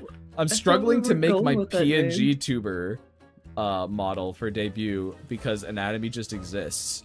Also, you can call me Massey in short. Alright, Massey. Good luck on that fight, I guess. I'm just a big blob, so my life is kind of easy. Slurk. Who is Lark's Knuckles? I mean, it's fucking... It's obviously Mac. Like, who else could it be? It's Mac. We got Knuckles and Tails right there. Yeah, you've got, like, no complaint about that at all. Yeah, it's fucking... Mouse is Amy? No, she's Tails. No. Yeah, no, Mouse is Tails. Why would she be Amy? Just from the intensity, I guess? I guess from the intensity.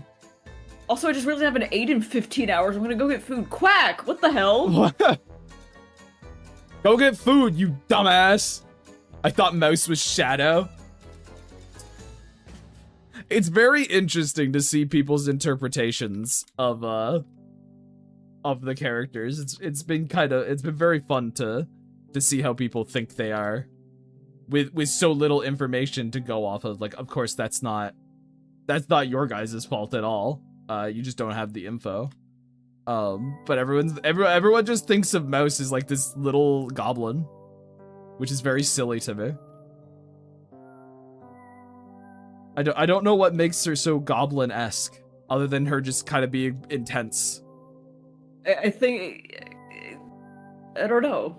I guess it's just because she's a small child, and people can't take that seriously. So they're like, oh, wretched little goblin. I would have thought Lark was the fly character, Mouse is the power, and Mac is speed.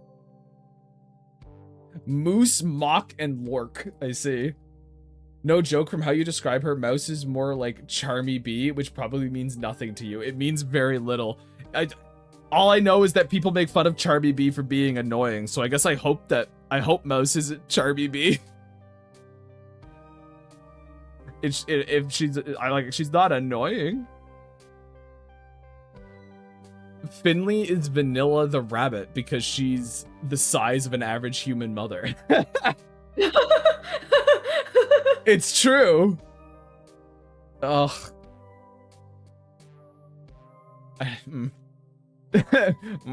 My only attachment to Sonic is Snapcube parodies and Sonic Boom. So the only Sonic characters I'm attached to are the Devil from the Bible and Dave the intern. Intern. Fair.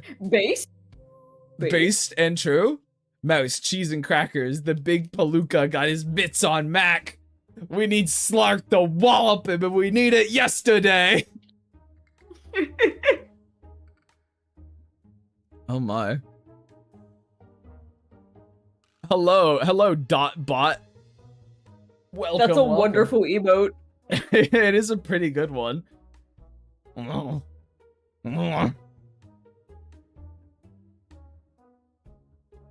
Charmy is technically a detective, so it kind of fits Mouse, I'd say. Oh, well, there you go. Mouse is Charmy the bee. Does that mean if we have to make them one of the team, right? Does that make Lark, Vector, and Mac, what's his name? Espio? I played Sonic Heroes. I vaguely recollect those characters. Yes? Okay, there we go. Izzy agrees. And that's all we need for confirmation.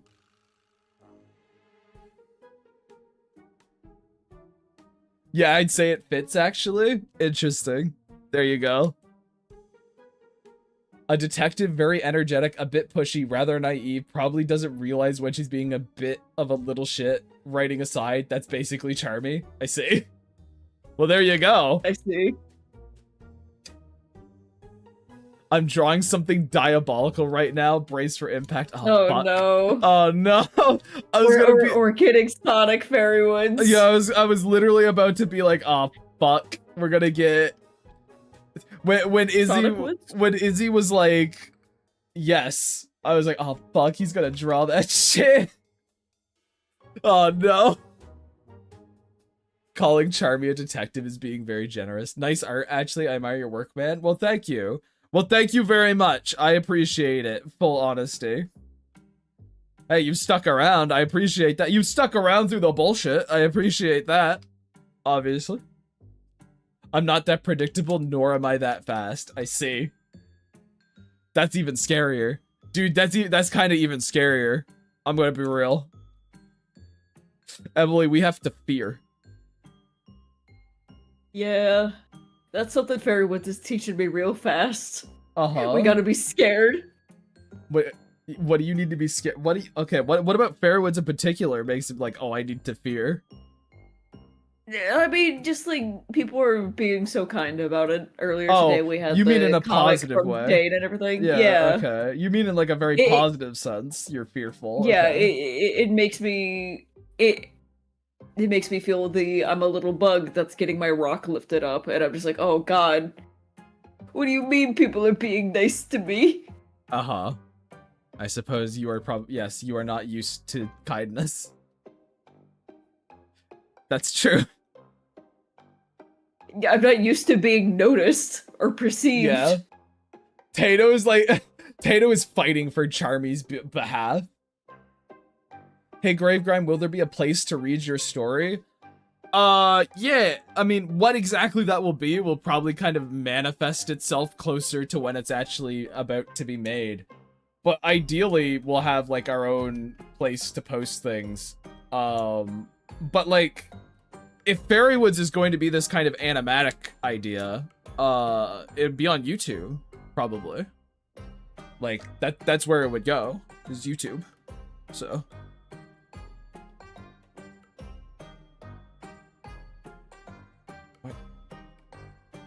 Oh, there it is.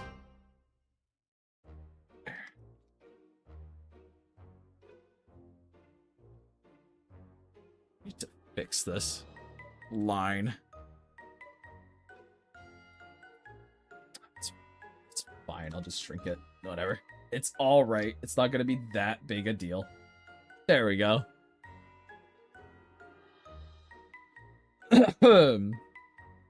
True, you're not used to kindness, person who hangs around me. Yes, Dane, thank you for making the exact joke I made. Correct. That was the joke. I like your characters, Gravegrime. Well, thank you. If you're talking about these ones specifically, though, that's also Emily's characters. They're not just mine. But if you're just talking about my characters, hell yeah. Thanks, dude. Once again, I had to do the thing where I'm like, I'm not the only one making this. I'm not the only one making this. Bonjour. Bonjour. French. Also, chat, I dang burnt my tongue on my tea. And I'm feeling Unbelievable. it. What do you mean? It's not that Is it that unbelievable, really? That you'd burn? But I definitely feel it on my poor little tongue. It always sucks when that happens, though. Mm-hmm. Really? The problem can't be me. I have to assume you didn't make a joke. Stop trying to be, you liar. This fucking guy. Unbelievable. I'm getting the water for my damn tongue. There he goes. He ran away.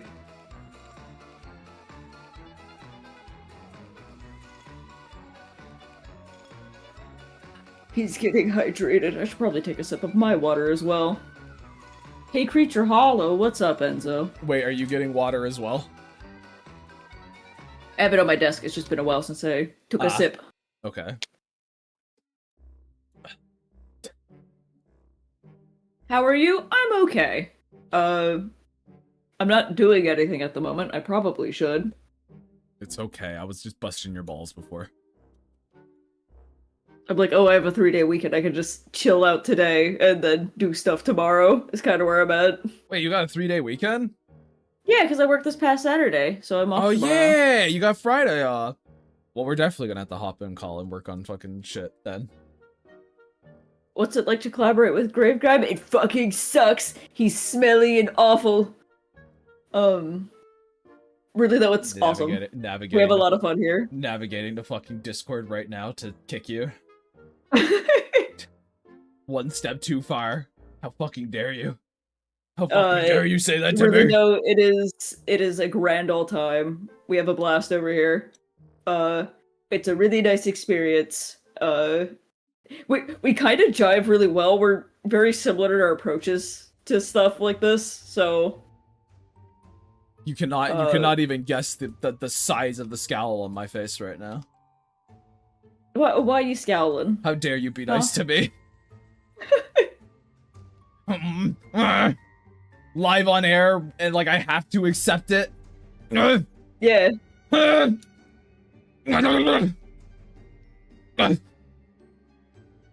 Thank you. The most dejected thank you I could possibly muster. Thanks. She's looking help me in Morse code. She fucking is. How do you guys meet, and what made you become friends and later collaborators? Basically, I got invited to a server my partner at the time was in, and that's kind of all she wrote. And then basically, we just ended up talking. So, pretty simple, really. Overall, quite a short version of the story. Yeah, lots of comical shit happened. Yeah, of course, but short end. Just it was essentially like a. I can't remember if it was 2020 or 2021. I cannot remember for the life of me. I think it was like tail end of 2020, I believe. Yeah, okay. When we met. But so it was like oh, meet new people from being cooped up inside kind of deal. Yeah, literally when he was added to the server, we were introduced under the context of like, oh, you're each other's doppelganger. That is true. That is how that worked. You guys are doppelgangers. And then it was like a very slow start to the friendship a little bit because I was just bad at talking. And now we're here. And I was busy. You were very busy. The hours that man worked, you guys. I'm always busy. I say and I smile, but it's like a pain. There's pain behind the eyes, chat. There's your eyes are really wet. There's real genuine pain there. Yeah. He's a working man. He really is. I was anyway. I was. Like. You were, but also you find enough stuff to occupy your time to equate to the amount of time. True. So that is true. Yeah, chat, after I got done with the stream yesterday, I was like, well, time to go to work, and I fucking knocked out like 4 commissions or something. So he's a demon, chat. I am a bit of a work, and then I was like, I'm fucking done, I'm tired, and then I just hung out and chatted with Emily and Avid and Nip until Nip had to leave. He always has to leave us. It's so sad, guys. It's so fucking sad. Then we hung out until Discord started shitting out. It really did. Yeah, it just shat out on us. You gotta go. You need to go to sleep now. But you guys don't give a shit about that, really. But yeah. Jam, you're like, we happen to be in the same room, the end. But the fucking legitimately, dude, that kind of is how it worked. Neither of us are particularly good at making friends. Yeah.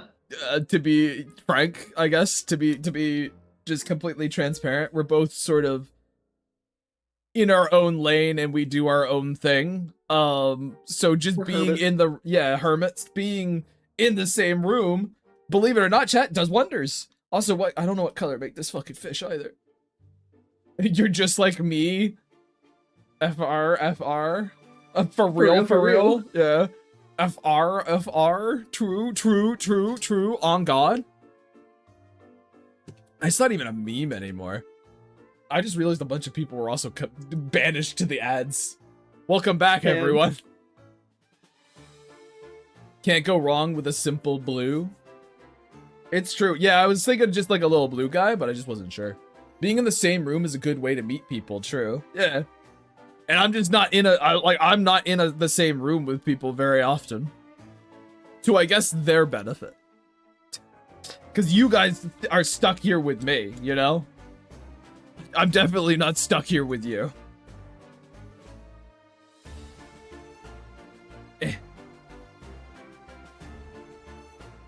Got it. There we go. Little. Cool. And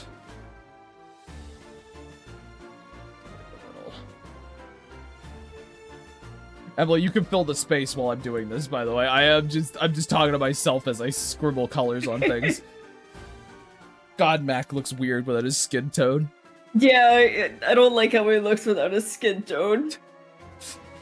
He looks like he's got like anemia or some shit. Yeah.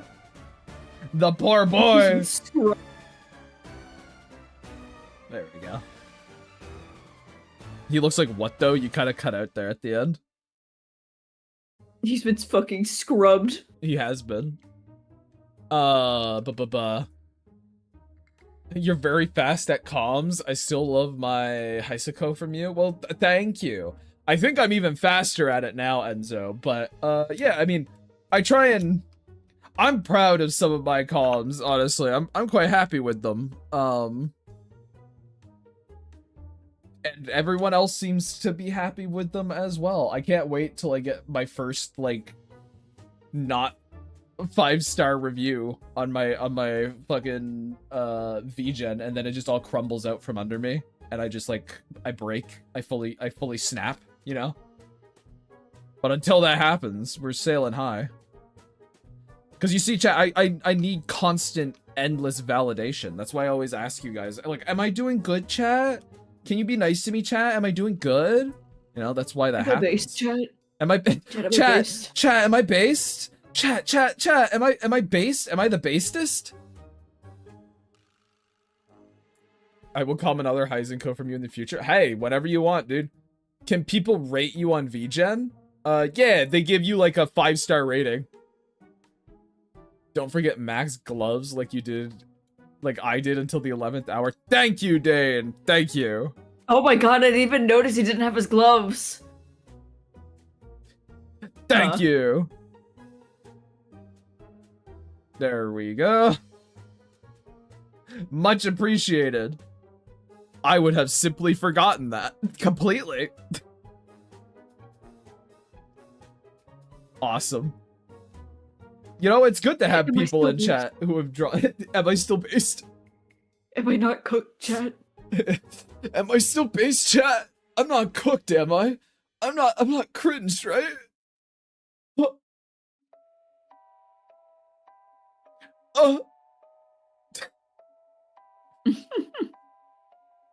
You're doing good, sweetie. Oh yes, you are very brave. Fuck.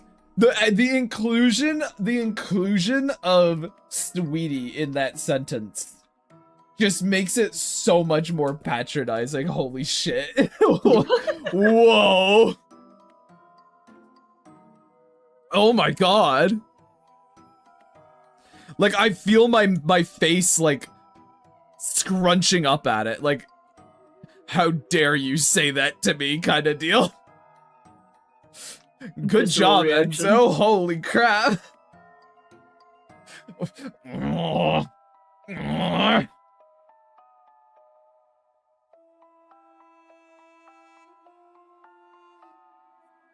I didn't believe I would do so much damage to him. Well, no, I'm complimenting you on your how patronizing you were with that. I assume that was the intention. Okay, there's just a thing where sometimes all it takes is a single word, chat, to really change the context of a statement. And I feel like adding sweetie to anything, if it's not like your child, is gonna really cause that. Oh yeah, that was intentional. Yeah, well then exactly. I feel like if you go, "Aw, you're doing great, sweetie," to fucking anybody who isn't like your small child, there's gonna be a problem. Like, I don't think there's any other way to interpret it other than you're being a dick to me. Why are you being a dickhead? What did I do to you?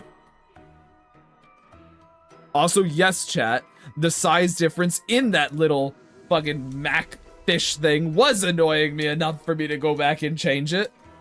That is what happened there. And I will not apologize.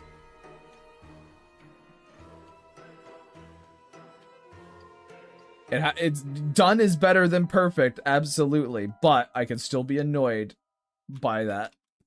That's the fucking animator in me coming out. That's what that is. That's the animator being like, if this thing moves, it's gonna warble, and then I'm gonna have to change it anyway, so I'm just gonna do it now.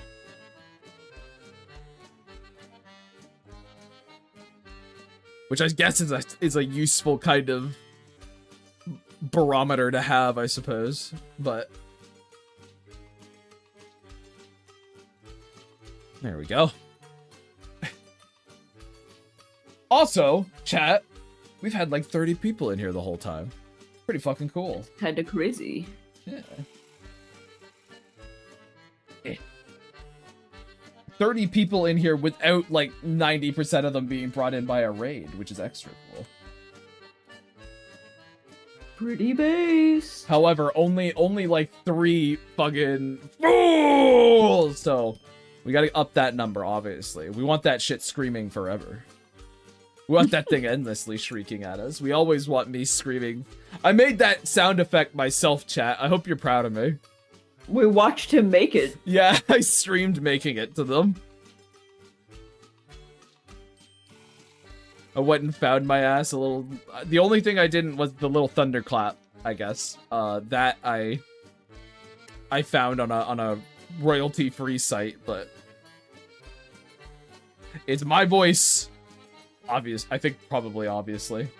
But Now you faked it. I faked it? Yay. Oh. You know, you're probably right. Yeah. Let's go with this. What if I just like tested colors right now? Tested colors? Yes. For the flats. Yes. Nice. For Okay. how I want the shading to look. Because there's a scene I kind of keep imagining at like sunset, so it's like very warm, very orange. Mm-hmm. Maybe like a little bit of a pinkish color on the water. Mm-hmm. But I don't know how I want that to be, because it feels a little intense right now, and I'm like, is it too much? Uh-huh. Gribe, you want to know, you want to get those followers up? You know what you gotta do? I actually kind of don't. I actually kind of don't. What do I gotta do, Josh? Spell it out for me. How about you spell out what I need to do? Is the show hole? No one wants to see that. No one wants that. Ugh.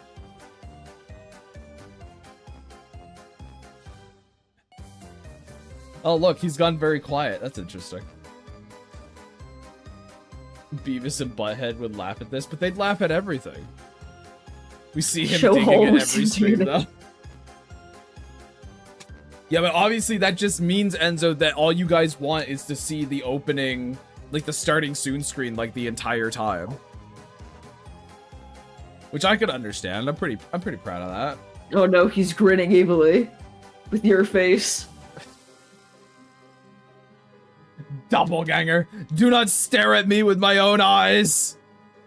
Speak your words! Jam the Finley, Bellamy, and Europa swimsuit special, I see. Ticker that's at 600 violent ticks back to 0. Hey, Bivith, he said, "Oh." Hey, Bivith. He said hole.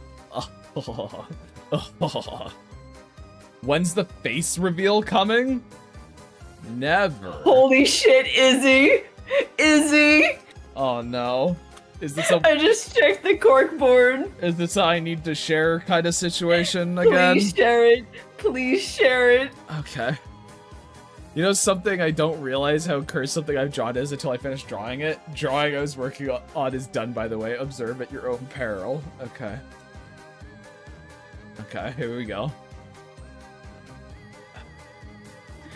Oh my god. Oh no! Oh, no! Alright, yeah, so, yeah, okay, hold on. Oh Hold my on, god, chat. Izzy, that's fucking awesome. I don't know what I've done to deserve such talented people to follow me around, but no, it needs its own little. Oh my god. Oh my god. She's fucking dead, chat! No! I can't believe Izzy would spoil the fairy woods like that. No! No! The back is horrifying.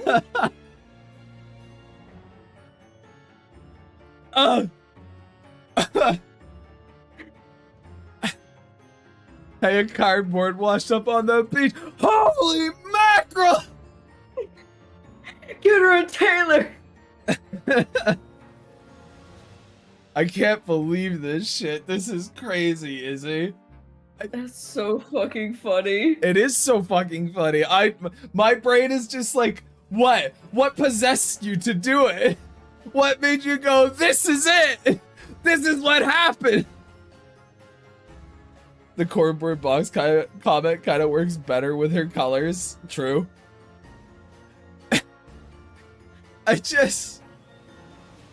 Thanks. Again, always, thank you. Izzy, how does it feel being the funniest person in chat right now? Yeah, how does it feel consistently being the funniest person in chat? I don't, fucking hell. You know what? Good answer. Good answer. This is fantastic. What do you even say, chat? It's lonely at the top? It sure is. Must be nice to be funny. This is ridiculous. I love it. You spoil me, Izzy! I don't know what I did to deserve it! But thank you. So good. Fucking hell.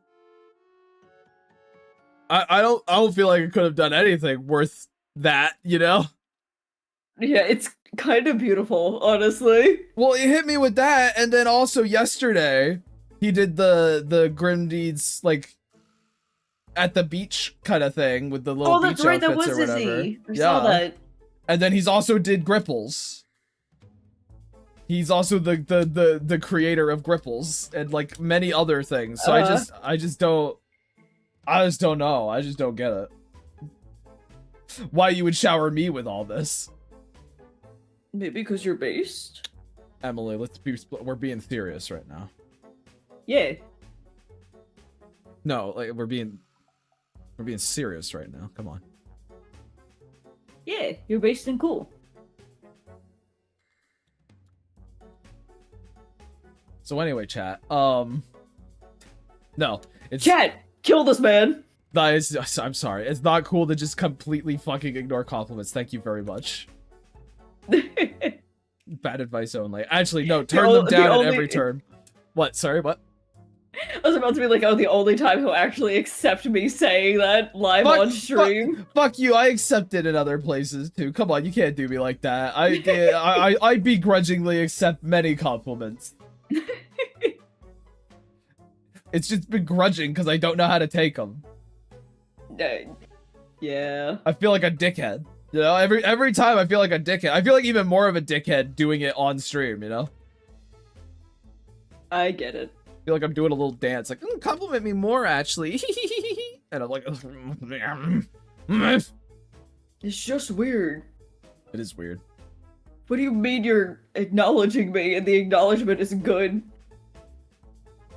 I'm honestly, I just stop at the acknowledging thing, good or bad. I'm like, wait, I'm being perceived? That's weird. That's very odd. true, but it, I don't know, something about, like, praise specifically, it's just like, ooh, yeah. What do you mean? Of positive note, you go, what the? Huh? That's so weird. Yeah. It's baseline weird being acknowledged. But regardless, chat, I thank you all for being so kind. And isn't it weird that I'm thanking you all for being so kind? Doesn't that feel wrong for me to do? Doesn't it feel like I should be being nastier than I am? I think I've stunned them into silence. I think they're like, what the? What the fuck? What the hell happened to my grave crime? Yeah, why isn't he being a miserable prick? I mean, you do come off as a dickhead whenever you're complimented. It's why I suggest everyone drown you in insults for your image. Thank you, thank you, thank you, thank you. I'm disappointed you didn't neg us more. Oh, Pat. We thank you for letting us join your peak of a stream, man. Damn it, Monk. Thank you. Minstrel wins! No, I love being complimented. Your name's pretty good. There you go. There's a compliment for you. I'll give you that. Your name's pretty good.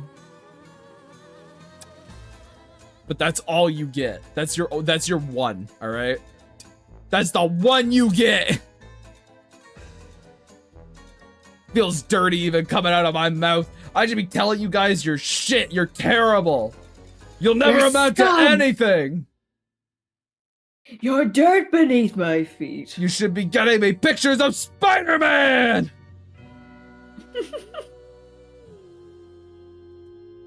Spider-Man!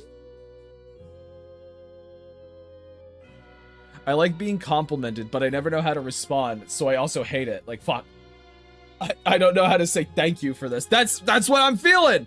I like the compliment, because they're saying you're good at something, and I go, oh, but then I have to respond. Then I have to be like, well, thank you.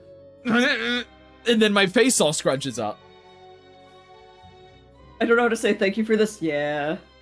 Yeah. Grave grime, honey, that's not nice to say. Why not? It could be nice. Monk, the crazy thing is I'm not even French, but I speak French, so everyone thinks I'm a little France guy. Crazy, ain't it? I don't know what the hell you are. Monk, you're an enigma within my chat today. Just some strange freak that stumbled onto a yard full of other strange freaks and set up shop and went, you know what? I'm gonna sit here right now. Oh no! I'm okay. Oh! That I choked on a drop of water there, chat. That's what that was. Thank you. Thank you. I don't know if you bless you for choking. I don't know if when you're choking you say bless you, but I appreciate it regardless. Oh. It's a blessing for sure. When you choke. What the hell? And now Pat's coming in here to be nasty to me? It's like everyone went to a meeting and they all went, you know what? We're gonna be really nasty. That's our goal now. We're gonna be real stinkers, you see. Yeah, I don't get it. You all used to be so nice, so well-mannered. What happened? And you can't just say me, even though I know it's me. Even though it's no, even though I know it's me, I'm the thing that happened. You're not allowed to say that. Okay? You're not allowed. It has to be something other than me. Surely I could only be a good influence. Oops. Why are you oopsing? But hello. Dummy doesn't even know how to drink water. I'm not being nasty today. I know, not today. I don't remember being nice. Someone has to be when there's no grime. I gotta bring the slime. But there is grime, Pat. But there is grime right here. It's me. I am he. I am the one that slimes. I'm right here, dude. I'm the one that grimes. Like, you don't have to. I've got it covered. Trust me. I'm vitriolic enough for the both of us. I promise. I can do it all. Trust me. You don't have to do this. No. I think I do. I'm the one who slimes, Gravegrime. I'm the one who slimes. Not enough, more grime, be more vitriolic, be nastier to chat. Be ruder, be meaner. Actually start making us wonder if you actually enjoy being here, because that makes a fucking good...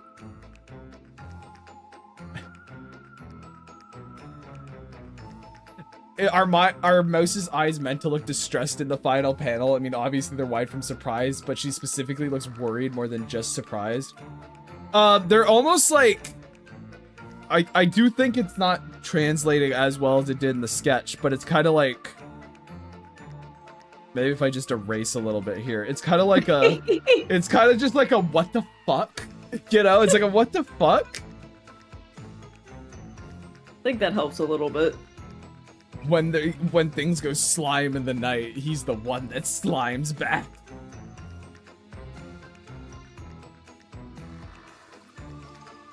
Like, yeah, it's just like kind of like she's what? What the? Yeah, it's a bruh mouse face. Bruh. What the? All right, and now we can get this last little bit of towards the middle. It may look better. Just not quite, like not quite angry. Just the hell, man. You move those eyebrow bulbs further down towards the middle of the eye. What, like? We'll play your game, Jam.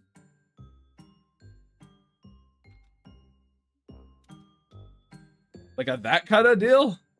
Middle between the eyes, that is? Oh, so yeah, kind of like what I was, like extend them a little bit. Kind of like a...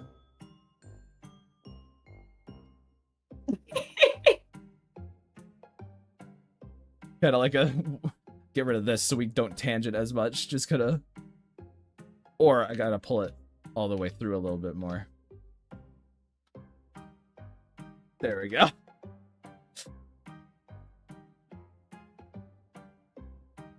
Okay, so I think her like screen left eye is fine, but the screen right one is kind of...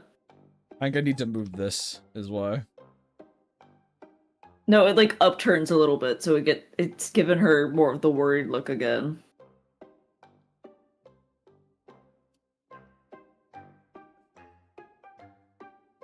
It's a very particular expression, and I appreciate everyone's input on it, honestly.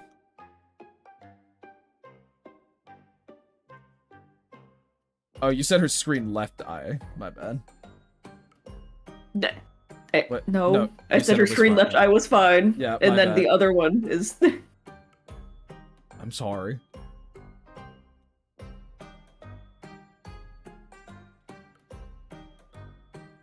I think...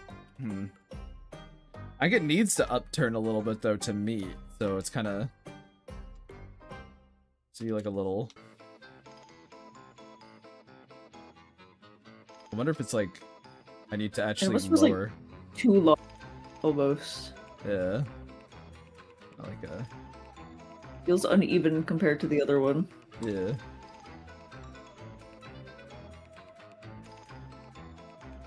Oh, the joys of just Because, yeah, obviously I want this sort of to look as best as it can, so I'm just like...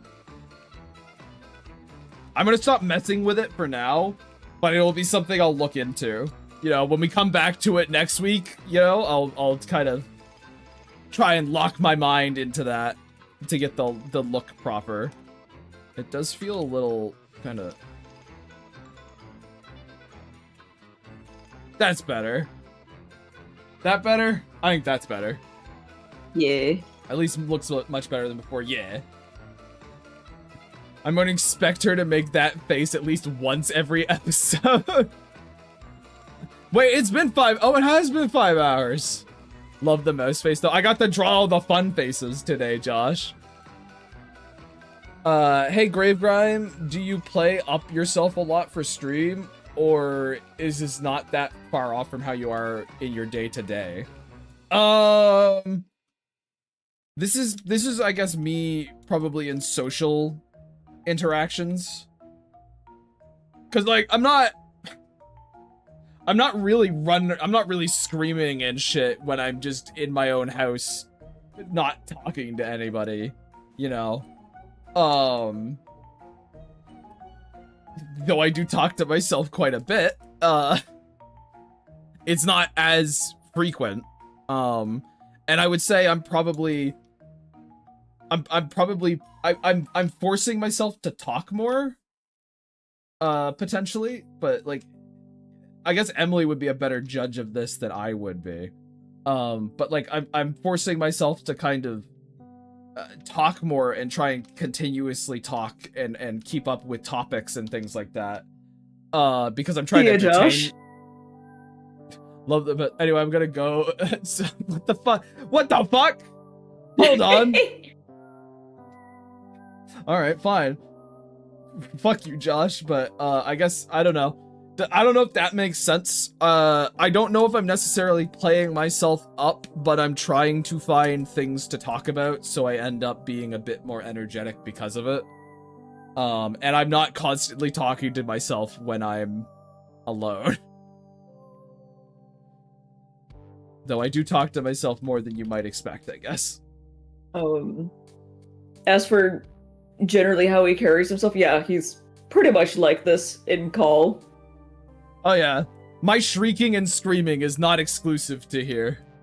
Yeah, he just does that. Yeah. It's part of the package deal with him. He answers the phone with "Welcome to the muck and mire, you fooly gooly." And at the first, it was like, "Who is this guy?" But you get used to it and just remind him to pick up the eggs when he goes out. It's true. That is a really good way to answer the phone, though. I do like that a lot. "Welcome to the muck and mire, you fooly gooly" is great. Thank you. Thank you. Very good. But no, my sort of thought process for all this, what artist hasn't yelled into the abyss, honestly? Yeah, I mean, me yelling at my cats too, especially, that's just what I do. But my whole kind of philosophy when it comes to this stuff is I'm like, I am going to have the easiest time doing this because, like I said, I am not the best at being social out there. I'm going to have the best time doing this if I just kind of be as honest with myself as I can, I guess. And I acknowledge that you're like, yeah, I am trying to play up something, I guess, because I'm trying to entertain you guys. And that's a different mindset I get in. But, I'm definitely not saying anything that I'm like, oh, no, this isn't what I would say normally, I guess. I might be a little more screamy, but not that much given how my calls with friends have gone. Yeah, I just assume Fooly Gooly is how he pronounces Fooly Cooly. I thought he wanted to talk anime. I see.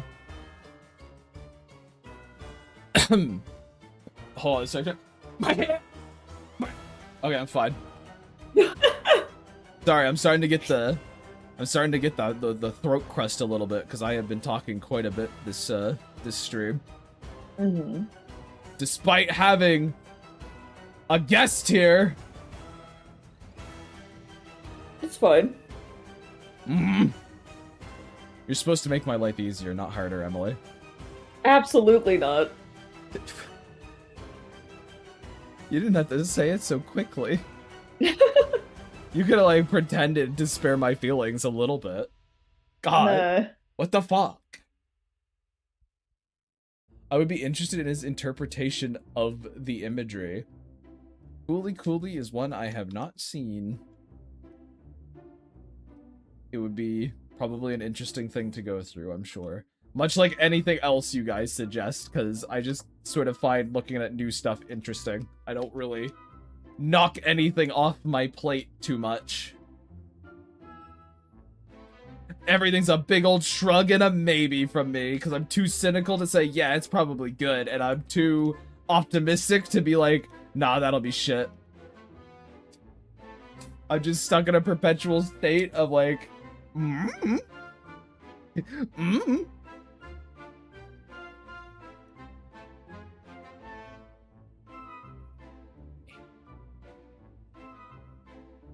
There we go.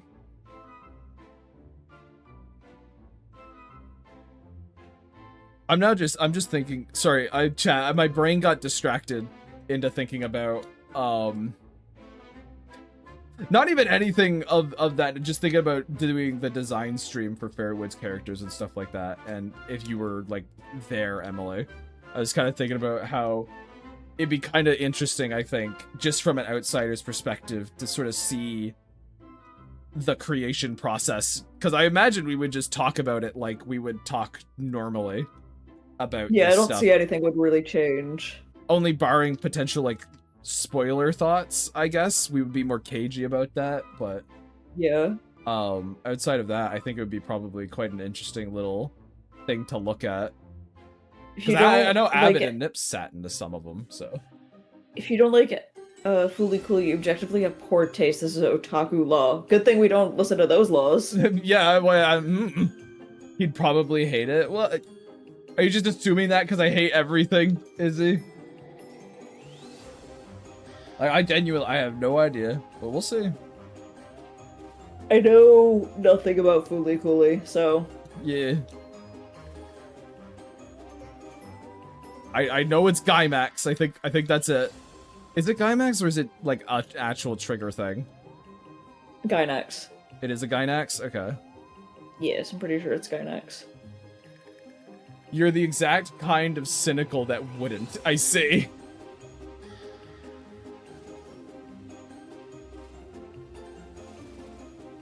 No, we won't. We will not see. Okay. You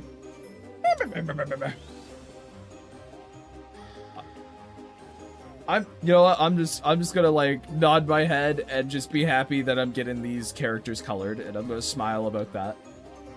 That's what I think I'll do. You guys can't get me down. Cause I'm drawing. You can't do shit to me. Yeah, cause I'm drawing Macquarie.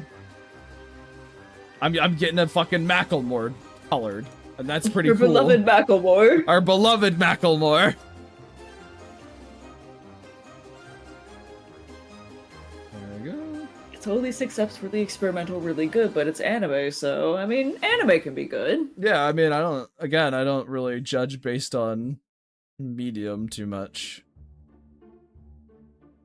I feel like it'd be really hypocritical to be like, hey, I think cartoons can be a great source of storytelling, and then be like, anime though? Don't know about that one. You should turn up your nose. No. That cartoon came from the East. Stinky. So, I don't tend to really hoist those things apart. The real problem is it asks you to not ask questions. It lives on and dies on its style. Uh-oh. Uh-oh. Oh, cool. What was the last anime I watched? I think it was Evangelion.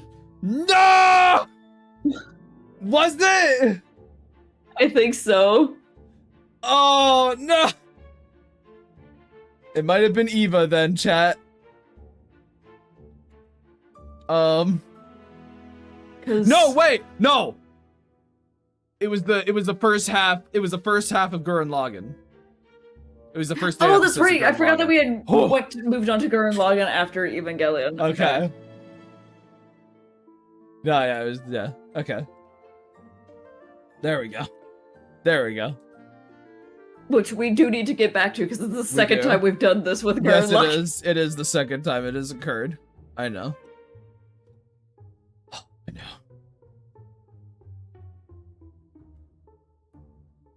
Hard to beat Gurren. I agree. I really like it a lot. It is not.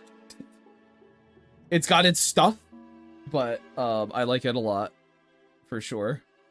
I was actually in the second the watch through I was doing because I was kind of showing them Gurren Lagann. I was showing Emily and some friends Gurren Lagann rather than, watching it for the first time. I was pleasantly surprised about all the stuff I was noticing about it. Like, oh, they're setting this up here. Interesting. That kind of thing. Which I very much appreciate. No, we stopped watching it as in we got busy and haven't gone back to it. Yeah, like, that's a thing that happens to us. It's the same with Invincible. We haven't gone back to watch Invincible either. It's just, you get busy at a certain point in time, and then you just end up not going back to the thing. It's one of those. Yeah, I don't know what it would take for something to be bad enough that we drop it, to be honest. No, yeah. We got through Evangelion, so... I don't know what could set us to the point of like, I guess something that makes us really uncomfortable, probably. Yeah. It'd probably be something where it's like, hey, I don't like watching this. It makes me feel icky. But, I don't know what would make us uncomfortable enough, I suppose. Well, I'm sure there's some Because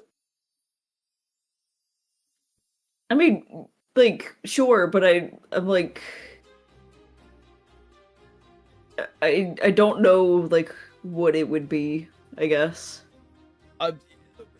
Probably stuff that's, like, very uncomfortable, sort of... Probably, like, in sort of, like, the like, lolicon territory is probably the zone. See, but it's like, at that point, I feel like we just wouldn't watch it to begin with. Well, like, if we started to watch something and we didn't know it would be in there, and then it shows up. That's where I'm like, the dropping might occur, you know? Evangelion, a milestone in anime history, didn't like it, huh? Okay. Yeah. Yeah. To say I didn't like it is probably a bit of an understatement, but... Fooly Cooly is cool, but very style over substance and nonsensical. It can have a deeper meaning, but I don't know if any of it was intentional or just people trying to give it meaning. Oh, that's something to observe when I see it. Okay, Gigabyte leads your own stream. Oh, I'm sorry that you like trash, dude. Sorry that you like fucking absolute dog water. Just straight piss of a story.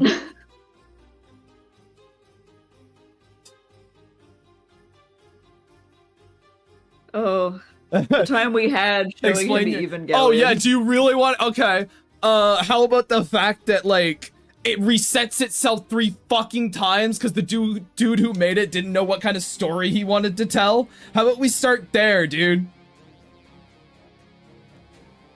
Like, they reset the characters 3 fucking times. It's terrible. They're like, I'm a different person now. I get it, Eva can be hard for some... Yeah, that's cool! Oh my god. But my father means to me. Oh my goodness! Thank you for the raid, Sakura Mousy. I'm yelling at chat, which is what I do every stream, it seems. But, hey, I'm getting comic work done, so that's cool. Oh my god! Whoa! Look at them all! Hello, love model and art style. Thank you. Thank you. Raid. Just in time to hear Grave express his hatred of a beloved anime. It's true. I'm so Sword Art curious to know what you Online. think Sword Art Online. I haven't seen it. Known Power Fantasy Ice LCD slap. I haven't seen it, but I know my brother hates that one.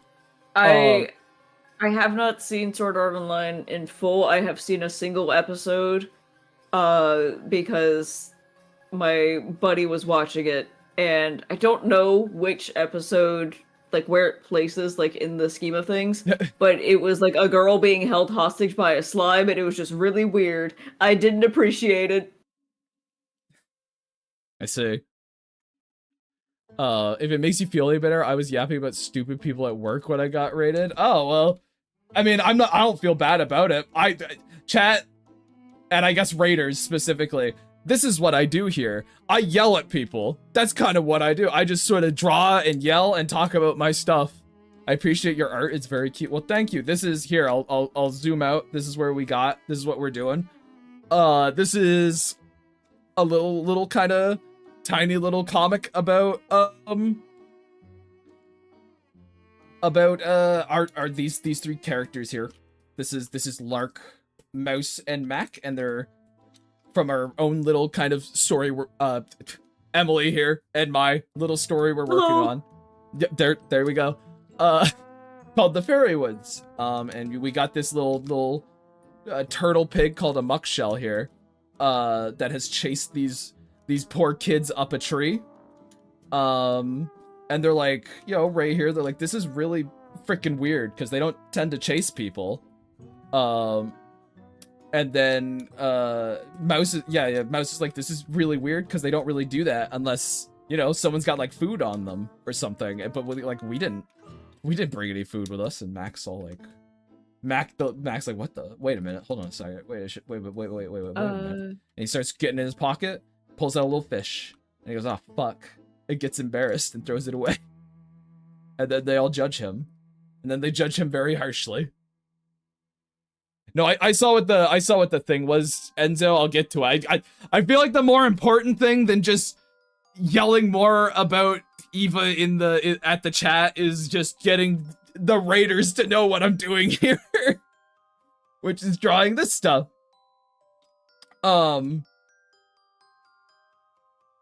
But there you go. I will go back to it, I suppose, if you want me to yell at it more.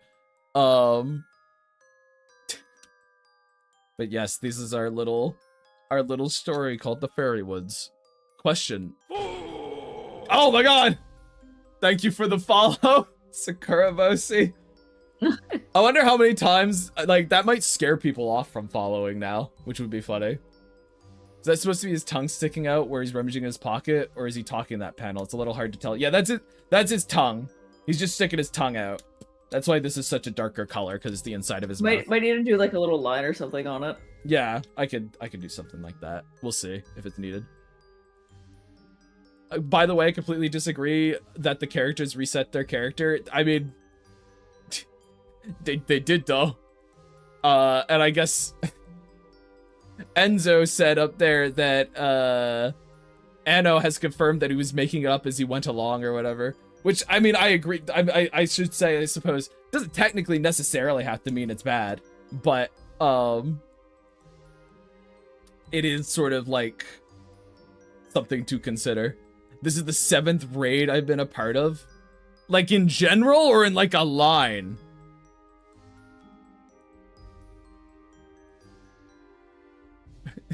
Or in like a line. People talk loud when they want to act smart. What is that in relation to, Devil Deuce? What is that in relation to? I feel like I might be missing context there. I think the streamer dementia might have kicked in. A line? A line. God damn. I good for you? Question mark? I guess. I think you might enjoy Fooly Cooly, actually, Grave Grime, since you enjoy Gurren. Well, we'll see. It's a SpongeBob joke, but, I don't know what it's in response to. I see. I have been on so many streams. I see. Well, I hope this one's a good time. I hope it's a horrible, awful, terrible time that you enjoy immensely. I am following Mohaha. I don't know if it popped up. It didn't come up yet. I squint my eyes. It was just yelling about earlier. Well, nothing seriously. I see. Guard. It is just delaying it. I squint. I go, very strange. Very strange. You don't get the scream. You don't get the foo.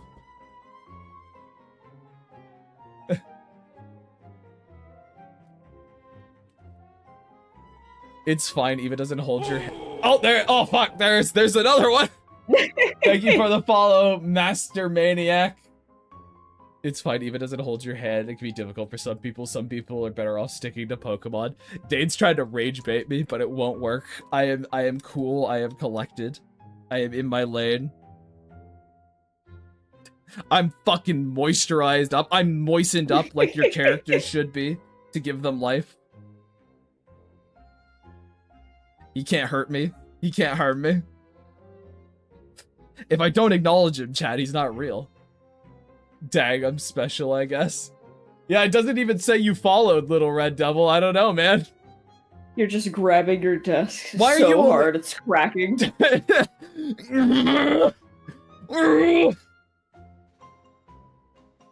You should just see the rage in my eyes. The fire. I think it's perfectly valid to not like Eva. Azumanga Daioh, on the other hand, I don't even... That is a comedy anime. It started as like a little series of 4-panel comic strips. Okay. I'm just saying, like, they're just saying words to me right now. I hear very good things about that one.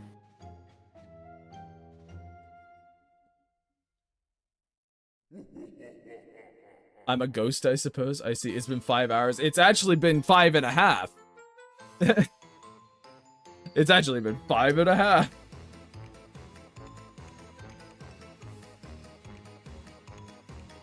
Alright, let's get some more. If I can get every single Mac platted out, I'll be a happy boy. I'll be a happy camper, I say. I draw 2. Good for you. Thumbs up. Keep at it. Azumanga is just a group of girls being idiots. It's good. Might be a bit challenging for some. He's still going. He's still going. This guy. All I know about Azumanga Daioh is that there's one bit where it's like the sports festival or whatever, and they're doing a race. And they do the thing where it's people are like paired together and they like tie like the middle legs together. So it's like the 3-legged run. You have to run in sync with your buddy that you're tied to. But one of them gets buddied with the really short character and they immediately fall flat on their face because of the tiny step. Oh, okay. Also, I forgot to mention how much I still love the commission you did for me with the Siren OC. Well, I'm glad you like it, Paranoid. I love the way you draw monsters. Well, thank you. Well, thank you. I don't watch a lot of anime. Yeah, I'm kind of held captive right now in my own stream, Devil. Like, I'm in the same boat. I'm like, uh-huh. And I nod my head. I go, okay. Yeah, sure. Mm-hmm. I do that thing I do where I go, mm-hmm. Nichijo's funny. This really is now the CreatureHollow stream. No one wants it to be the CreatureHollow stream. Well, then maybe you should shut your mouth. Hmm? I mean, I could go. I could just leave. I could just... You're contractually obligated, you know that. The door's locked. You also know that. It's been locked for days. I was gonna respond, but then just like the mental image of the fucking abuse goblin comics with the shroom flashed in my mind. No!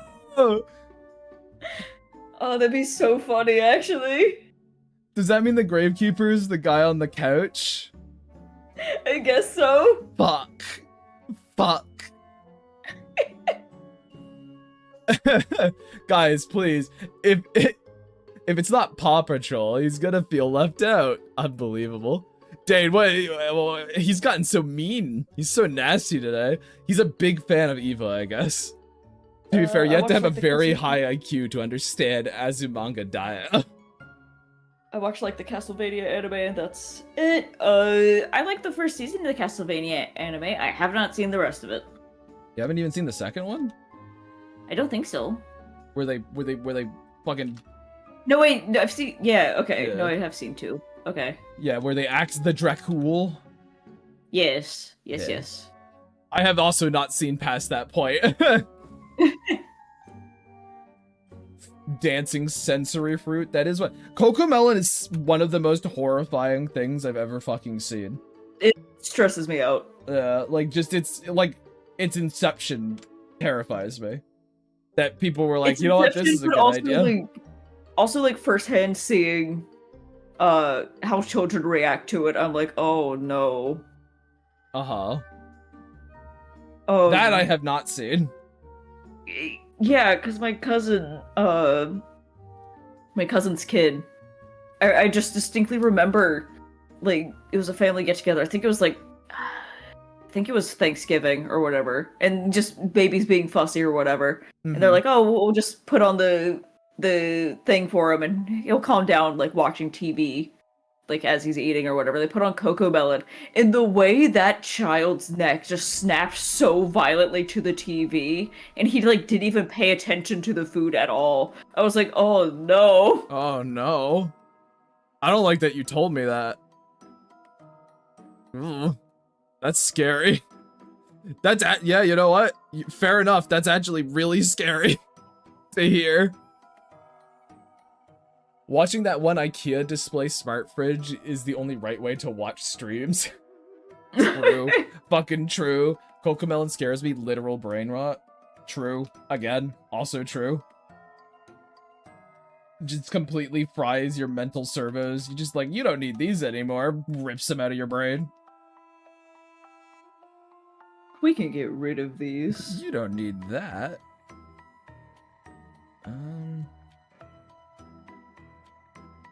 Okay.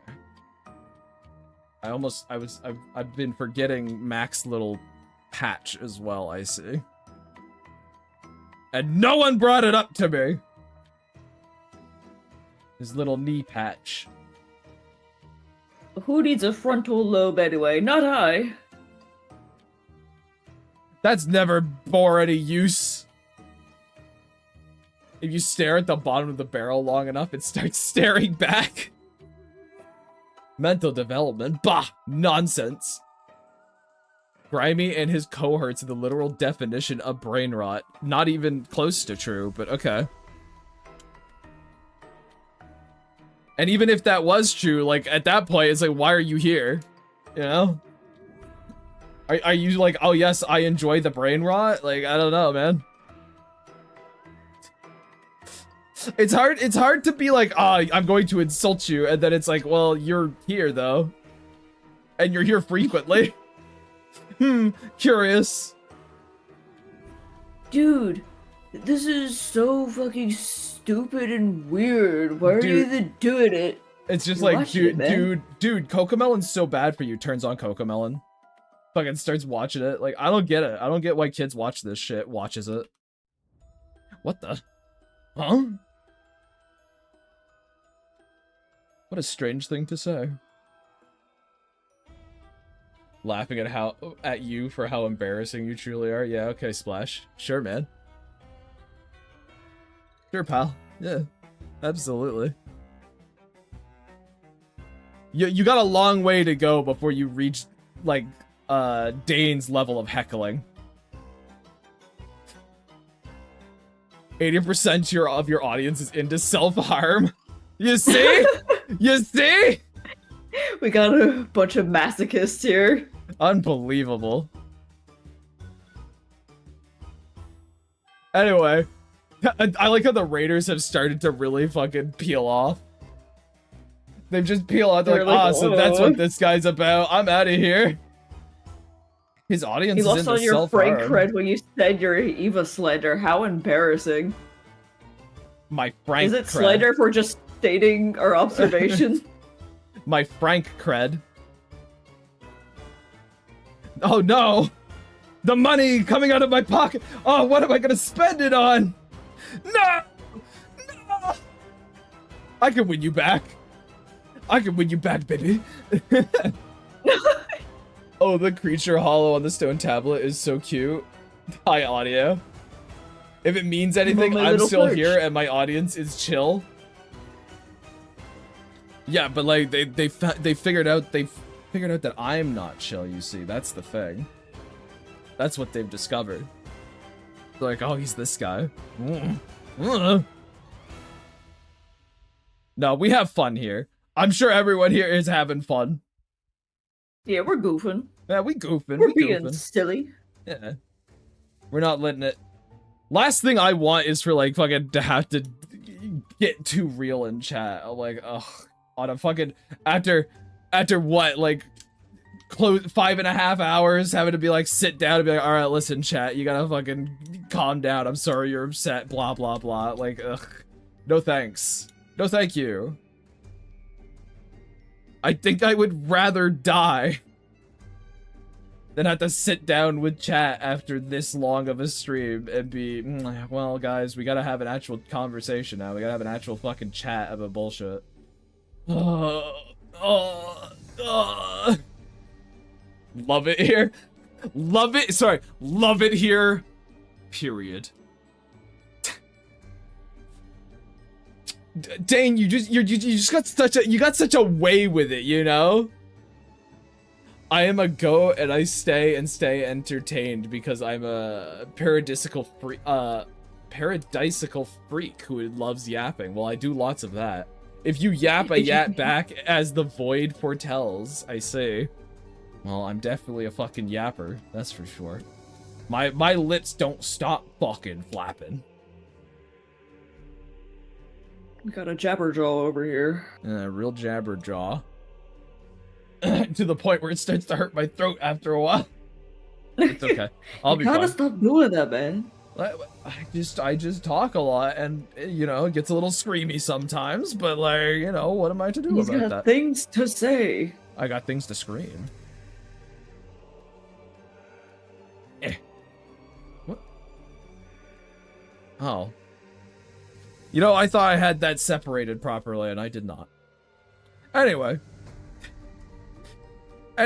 I'm doing Fairywood stuff, chat. Isn't that cool? I do say things. The coloring is satisfying to watch. I like seeing other people draw their stuff. Well, yeah, it's fun. Look at this chatterbox. Get a look at this guy. Hey! Look at him go. He's saying them word things. Chigasm. I don't like Hikari. I don't like that. I don't like that one. Ugh. What the? What's Fairywoods? It's a big old story about a woods full of fairies. Donna Donna. He fucking did it, dude. He fucking did it. Big old story about a bunch of fairies in a big old woods, and then a kid being like, I'm gonna get in there, you know. See that? I'm gonna explore. Holy shit! Holy fuck! Whoa, dude. I know, it's pretty crazy stuff. There we go. He's using sentences and all that He's using sentences and all that gabagoo. Let him go! Hey! I think everyone needs just like some New York, either like Italian guy or like construction workers to just sort of like shout affirmations at you. Like catcall you in a stream, you know? It's almost starting to make sense. Whoa.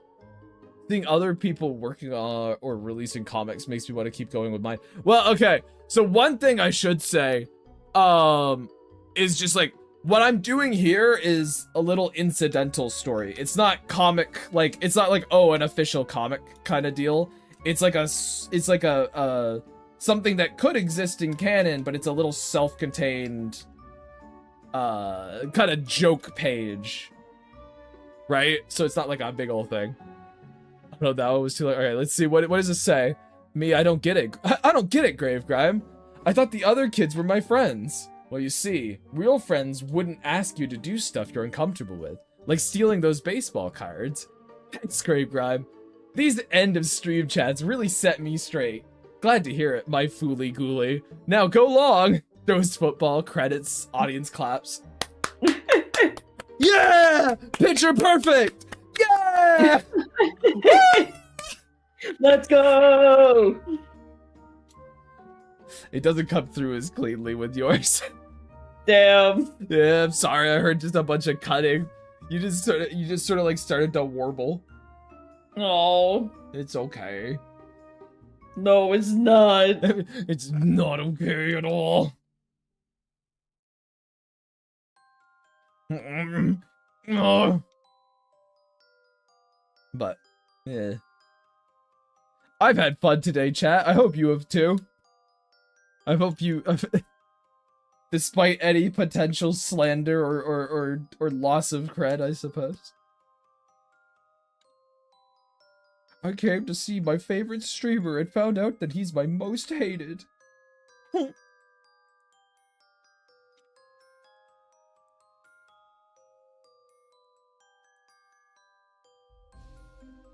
Free from ads now? Can you read it again? I guess I can. I guess. I don't get it, Grave Grime. I thought the other kids were my friends. Well, you see, real friends wouldn't ask you to do stuff you're uncomfortable with, like stealing those baseball cards. Thanks, Grave Grime. These end of stream chats really set me straight. Glad to hear it, my fooly gooly. Now go long! Throws football, credit rolls, audience clap, takes a bow. And then from Tato, for those confused, Fairywoods is a project by Josh, and it's going to be a multi-series of illustrated books that is going to get an indie pilot around 2027. Dude, how did he know the whole plan? How did he know the whole thing? What the? I don't understand how Tato gets all this information, dude. He just always has it. You're just psychic. I need me a guy that's like, hey, she's drawing them hot broads and stuff. Look at her go! Yeah! She's putting them nice tits on that broad. Let's go! My clairvoyance. Well, there you go, little red devil. There's your clip. No, there you go.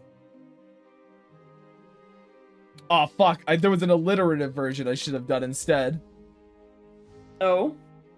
Yeah, I should have always just put nice titties on that toots. Let's go. Oh, that's a good one. Everyone needs it, dude.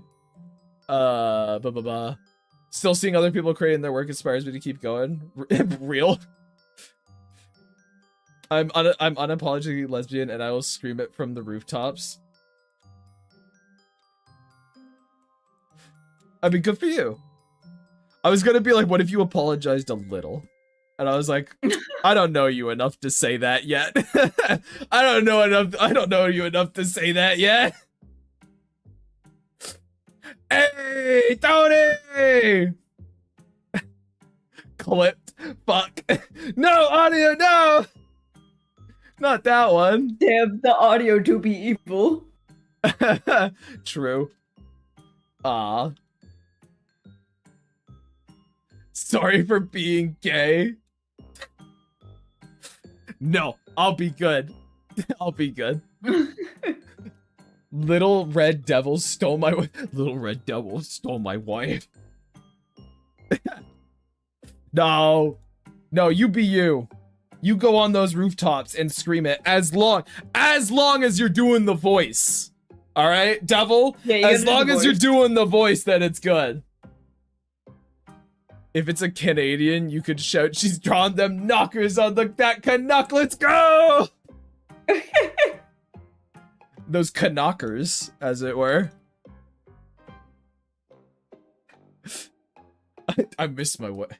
I miss my wife, Tails. I miss her a lot. Yep. But no, yeah. Well, I'm always glad when people raid in at like the tail end of a stream because it breathes a bit new life into it, and I get a little energy boost to carry me through until the end. Ugh. I do be feeling it a little though. All right, I gotta go. Good luck with the comic and cat calls. Thank you, Dane. Thanks, See Dane. you, Dane. Great heckling as always. A real professional rage baiter, that one. Yeah. You little shit. You little shit. An excellent bit of rage bait, you little shit. This fucking guy. Oh, it's definitely one of those streams that when I'm done, I'm gonna fucking collapse into my bed and just vanish. Manifesting power into you. You go, ghoul man. Thank you. I'm doing my best here. Look, in terms of progress, chat, I think we've done pretty well. You know? I would say so. I've done pretty well. Given I started with just these 4 panels lined out. And I've done these 3 and I've gotten Mac nearly flatted on the lot of them. I'm pretty happy with that progress. And now I get to put his skin color on it so he can look normal now. I'm gonna cure his jaundice, chat. There we go. What do we got here? Here goes a man with good taste and valid Eva criticisms. You don't even know what Danes were, Frank. You don't even know what they were. Grime literally turns into Uncle Grandpa now, just now. What was that? What are you talking about? What did I... That's the joke. Ah, I see. The unknown is far better than the known. I get you, Frank. Can I suggest something that I know you won't do, but still hope you'll take to heart for the sake of comics being done faster? Yeah, go for it, Jam. Go for it, Jam.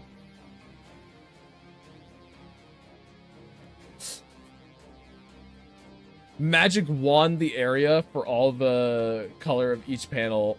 Sorry. Magic wand the area for all the color of each panel. Fill them in rather than doing each individual area with the ice cream tool, increasing selection radius and necessary. I'm not... Magic wand area for all the... Oh, okay, I see what you mean. So the only issue with that, Jam, with this just comes down to, like... Because the line work of this stuff is so jaggedy, I'm kind of worried that if I were to do that, it wouldn't actually catch all those little bits, and so I'd end up having to go in and do more work to clean it up. But I'll give it a try. I'll give it a try. This man jaundice. All right, as you command. Get jaundiced, buddy. Oh no!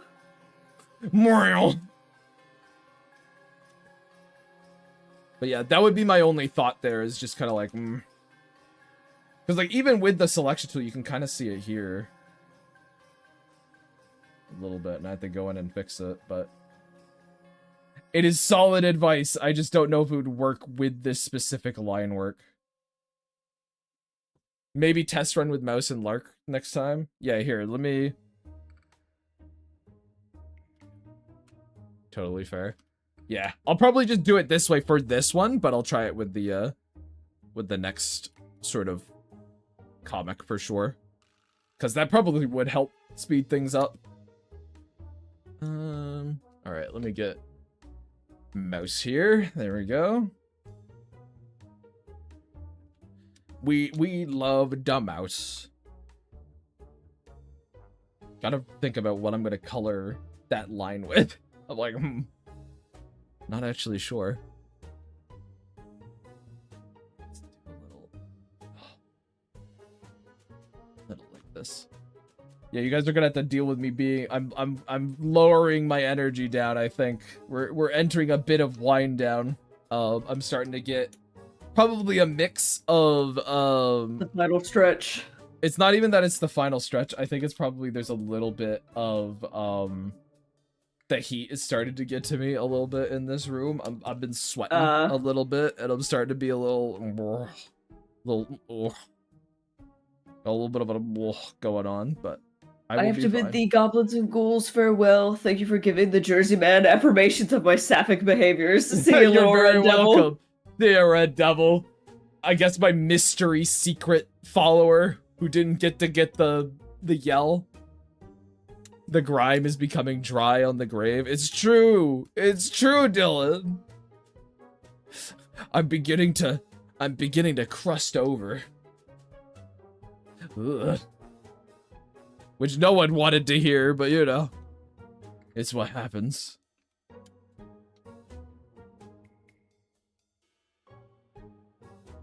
Oops, there we go. And her boots are this color as well.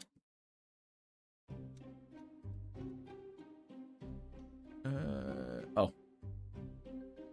Also this yellow. And we'll do this. Emily, you vaguely feel like you're winding down as well, kinda, because you've been quiet. Yeah. Ugh! I'm a little like, I've been debating hopping off for the past few minutes, but I'm like, I'm so close to when you usually end it, so I'm Yeah, just trying to stick it out. Well, I appreciate you hanging out with me, keeping me going in these trying times. It's fun popping in here. Crusty, creamy grime times for the crimes of grave grimes. I don't like that one, audio. I don't like that. I don't like that at all. I don't like that. Uh-oh. But everyone start throwing tomatoes at Audio Evil. They're safe over in YouTube though. Flock to YouTube, throw tomatoes over there. Throw tomatoes over at the YouTube one, but I guess you know, an actual just like big old thanks again for everyone who shows up to my silly little streams and whatnot, because these are a lot of fun and I feel like they help me get stuff done. So like an actual just thanks for once from me as I'm getting sleepier. And the what about YouTube? Huh? I'm sorry. YouTube what? I'm sorry? Huh? Hi, audio. But every now and again, I feel like I should throw a proper thanks and everything, because it has been kind of crazy. It's been a little crazy this month, like these last 2 months with the support and everything. So it must be appreciated now and again, chat. For real, for real. That was it. I was just rambling. Again, I'm getting tired, so I'm just gonna start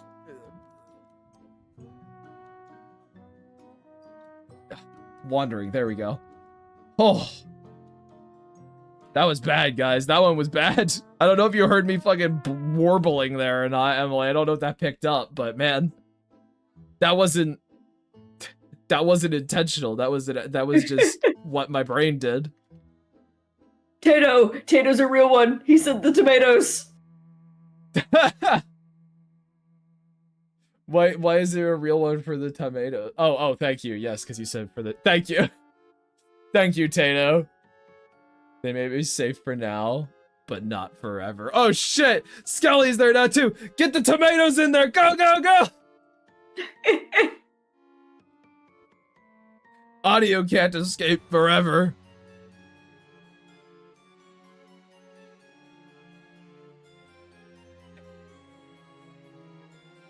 Thank you. Lol, I moved here. They came back. They came to Twitch. Hit them now. Hit them on Twitch now. Come back. Guys, you gotta come back. Wait. Yay! There we go. Nowhere is safe for you. No. Izzy just blew him up. Holy shit.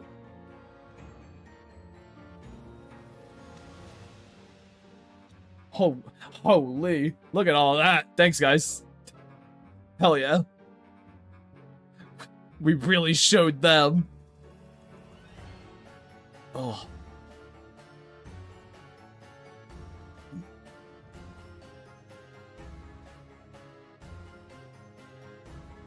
Can I also get this mouse done before the end, chat? What do you think?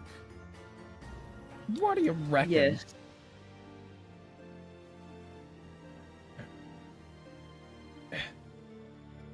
We were tomatoing Audio Evil.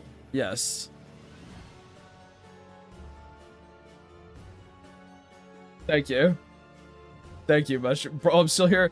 Everyone's always so shocked that I go for like 6 hours, but like, I do it all the time.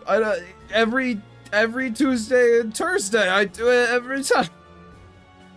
I don't understand. This is normal.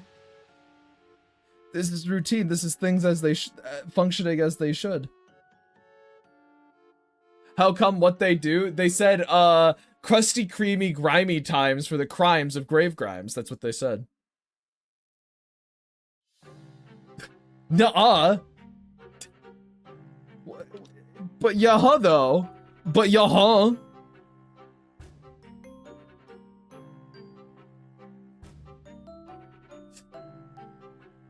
I always forget how long 6 hours is. My hot dog brain doesn't understand. Hey, you know what?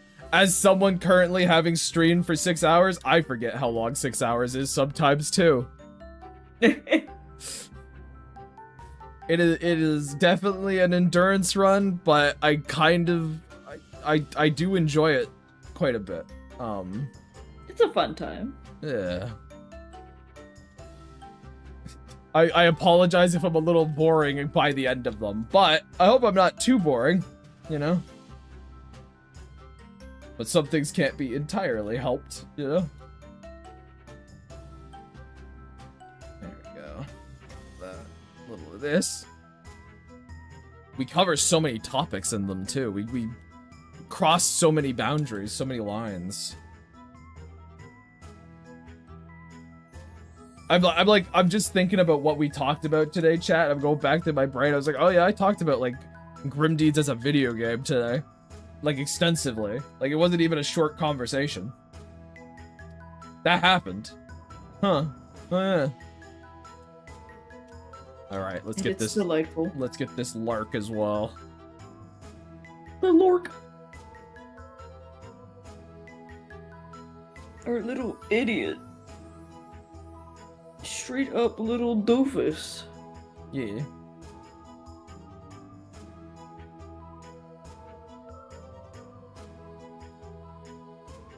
Ugh.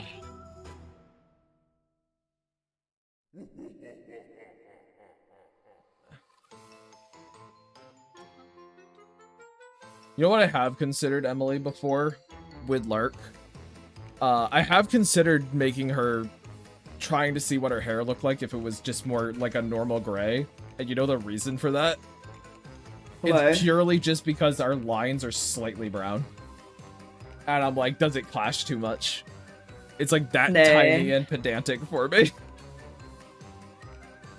But yeah, I believe I tried it and I was like, eh. I'm too attached. You're like, too attached? I see. Okay. I feel like I can understand like wanting to pick at it. I think it's one, it looks fine, but also two, I'm like, but her blue.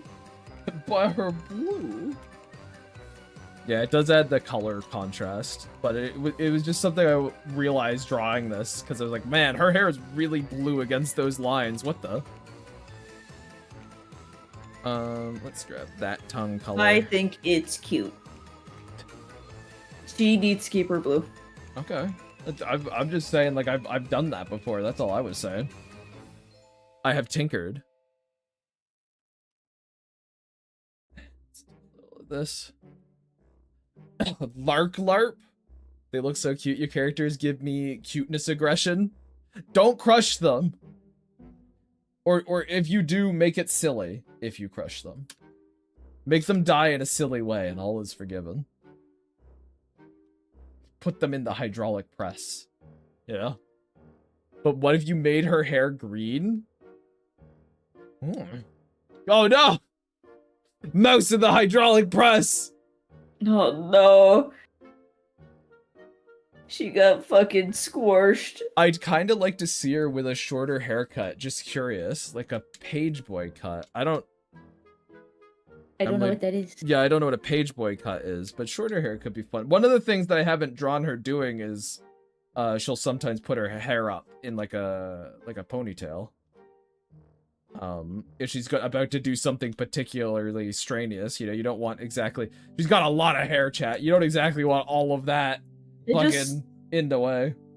Look at her hair now, and I'm almost like, if she just chopped her hair, does she just look like a little sea urchin? Is she just spiky? Is she just a little? Well, the whole thing with her hair, right, is like it's supposed to be kind of not frizzy, but it's like kind of wavy. She's got lots of volume to that hair. Yeah. To that haircut of hers. So. But just like the sharp points of like, oh, she's just a little urchin. Yeah. If it was short. And she's got the round ass head, so. Yeah. Well, there is the whole, like, if I do the outfit things, there's no reason I couldn't put her in a different hairstyle for some of them.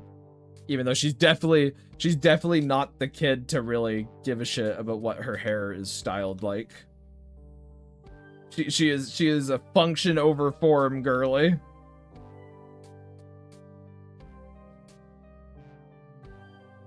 Let's do a little of that. There we go. There I go again. Coughing my lung up.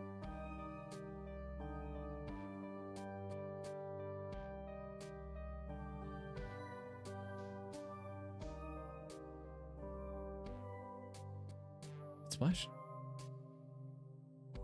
Where did Splash even say something? I don't even... Yeah, I don't know. What the? I can't even see the original comment that's too. Yeah. The hell are you? Back did you scroll, yeah, Mushroom? What the fuck? How far back did you scroll? What the? Huh? Fuck is happening? Yeah, what the hell? I squint and I go, what? What the? What the hell? Anyway, we almost got Lark all colored in. There we go. And that just leaves... Well, you know what?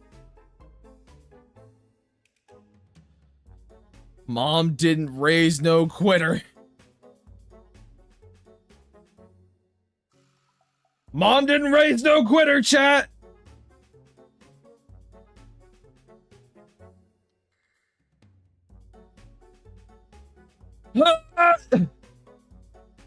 It auto-scrolled up for me, so I thought it was just being commented. It was my hot dog brain again. I see. You gotta get that hot dog brain under control or something. You gotta figure out a way to live with that. It's becoming a problem, Mushroom. You're starting to fall apart. Okay. Alright, I got this. This will be so easy, chat. Just trust me. Just trust in me. Just trust in the me that believes in me.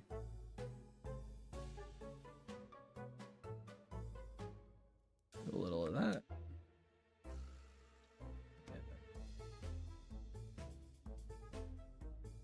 This.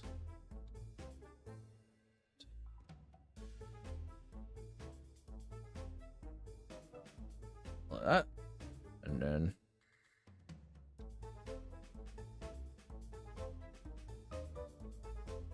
What color did I use for her? Oh.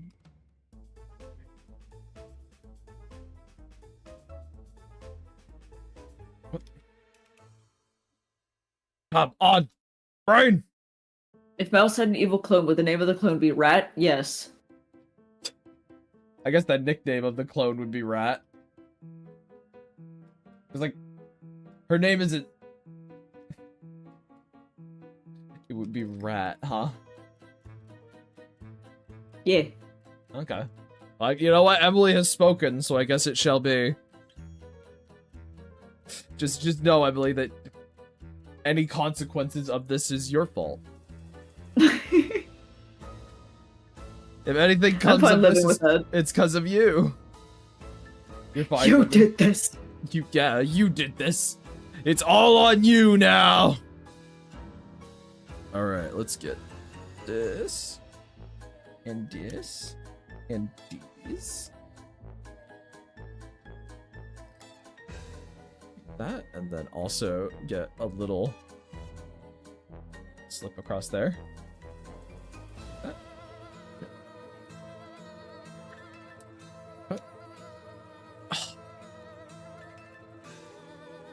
I'm starting to... My whole body is beginning its revolt against me, Emily. Oh. I'm starting to stiffen. I'm starting to freeze. Become a stone. He's locking up. Yeah, I'm gonna sleep like a fucking baby, chat. It's gonna be so good. As you should. That's why I'm happy to push through a little bit longer, because it's just gonna make that sweet sleep so much better. So you gotta live life, chat. You gotta think about, oh, what's coming next, yo? What's the next grand piece of my plan? That doesn't make sense, Alex. I'll get there.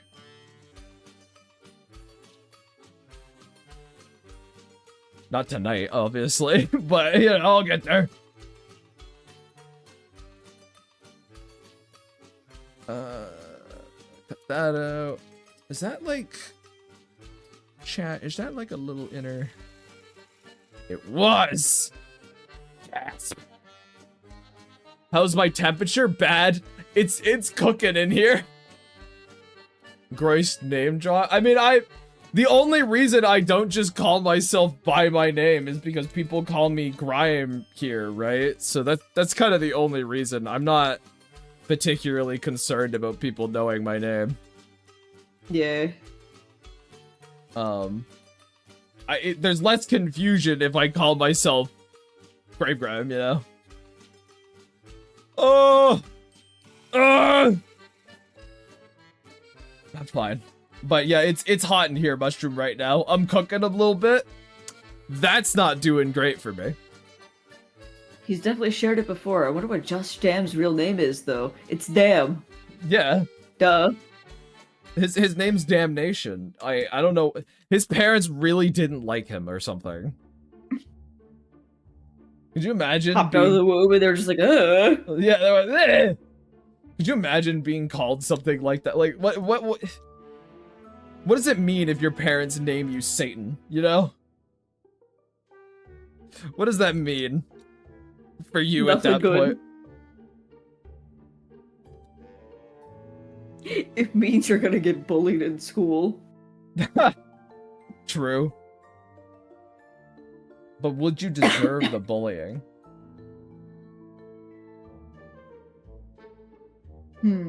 Yes. I choose to believe yes. That, and then go down here, and I'll go with this, and I'll go wee. Wait. Keep forgetting. It's fine. Fine. Just breathe. Just live. Alright. You can see how sloppy my coloring has been getting. Because of all this. That's not ideal, but it'll be fine. We're so fucking close, chat. Getting there. Stay with me, Emily. Keep fighting. It's only this lurk. This is all we have left, Emily. All right, I guess. Guys, I think she's already dead. I think she's already dead. Waiting.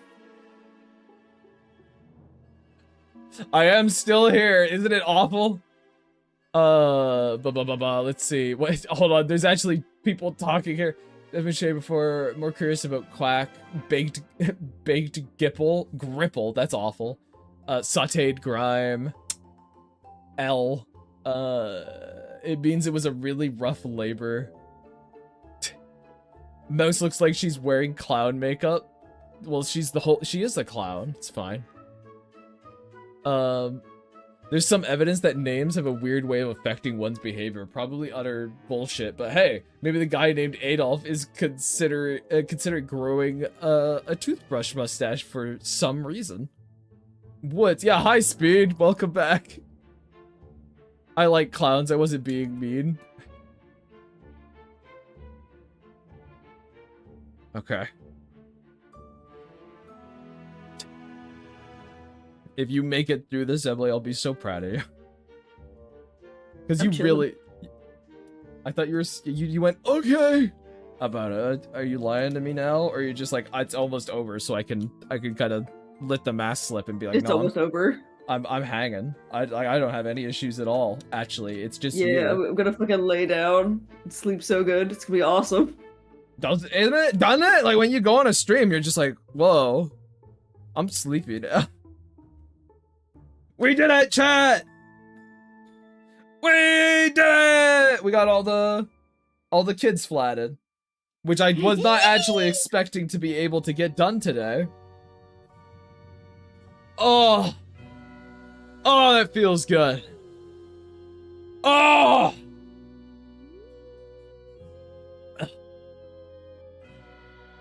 Emily's first almost full stream. Tuckered her out. Yeah, oh man. Quack, she's been here twice, and this time she was here for like, what, like 4.5 hours or something? Yeah. About, yeah. Hooray, let's all get some sleep. I agree. Yes. Hongshu, 100%. No. Another Greem episode of Grave Tales. Woohoo. Amazing work. Thank you. All right, chat. You know we're gonna come back tomorrow, and we're gonna be doing like emotes, or I'm gonna be setting up a stream schedule like thing I could post at the beginning of a week, so I'm not constantly having to worry about that. Or we'll do sub badges because there's actual subs now. So, you know, we'll figure something out. It'll be a good time. That's going to be kind of the community day where I'll talk to you guys about what you want to see, what I kind of want to do, this and that. You know, maybe it'll be kind of Fridays will kind of be a day if I want to make merch, I'll design it then, and you know, all that kind of thing, chat. Gross bonk redeem. That one would just take a little bit more work would be all. That's just going to take a little bit if I was doing it, you know.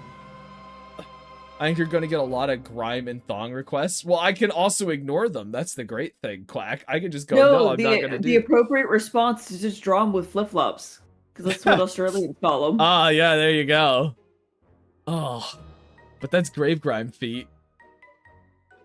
I was just imagining he's just kind of standing on them with the little spikes, to be honest. Okay. But I was going to say, feel bad for getting 40 minutes late, but then I stayed for 5 hours. I think I made up for being late. Oh, yeah. I don't care. Like, people show up late all the time. That's totally fine. But yes. Dude, I showed up late. Yeah, Emily showed up late. Are there different tiers for the badges to increase powerful undead monsters? The idea I have currently, Izzy, is that you get a better gravestone the longer you go. You know? It'll be like, you know, you get a little shitty gravestone, and then I think at the end you start becoming a little ghoul coming out of the grave. I've got ideas. It's just figuring them out. But I'm too tired to do that right now, chat. So I'm gonna go to sleep. I'll see you guys tomorrow. Thanks for hanging out. And I hope it was fun. So, see you guys. Bye. Goodbye. Goodbye.